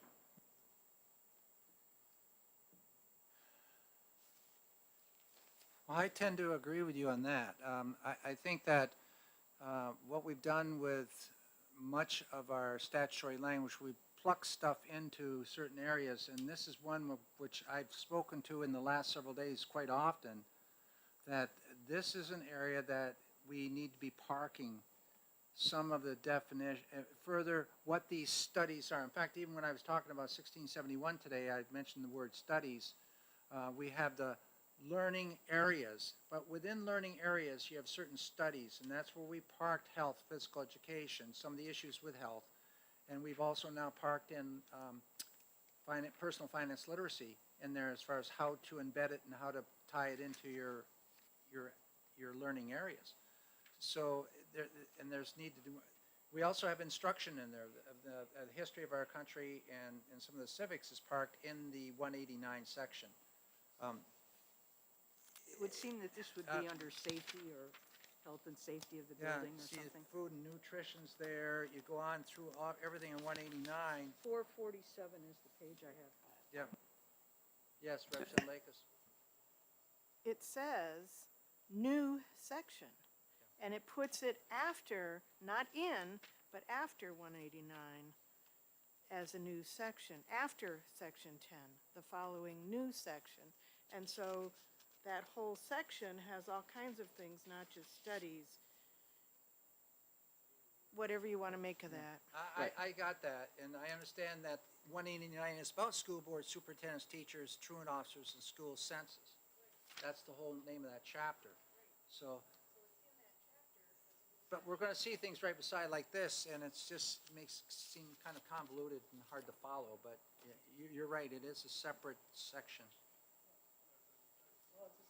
Separate section, but it's under studies. Yes, that's right. It's, It would be 10A, which would be. it's 189A, so it's. Right. Yeah, 18910 is 10A. studies. Yeah. Right. With, would be with, a, 11. with a new title, facial covering policy. Right, but the major title for 18910 is studies. Yeah, it's a good catch. Well, it still talks about what the school board has to do. It shall do this, it shall do that, and that's what all the other ones have said within studies.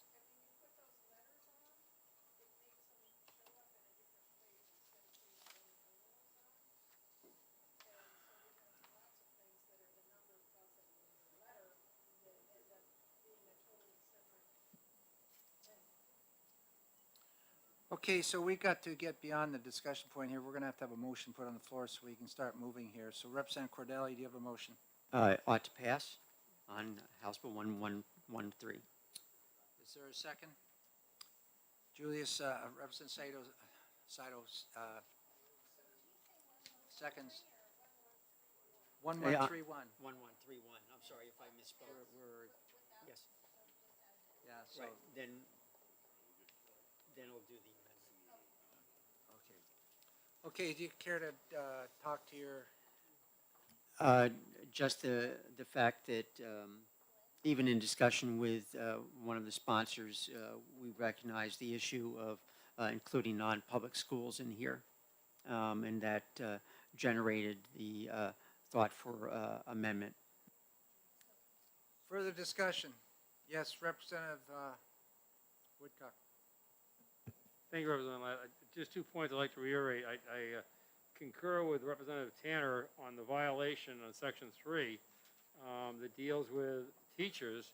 Teachers are under the jurisdiction of the school principal and the administration, and to have them have disciplinary options or disciplinary infractions on the record, even up to as far as the state board, because they're following what they're supposed to be doing. I think that's a real conflict there, and very difficult for the teachers to know what to do.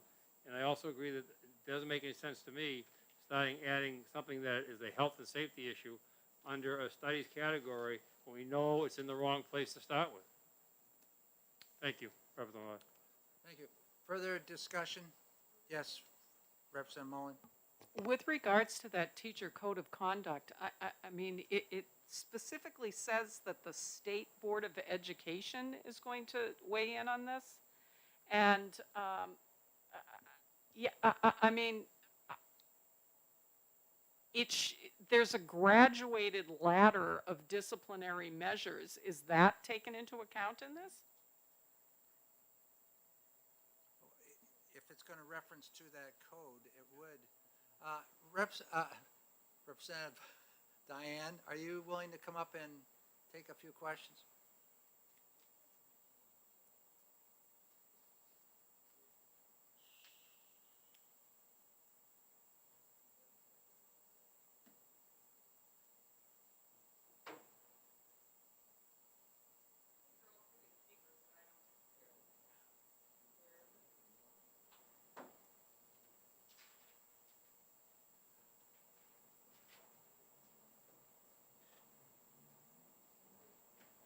So my question is that we've had discussion before on the code of ethics this year.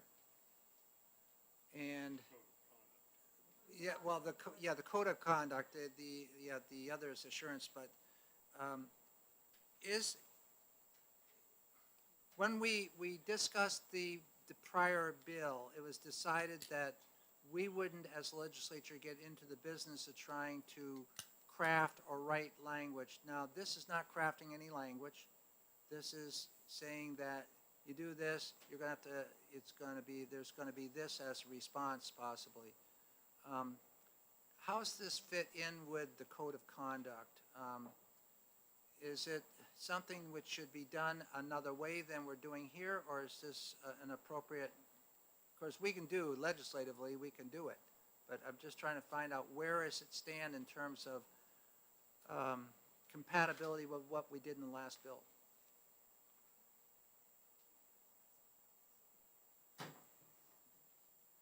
Thank you. So for the record, Diana Fenton with the Department of Education. So the Code of Conduct was established and it is in 21N. Do you need a copy?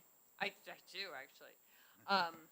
So statutorily, it's in 21N9, I believe, and it sets out the four principles that were discussed in the statute, and then those were then codified, created in rulemaking, and within each principle, those four principles, there's five actually in the Code of Conduct, but the fifth is the duty to report, but the four substantive principles set out the violations.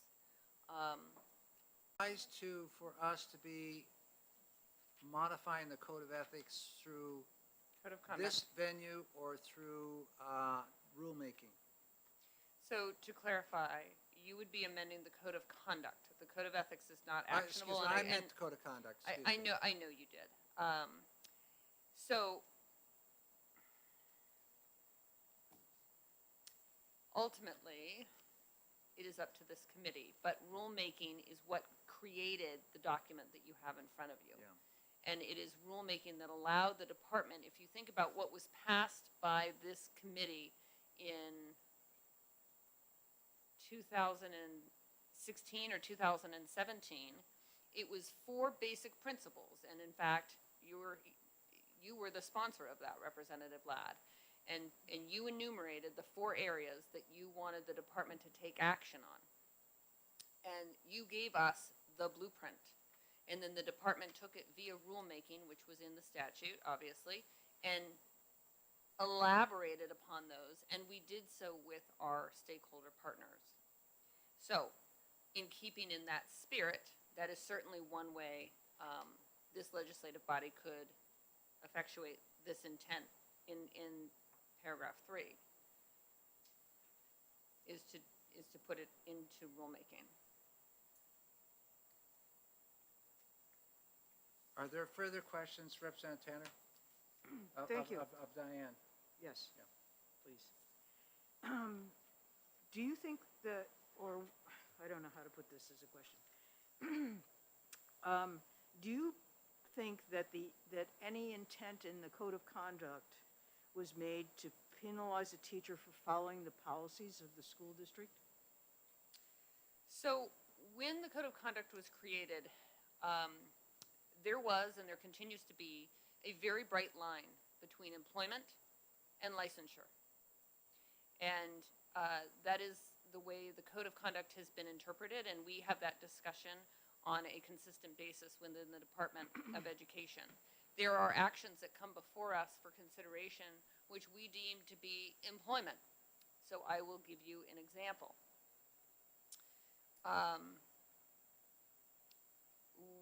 The department was contacted with a concern that there was an educator, an administrator, who was not returning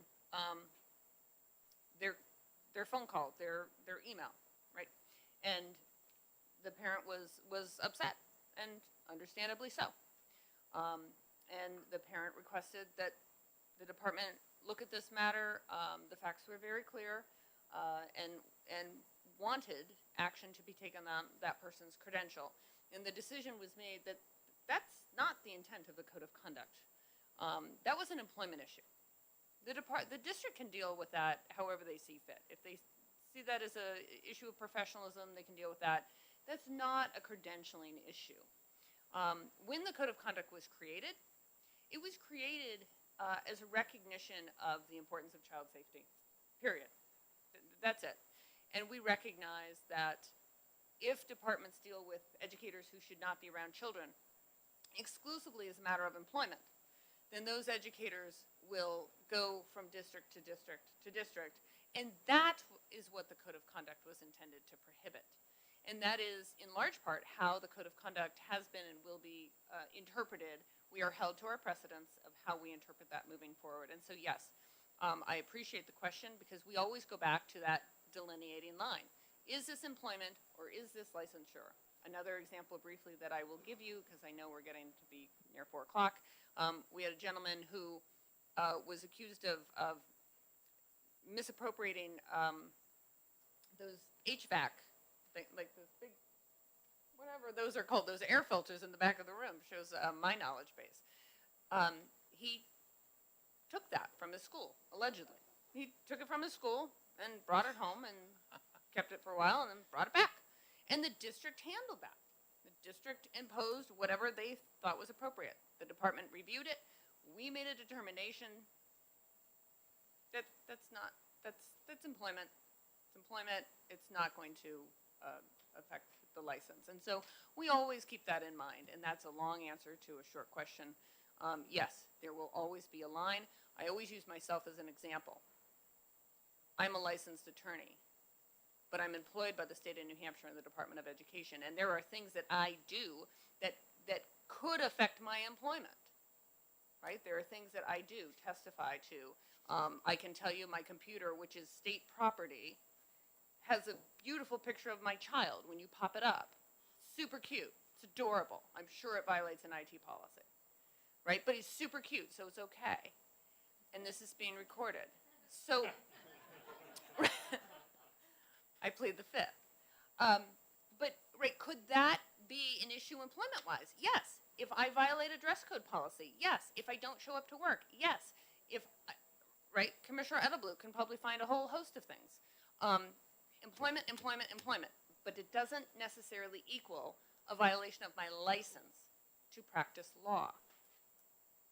If, however, I was submitting false travel to say, oh, yes, I went to a training in Portsmouth today rather than here in Concord, and here is my travel, state of New Hampshire, please reimburse me. That's theft. And that would be reportable to the New Hampshire Bar and could take action on my license. And so that is the framework, or a work policy is going to rise to that level to say, you should not teach anywhere. Thank you for that answer. More than you bargained for. No, I think it puts it out. I would also ask, do you think that using somebody's credential, their ability to use their degree and their expertise and their livelihood, to take that away, is a strong weapon that shouldn't be used only in really extreme cases that are, like you said, theft, child abuse. You've outlined some in the code of conduct, and that simply following the school district's mask policy, if their mask policy happens to be under discussion or diversion or whatever by the public or by the, brought to the attention, that's the district and that the teacher is simply following that policy, that isn't something to weaponize their credential against? I think that is a policy consideration for this legislative body. And I will hesitate to go beyond that line, but what I can tell you is, again, the code of conduct was created for a certain purpose, and it was created out of recognition that there are some high-level issues that the state agency has to become involved in. And we recognize that there is a difference between employment and licensure. There simply is. And I always use myself as an example, which one of these days is going to get me in trouble, and today might be that day. If I were to be fired, that's one thing, right? But I go and I work as a lawyer in another capacity. Maybe I hang out my shingle, maybe I go work for Morgan & Morgan, who knows? There's a whole host of things I can do. I can still function in that role as an attorney. If I lose my license to practice law, that is a very different analysis.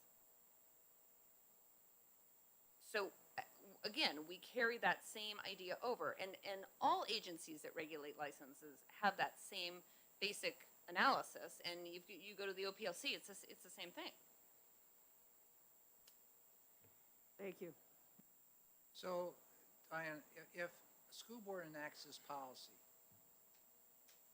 and if I'm a teacher in the classroom, and I want to keep my job, so I'm going to also enforce that policy.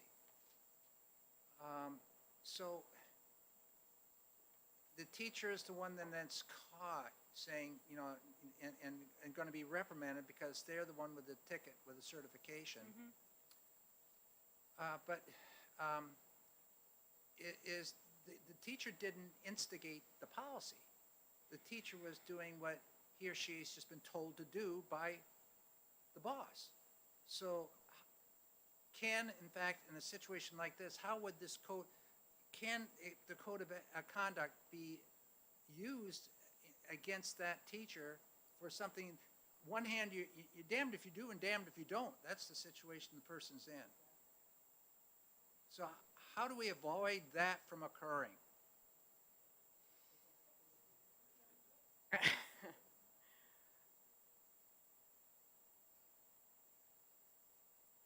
don't know. I mean, again, I would encourage this body to recognize the difference between employment and licensure, and all I can tell you is that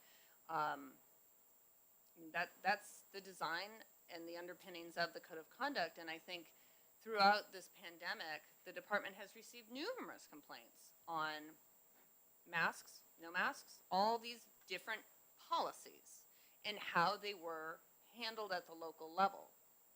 We have gotten an enormous number of calls on this, as this legislative body can only imagine. And the department has consistently said, that's a school board policy decision. And the superintendent or the teacher or the administrator was simply following the policy. And there was no action for the department to take. If this legislative body wants to change that, then I would suggest that it go into rulemaking so that it can mirror what was done with the code of conduct. Representative Cordelli, Representative Mullen. Thank you. But it's not just a matter of if a teacher is following the policy. It's if they're not following the policy also is one.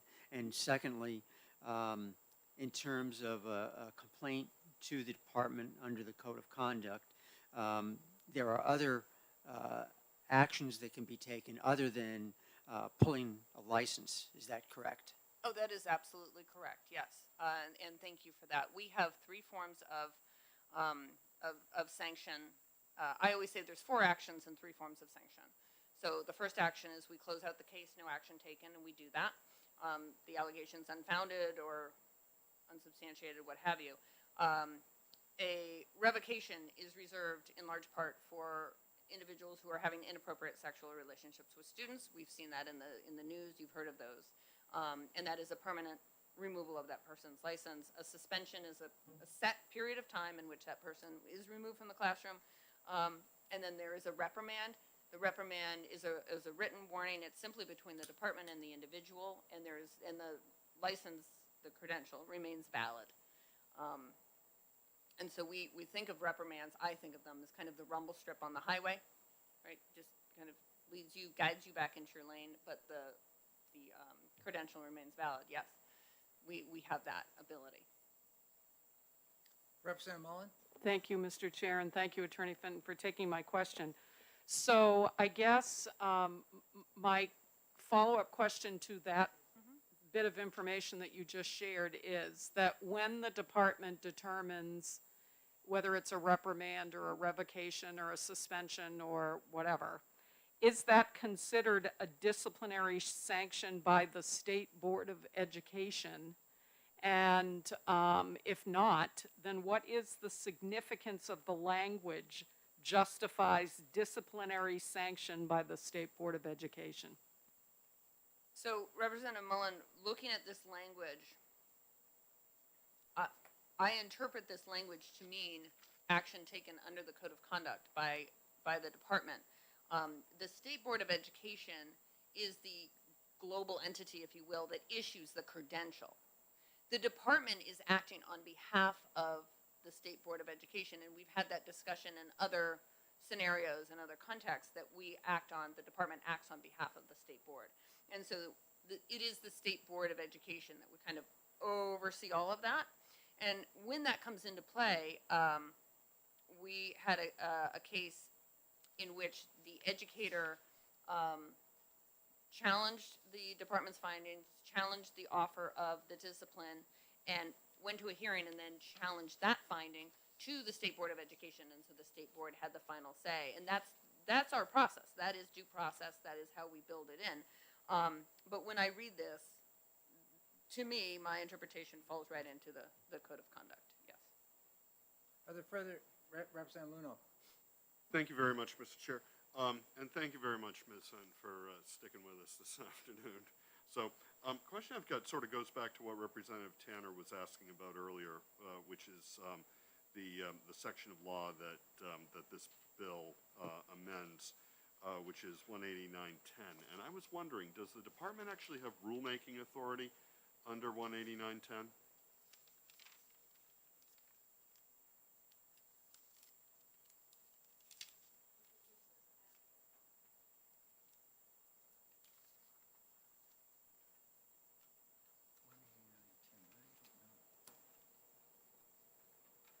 So Representative Luno, based on my quick look at 18910 in this section, I do not see a reference to 189, or strike that. I do not see the statutory reference to RSA 541A, which is the rulemaking authority. Right. And when we look at rulemaking authority, it has to be explicitly stated in the statute. And it is helpful if it also says what the parameters of that rulemaking authority are. And we saw that with career and technical education. We went back and looked at our rules, and I know that's not relevant to this conversation, but I don't see it in 18910, and I don't see that reference in 18910A. But if I missed it, I apologize, but to the best of my knowledge, I just don't see that. Okay, and a follow-up on that? Yes, And sure. so based on ed rules, and I think I'm looking in 511 somewhere, which is the code, the rules for the Code of Conduct. It says the following shall be considered aggravating circumstances and seriousness offense, the credential holder's prior disciplinary record, the credential holder's lack of willingness to cooperate, the potential harm to public health and safety, and the purpose of the rule violated. Yep. So if in fact the Code of Conduct there's going to be considered to be a violation, it would have to be in rules, and for this section to be connected to rules, there would have to be rulemaking authority. Does that logic sort of flow?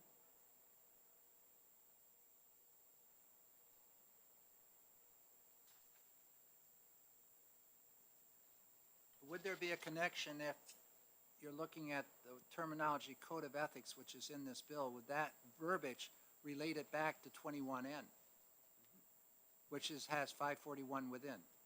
But it doesn't reference 189. Other sections 189 do have rulemaking authority.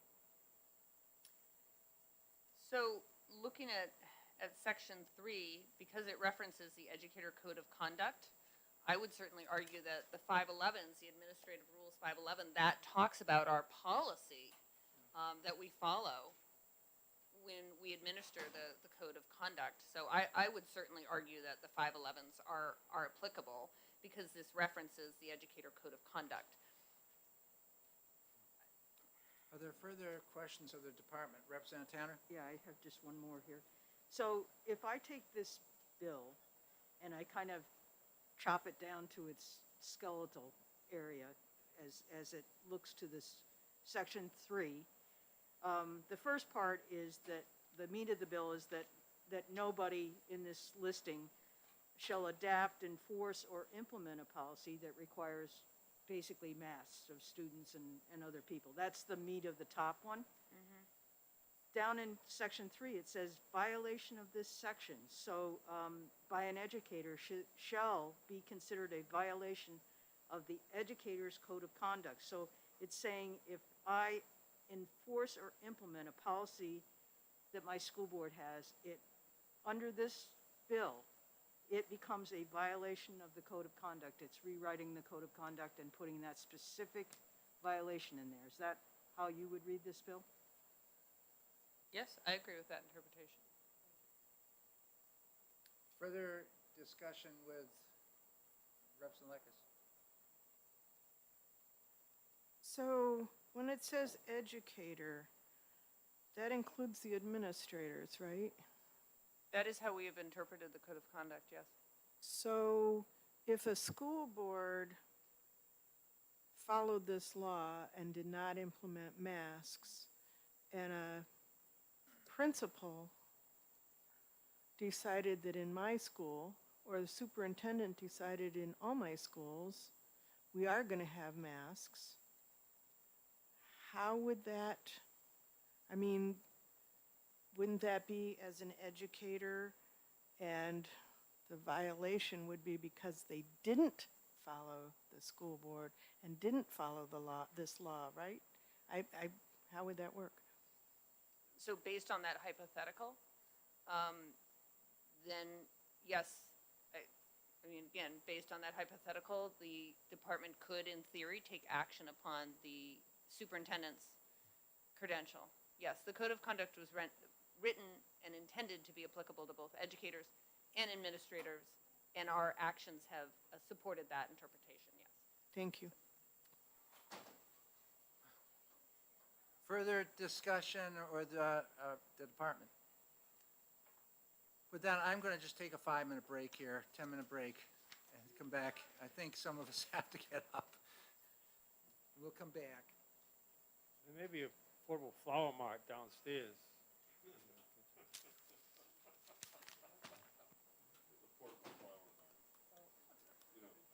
I like the bill, I don't like the last part at all.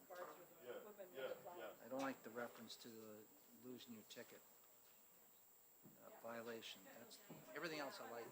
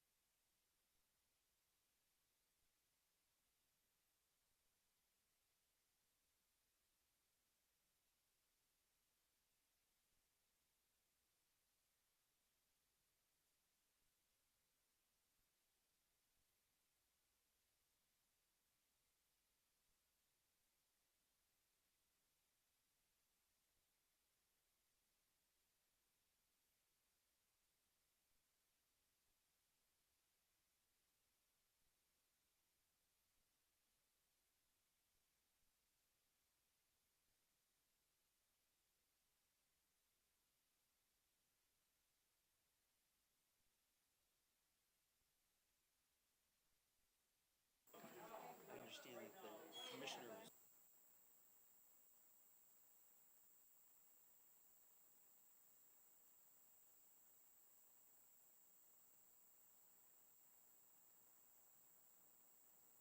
Okay, we're ready to go ahead.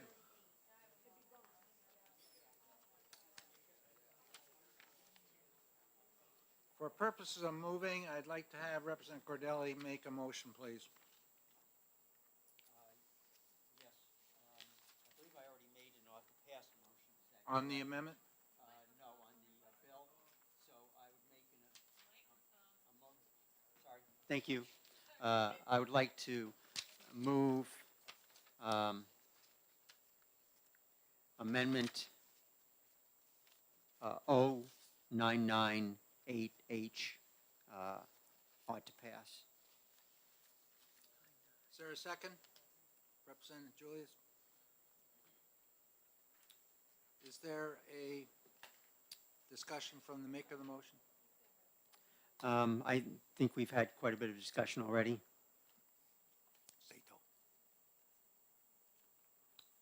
You don't want to talk? It's your opportunity.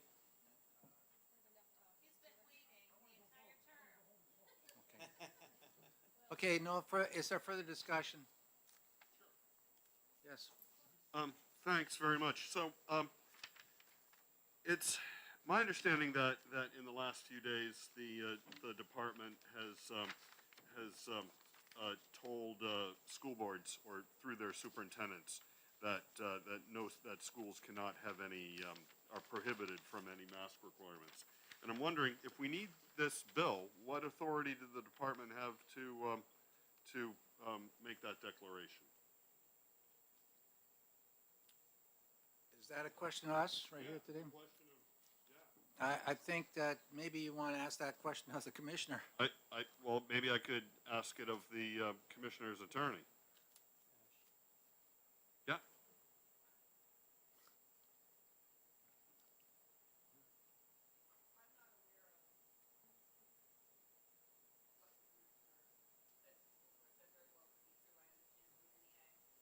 Hello.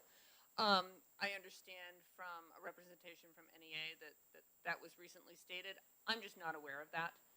And I can get you that information, but it can't be at this very second. I understand that, but is there any sort of underlying either rule or statute that supports the commissioner's, at least what we've heard is a declaration to school boards through their superintendents that such policies are prohibited? But that's really not related to this bill.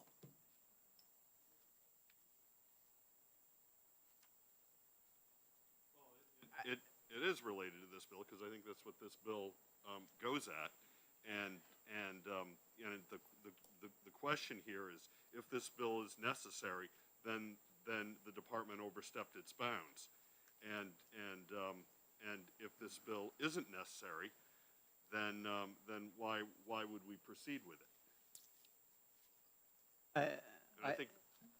Sorry. Yeah, and I think that's, maybe I'm jumping the gun because actually we haven't voted on the amendment, but I think we'll vote on the amendment and quickly vote on the bill. But I think it goes to whether we need the bill or not. If your question is, what is the authority that the commissioner acted under in issuing a mandate? The short answer is I'm not sure, because I'm not sure what he ordered the school districts to do. My understanding is NEA made that statement, so they might know better than I do. I'm just not in a position to answer that question, unfortunately.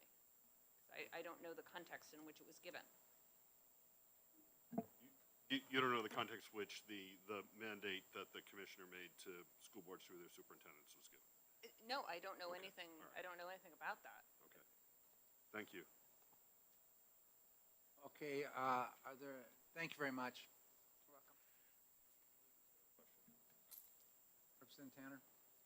Thank you. I just once again want to say, and this isn't for Attorney Fenton, but once you weaponize the code of conduct, you lose all credibility with me and teachers across this state.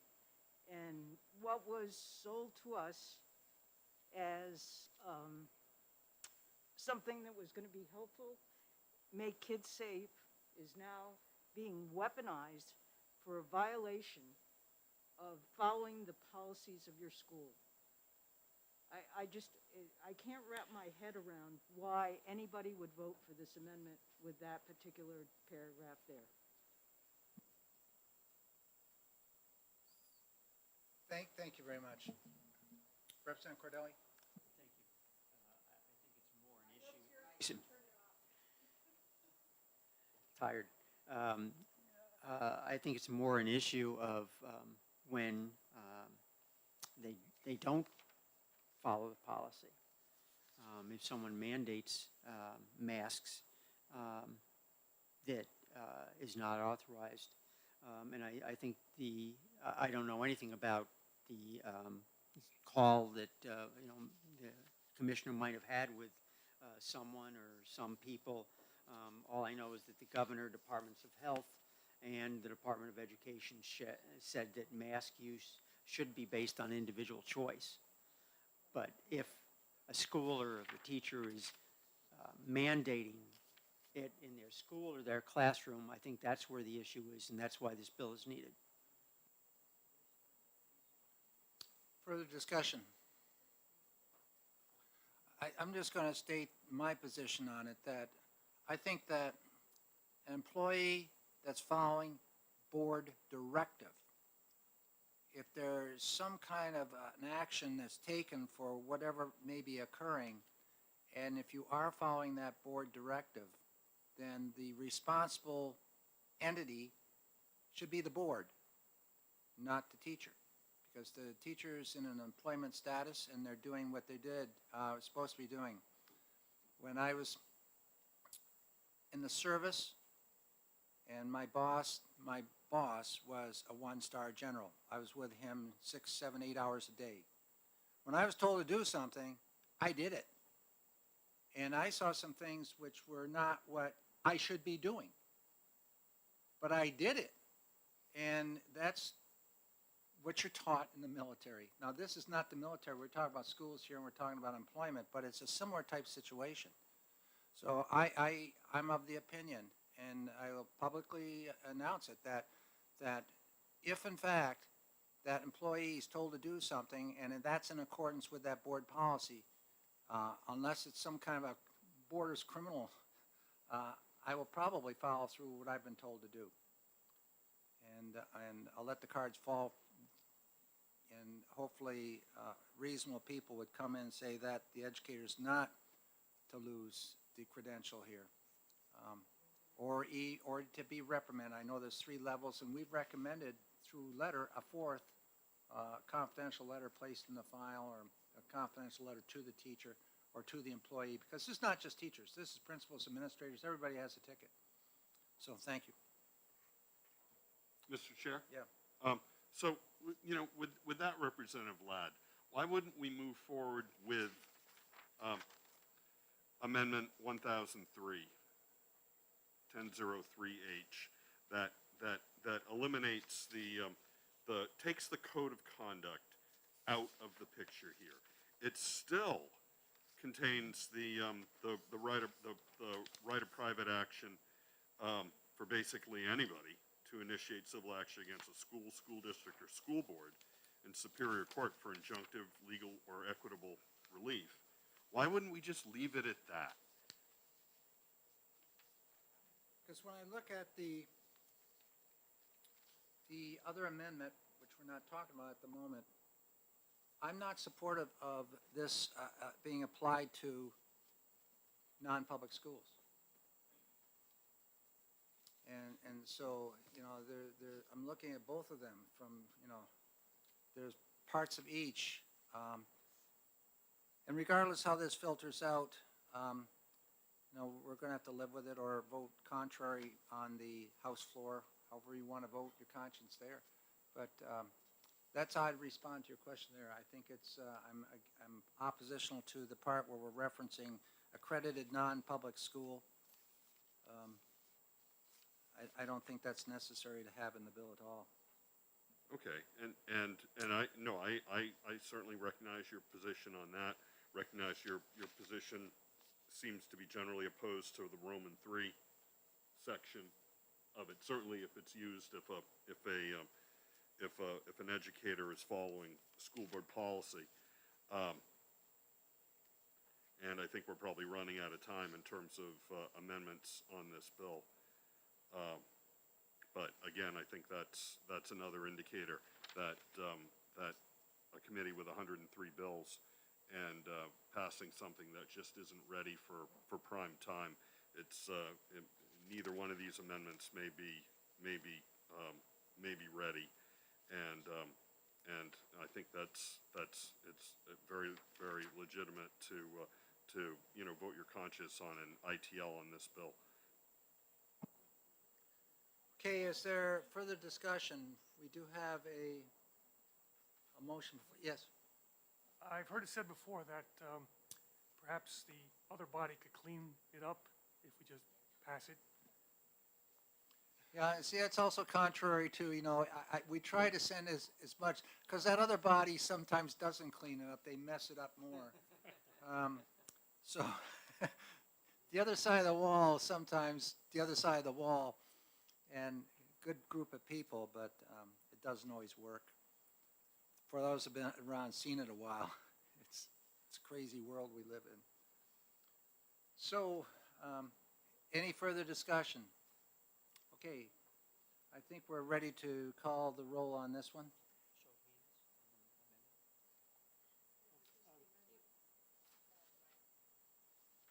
I'm sorry. We're going to go by show of hands on the amendment 0998. All those in favor say aye. Okay. All those opposed, no. Okay. So now do we have a motion? Let's see, that was the motion on the amendment. Representative Cordelli, would you like to make a motion? Yes, ought to pass as amended with amendment number 0998H. Is there a second? Representative Lakis? Representative Sodi, do you want to make that? Thank you. Further discussion? Mr. Clerk? Representative Tanner? Out of 100 and, 320, something like that, bills, this one is the worst. Okay, Representative Nelson, is there any further discussion? Would you please call the roll? Thank you, Mr. Chairman. Representative Cordelli. Yes. Representative Notter. Yes. Representative Johnson. Yes. Representative Lakis. Yes. Representative Bernstein. Yes. Representative Hobson. Yes. Representative Ford. Yes. Representative Sodi. Yes. Representative Nelson, yes. Representative Jack, I'm sorry, Luno. No. Representative Jack. No. Representative Cornell. No. Representative Tanner. Absolutely not. Okay. Representative Ellison. No. Representative Mullen. No. Representative Woodcock. No. Representative Porter. Not here. Representative Hall. No. And Representative Ladd. Yes. 10 to 8. Okay, Bill HB 1233 prohibiting higher education. Well, who's making, anybody making, Right, yeah. Yeah, Linda will do the, Linda, you want to? Yeah. okay? HB 1233.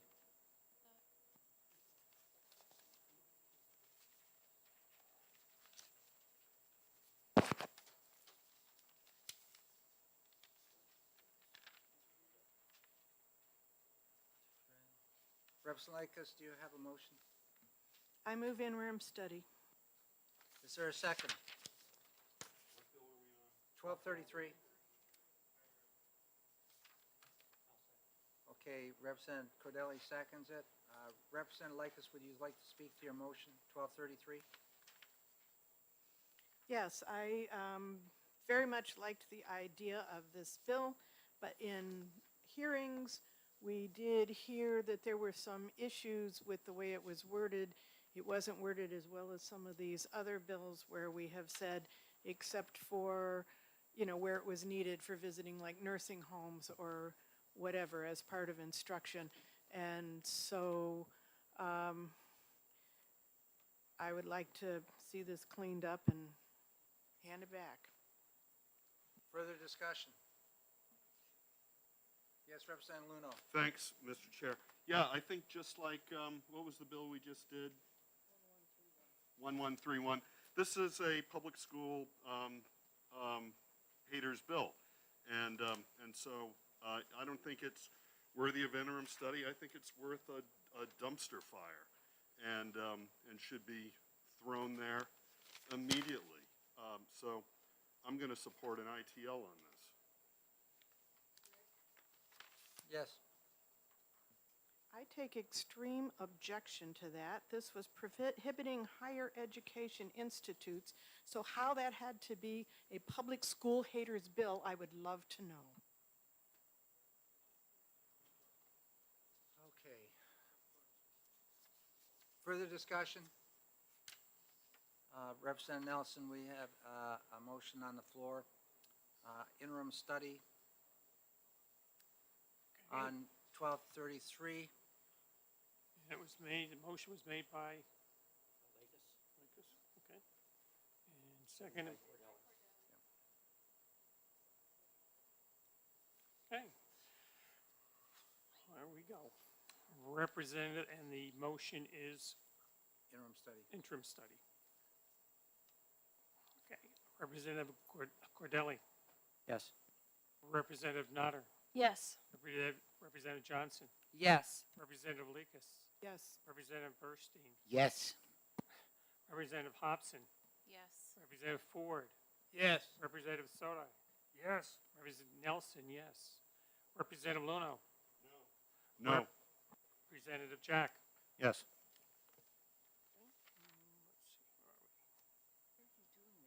All right, caught me off guard here. I didn't vote. Yes. I didn't get to you No. yet. Yes. Okay, Yes.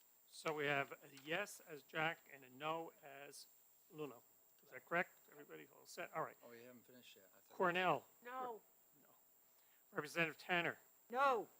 Representative Ellison. No. Representative Mullen. No. Representative Woodcock. No. Representative Porter. Not here. Representative Hall.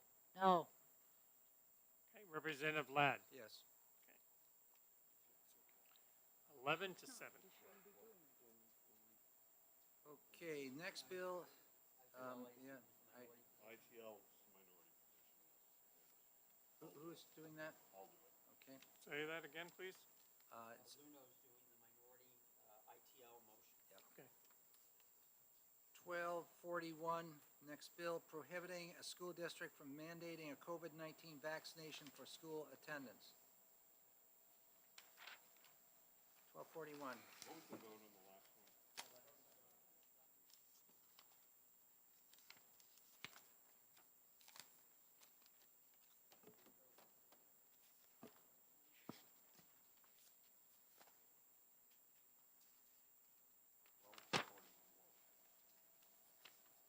You can't do it. It's the Public Health Department that does that. Okay, Representative Cordelli, Yes, I would like to move to pass House Bill 1241. is there a second? Representative Lekis? Representative Cordelli, do you want to discuss your motion? Yes, thank you. I think that this bill is needed because there is another bill pending in the House that would require vaccination in order to attend a public school. Further discussion? Yes, Representative Woodcock. and then Thank you. Representative I don't know if you folks discussed this yesterday, I wasn't here. But I don't see the value of this bill when the bigger essence of the bill beyond the vaccination is the fact that we continue to say, you guys keep flipping, like hamburgers over here.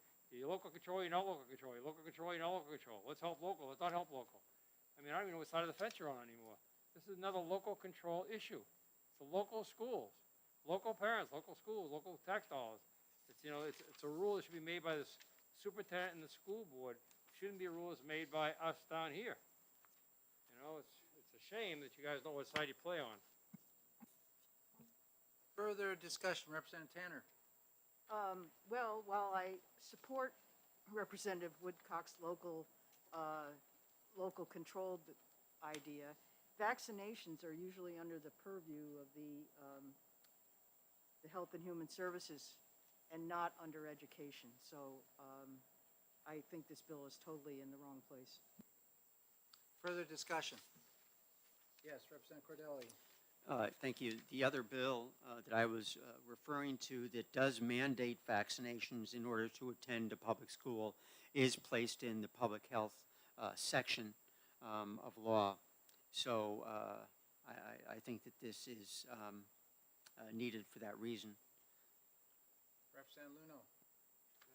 Thank you, Mr. Chair. So, yes, we actually heard from Abby Rogers of the Department of Health and Human Services, who specifically said that this bill is not necessary since only the Commissioner of the Department of Health and Human Services can authorize a vaccine be required for schools.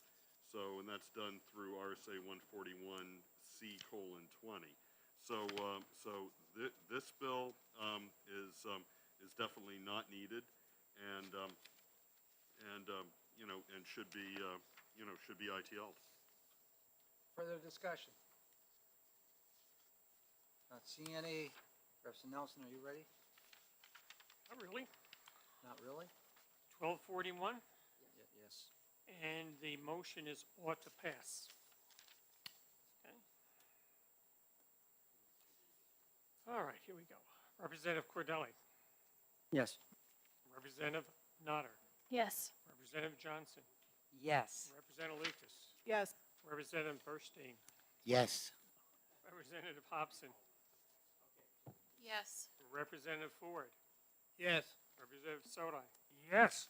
Representative Nelson, 9, yes. Representative Luno. No. Representative Cornell.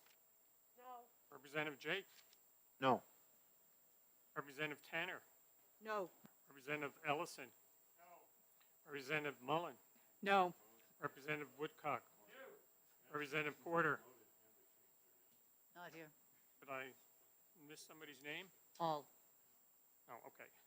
Porter was no, not here. not here. I'm sorry. Cross her out. Representative Hall. No. She's the lucky one. She's not here. Representative Ladd. Yes. It's 10 to 8. The next, 12. We'll have a minority report from Okay, Representative who'll Woodcock. be doing that? Representative Woodcock.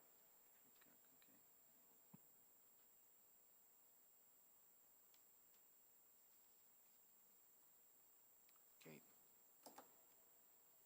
1376, relative to inclusion of charter public schools, no, we've done that one.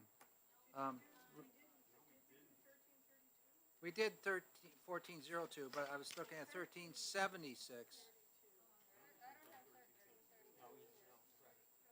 Did we do it? No. Oh, I had it down, okay. 1332, accepting public universities and colleges from requirements under medical freedom in immunizations. Yeah, oh, that's right, that was the one in here. Looking for a motion? Move to pass. Bill number again, please. Is 1332.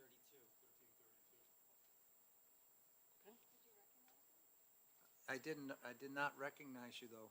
Yeah, so I'm going to recognize Representative Hobson. I'll make a motion of ITL. Is there a second? I'll second. Who was that? Okay.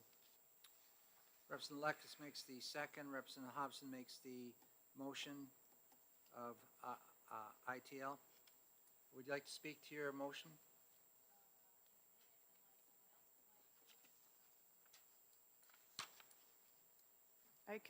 The second can speak first and the first can speak second. That'd be fine. One of the things they were talking about in this was, well, somebody could just bring in a medical exemption. And the problem with that is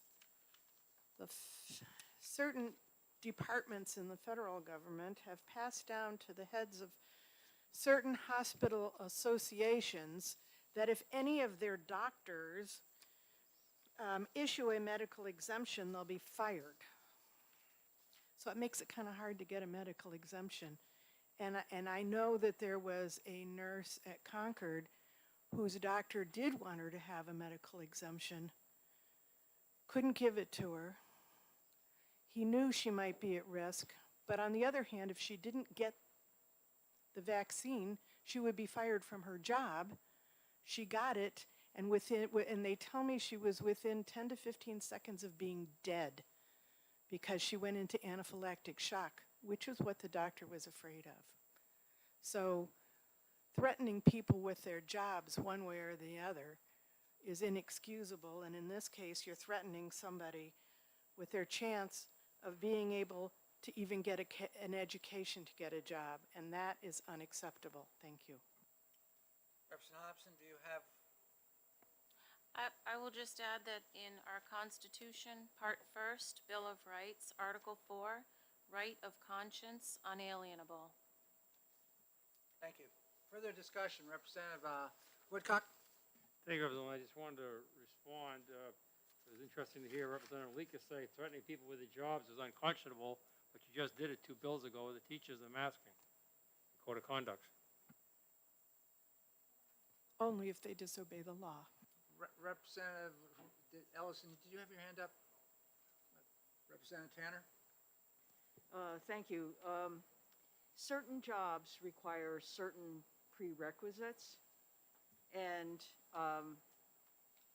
some of those prerequisites are vaccinations so that you are not at a point where you're spreading germs, bacteria, viruses on people who are the most vulnerable. And that's been something that's in the medical field for a long time. In fact, when I first started teaching, you had to take a TB test. And some places had chest x-rays and had to get vaccinations, to be an EMT. So this is something that really flies in the face of, the history of our nation, the history of jobs, the things that have worked into common practice. Further discussion, Representative Luno? Thank you very much, Mr. Chair.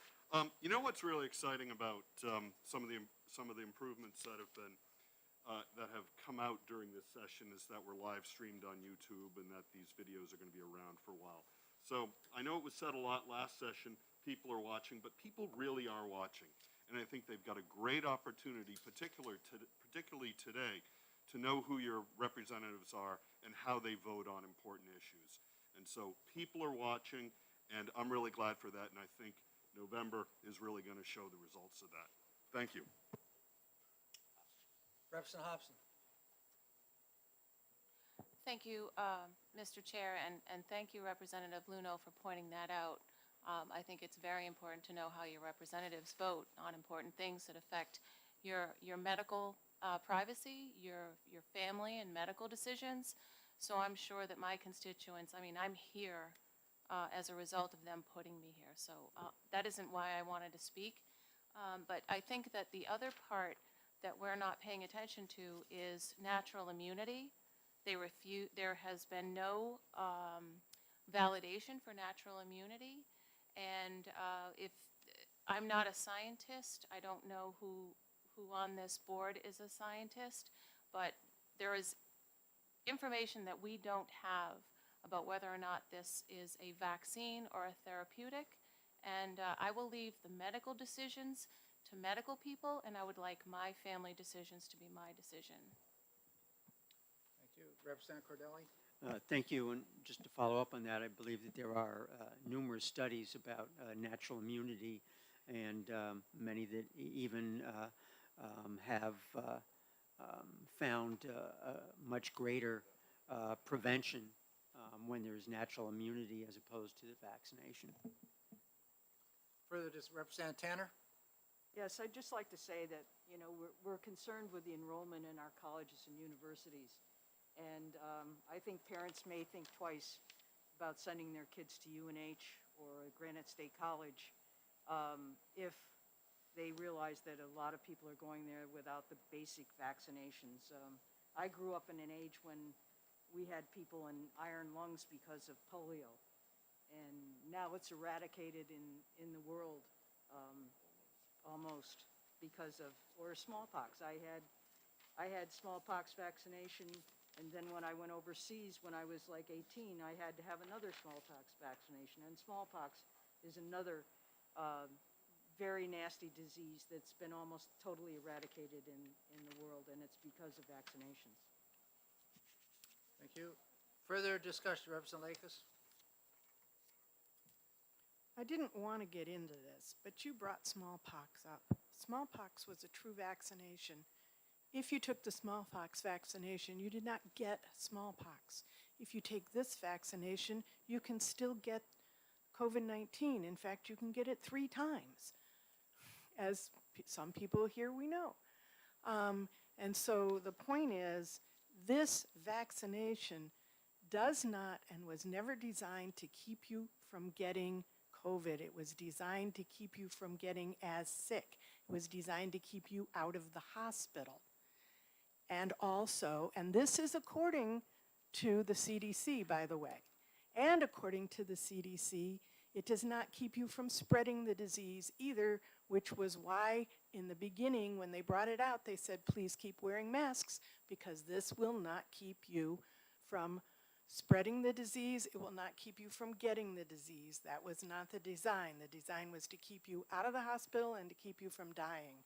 And so comparing those two are two totally different things. Thank you. Mr. Chair, discussion. is this bill just about COVID? Because reading the bill, I thought it applied to any vaccination.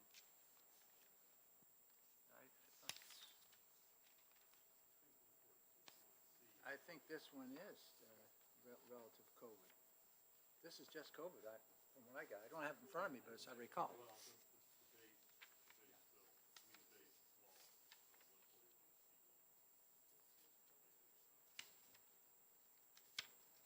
Further discussion? Not seeing any. Representative Nelson? All right, sure I'm on the right page at this point. 1332, and the motion is ITL. Okay, Representative Cordelli, Yes. Representative Notter, Yes. Representative Johnson, Yes. Representative Lakis, Yes. Representative Burstein, Yes. Representative Hobson, Yes. Representative Ford, Yes. Representative Sodi. Yes. Representative Nelson, yes. Representative Luno, No. Representative Jack, No. Representative Cornell, No, Representative Tanner, No. Representative Ellison, not here. Oh, I'm sorry. Representative Mullen, No. Representative Woodcock. No. Representative Hall, No. Representative Ladd. Yes. Okay, 10-8. Okay, who's going to be writing the minority? Tanner? Okay.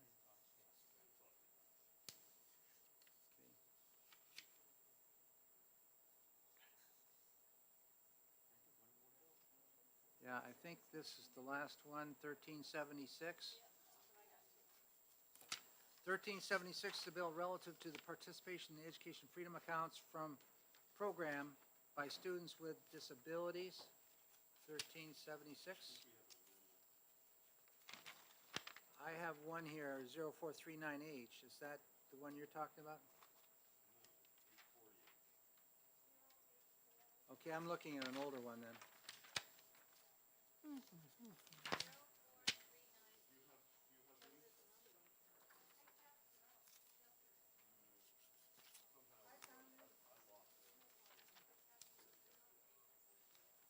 Okay, so 13.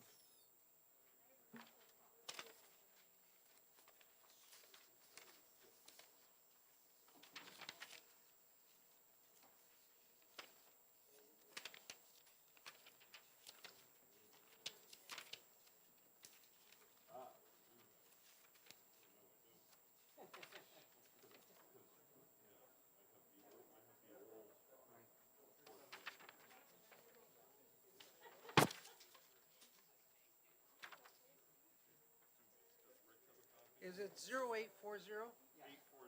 Yep. I got it. Everyone else have the amendment?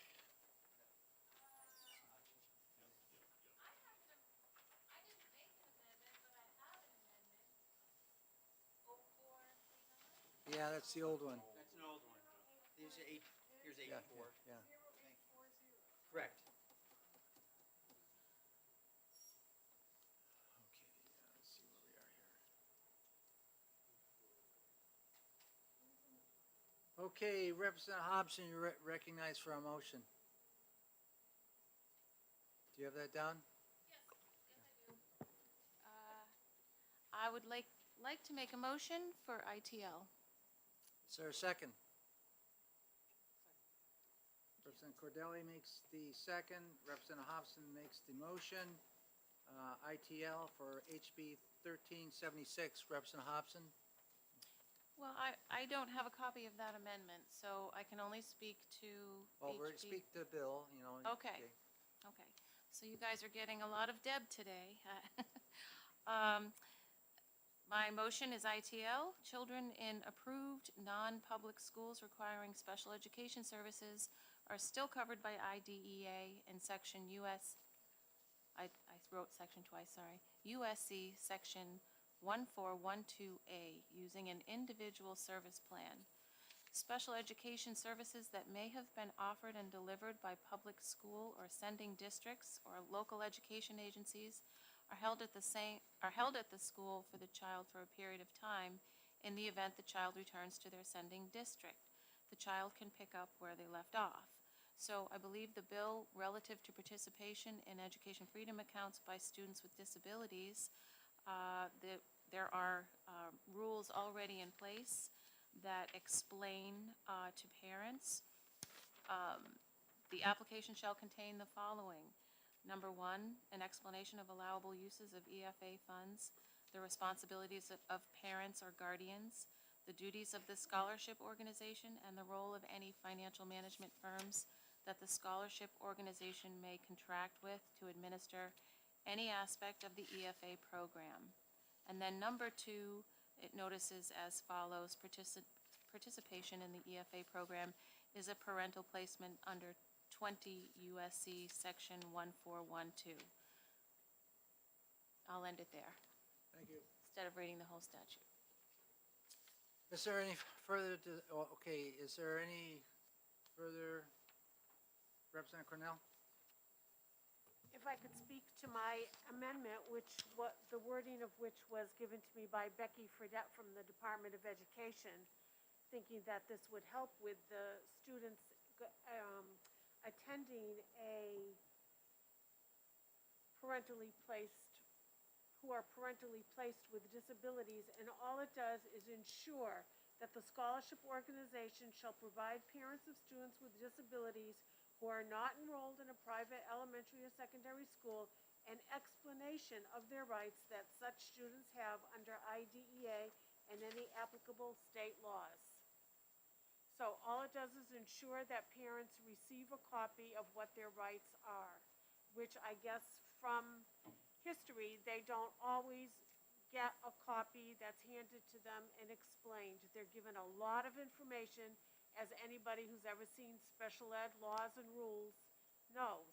So this is just to ensure that they know that. That's all. Thank you. Further discussion on the bill, Representative Luna? Thank you very much. Yeah, I mean, I think as Representative Cornell was saying, this, this amendment was really developed collaboratively with the department, with Attorney Zellen, and with others involved in this area. And it's been through, obviously, the bill is introduced, an earlier draft of the amendment, which Representative Cordelli took issue with the terms possess and waive. We agreed with that, and then brought forth Amendment 840, which really just makes it clear that what rights parentally placed students have, not possess or waive, but have under IDEA and any applicable state laws. It does it in two different places here, and it makes it clear that parents of students with disabilities in the EFA program would receive an explanation of the rights that they have under IDEA and applicable state laws. This makes a lot of sense. This is I think, an example of a bill where or particularly of an amendment where we're trying to work together to improve the information that parents of students with disabilities receive, and you know, we've taken into consideration, I think, the feedback that we had during earlier discussions on this bill with the language, and to summarily, unilaterally reject it on party lines is just it's no more shocking than a lot of other bills we've seen. But I think given the collaborative work, given the department's interest in the language, and given that you know it's late and it's been done, and I think it's ready to go forward as an ought to pass as amended to the House, that we should maybe consider withdrawing the ITL motion and consider a new motion instead. Representative Likas. I like all the wording in this, and I like the way you fixed it. I'm still not understanding why it's necessary, since it already says participation in the EFA program is a parental placement under 20 USC section 1412, and this is in the application. So you can't possibly be in the program without getting this notification, because you have to fill out the application. So when you go to fill out the application, it specifically says participation in the EFA program is a parental placement under 20 USC section 1412. Individuals with disability, well, IDEA, if a child with a disability is enrolled in a non-public school, a child with a disability participating in an EFA program and enrolled in a public school under, and it gives the RSA is not a parental placement under IDEA and shall be entitled to FAPE. Parentally placed private school children with a disability shall not be entitled to a FAPE in connection with their enrollment by their parents in a private school, according with, and it gives that and pursuant to another piece of law, while participating in the state-funded EFA program. The school district in which the child with a disability participating in the EFA program enrolled in a public school under, again, the RSA resides is responsible for the provision of FAPE. So I'm not sure that what's in here is not in there, and how you cannot read it if it's part of the application. So I'm willing to listen, but I'm not sure what it is that that you need in addition to what's already being done. Further comments, or just, yes, Representative Mullen? So Representative Likas, I'm in the application, and I can't get to any of that unless I create a login, and all I did was go to the Department of Ed, go to the EFA accounts, go to the application part, and click on New Families. I think it's called New Families. And I can't get there. I can't get into that. So when you talk about, you know, how come we haven't seen it? How come we haven't read it? It's because I can't get in. No, I didn't ask that. I mean, well, it's in rules, but it also, what, you have to click on the part, if you're a family and you say, yes, you have a qualified disability, in the app, then you get that language. Okay, so.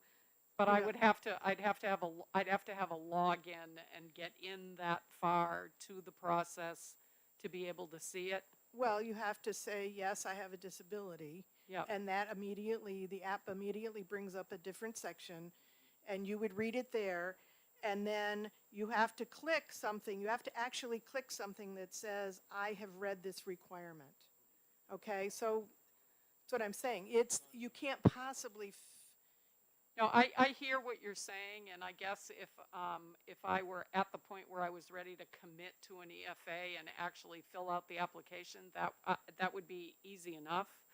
I think Representative Cornell's bill was meant to, or the amendment was meant to sort of have easy access early on that, you didn't have to go looking for. And so I think that's something that's worthy of consideration, whether or not it should be something that the scholarship organization actually sends out or gives to a family, Well, rather than having the family find it on its own.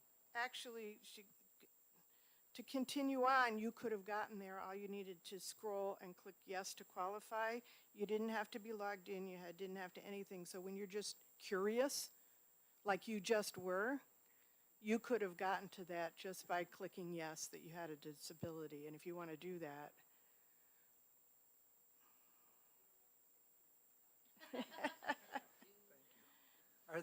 Is there further discussion from anybody here? Not seeing any. Would you please call the roll? We are voting on the amendment. Oh, wait. No. No. No. Oh, the ITL, okay. Yeah. With no amendment? Right. Okay.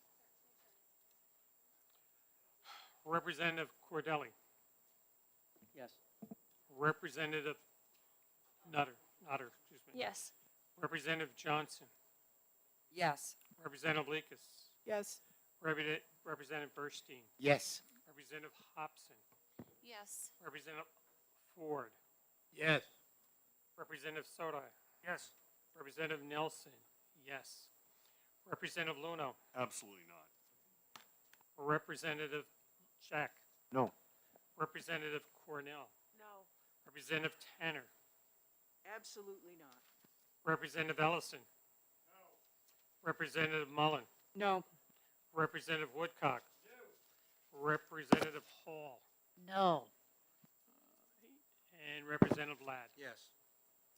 10 to 8.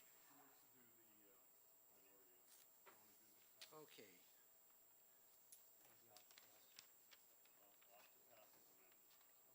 Who's doing the, Representative Cornell, were you doing the minority report in that? Yeah. To do the minority report, the motion is going to be off the pass as amended. Okay. Okay. That takes us down through all the bills I think we had assigned to our committee. That's 103 of them. somebody tell me what they did with because I just heard you mention the amendment, 0840. What did we ever do with that? We didn't do anything with it. Okay. Just discuss. Just discuss. Okay. Yeah, that would be a minority amendment that they'd want for their ought to pass, right? So I'll go over it with you. Yeah. Yeah, you're going to have to go over that. Yeah. Okay. Okay, so as a reminder to everybody, we need to get the reports done. Get them to me as quick. I know you're exhausted. We're all exhausted, tired. But we need to get them done for getting to Lindsay. Okay, thank you. Yeah. Yeah, Mr. Chairman, never call me again to be clerk. I got you. Thank you. You gotta get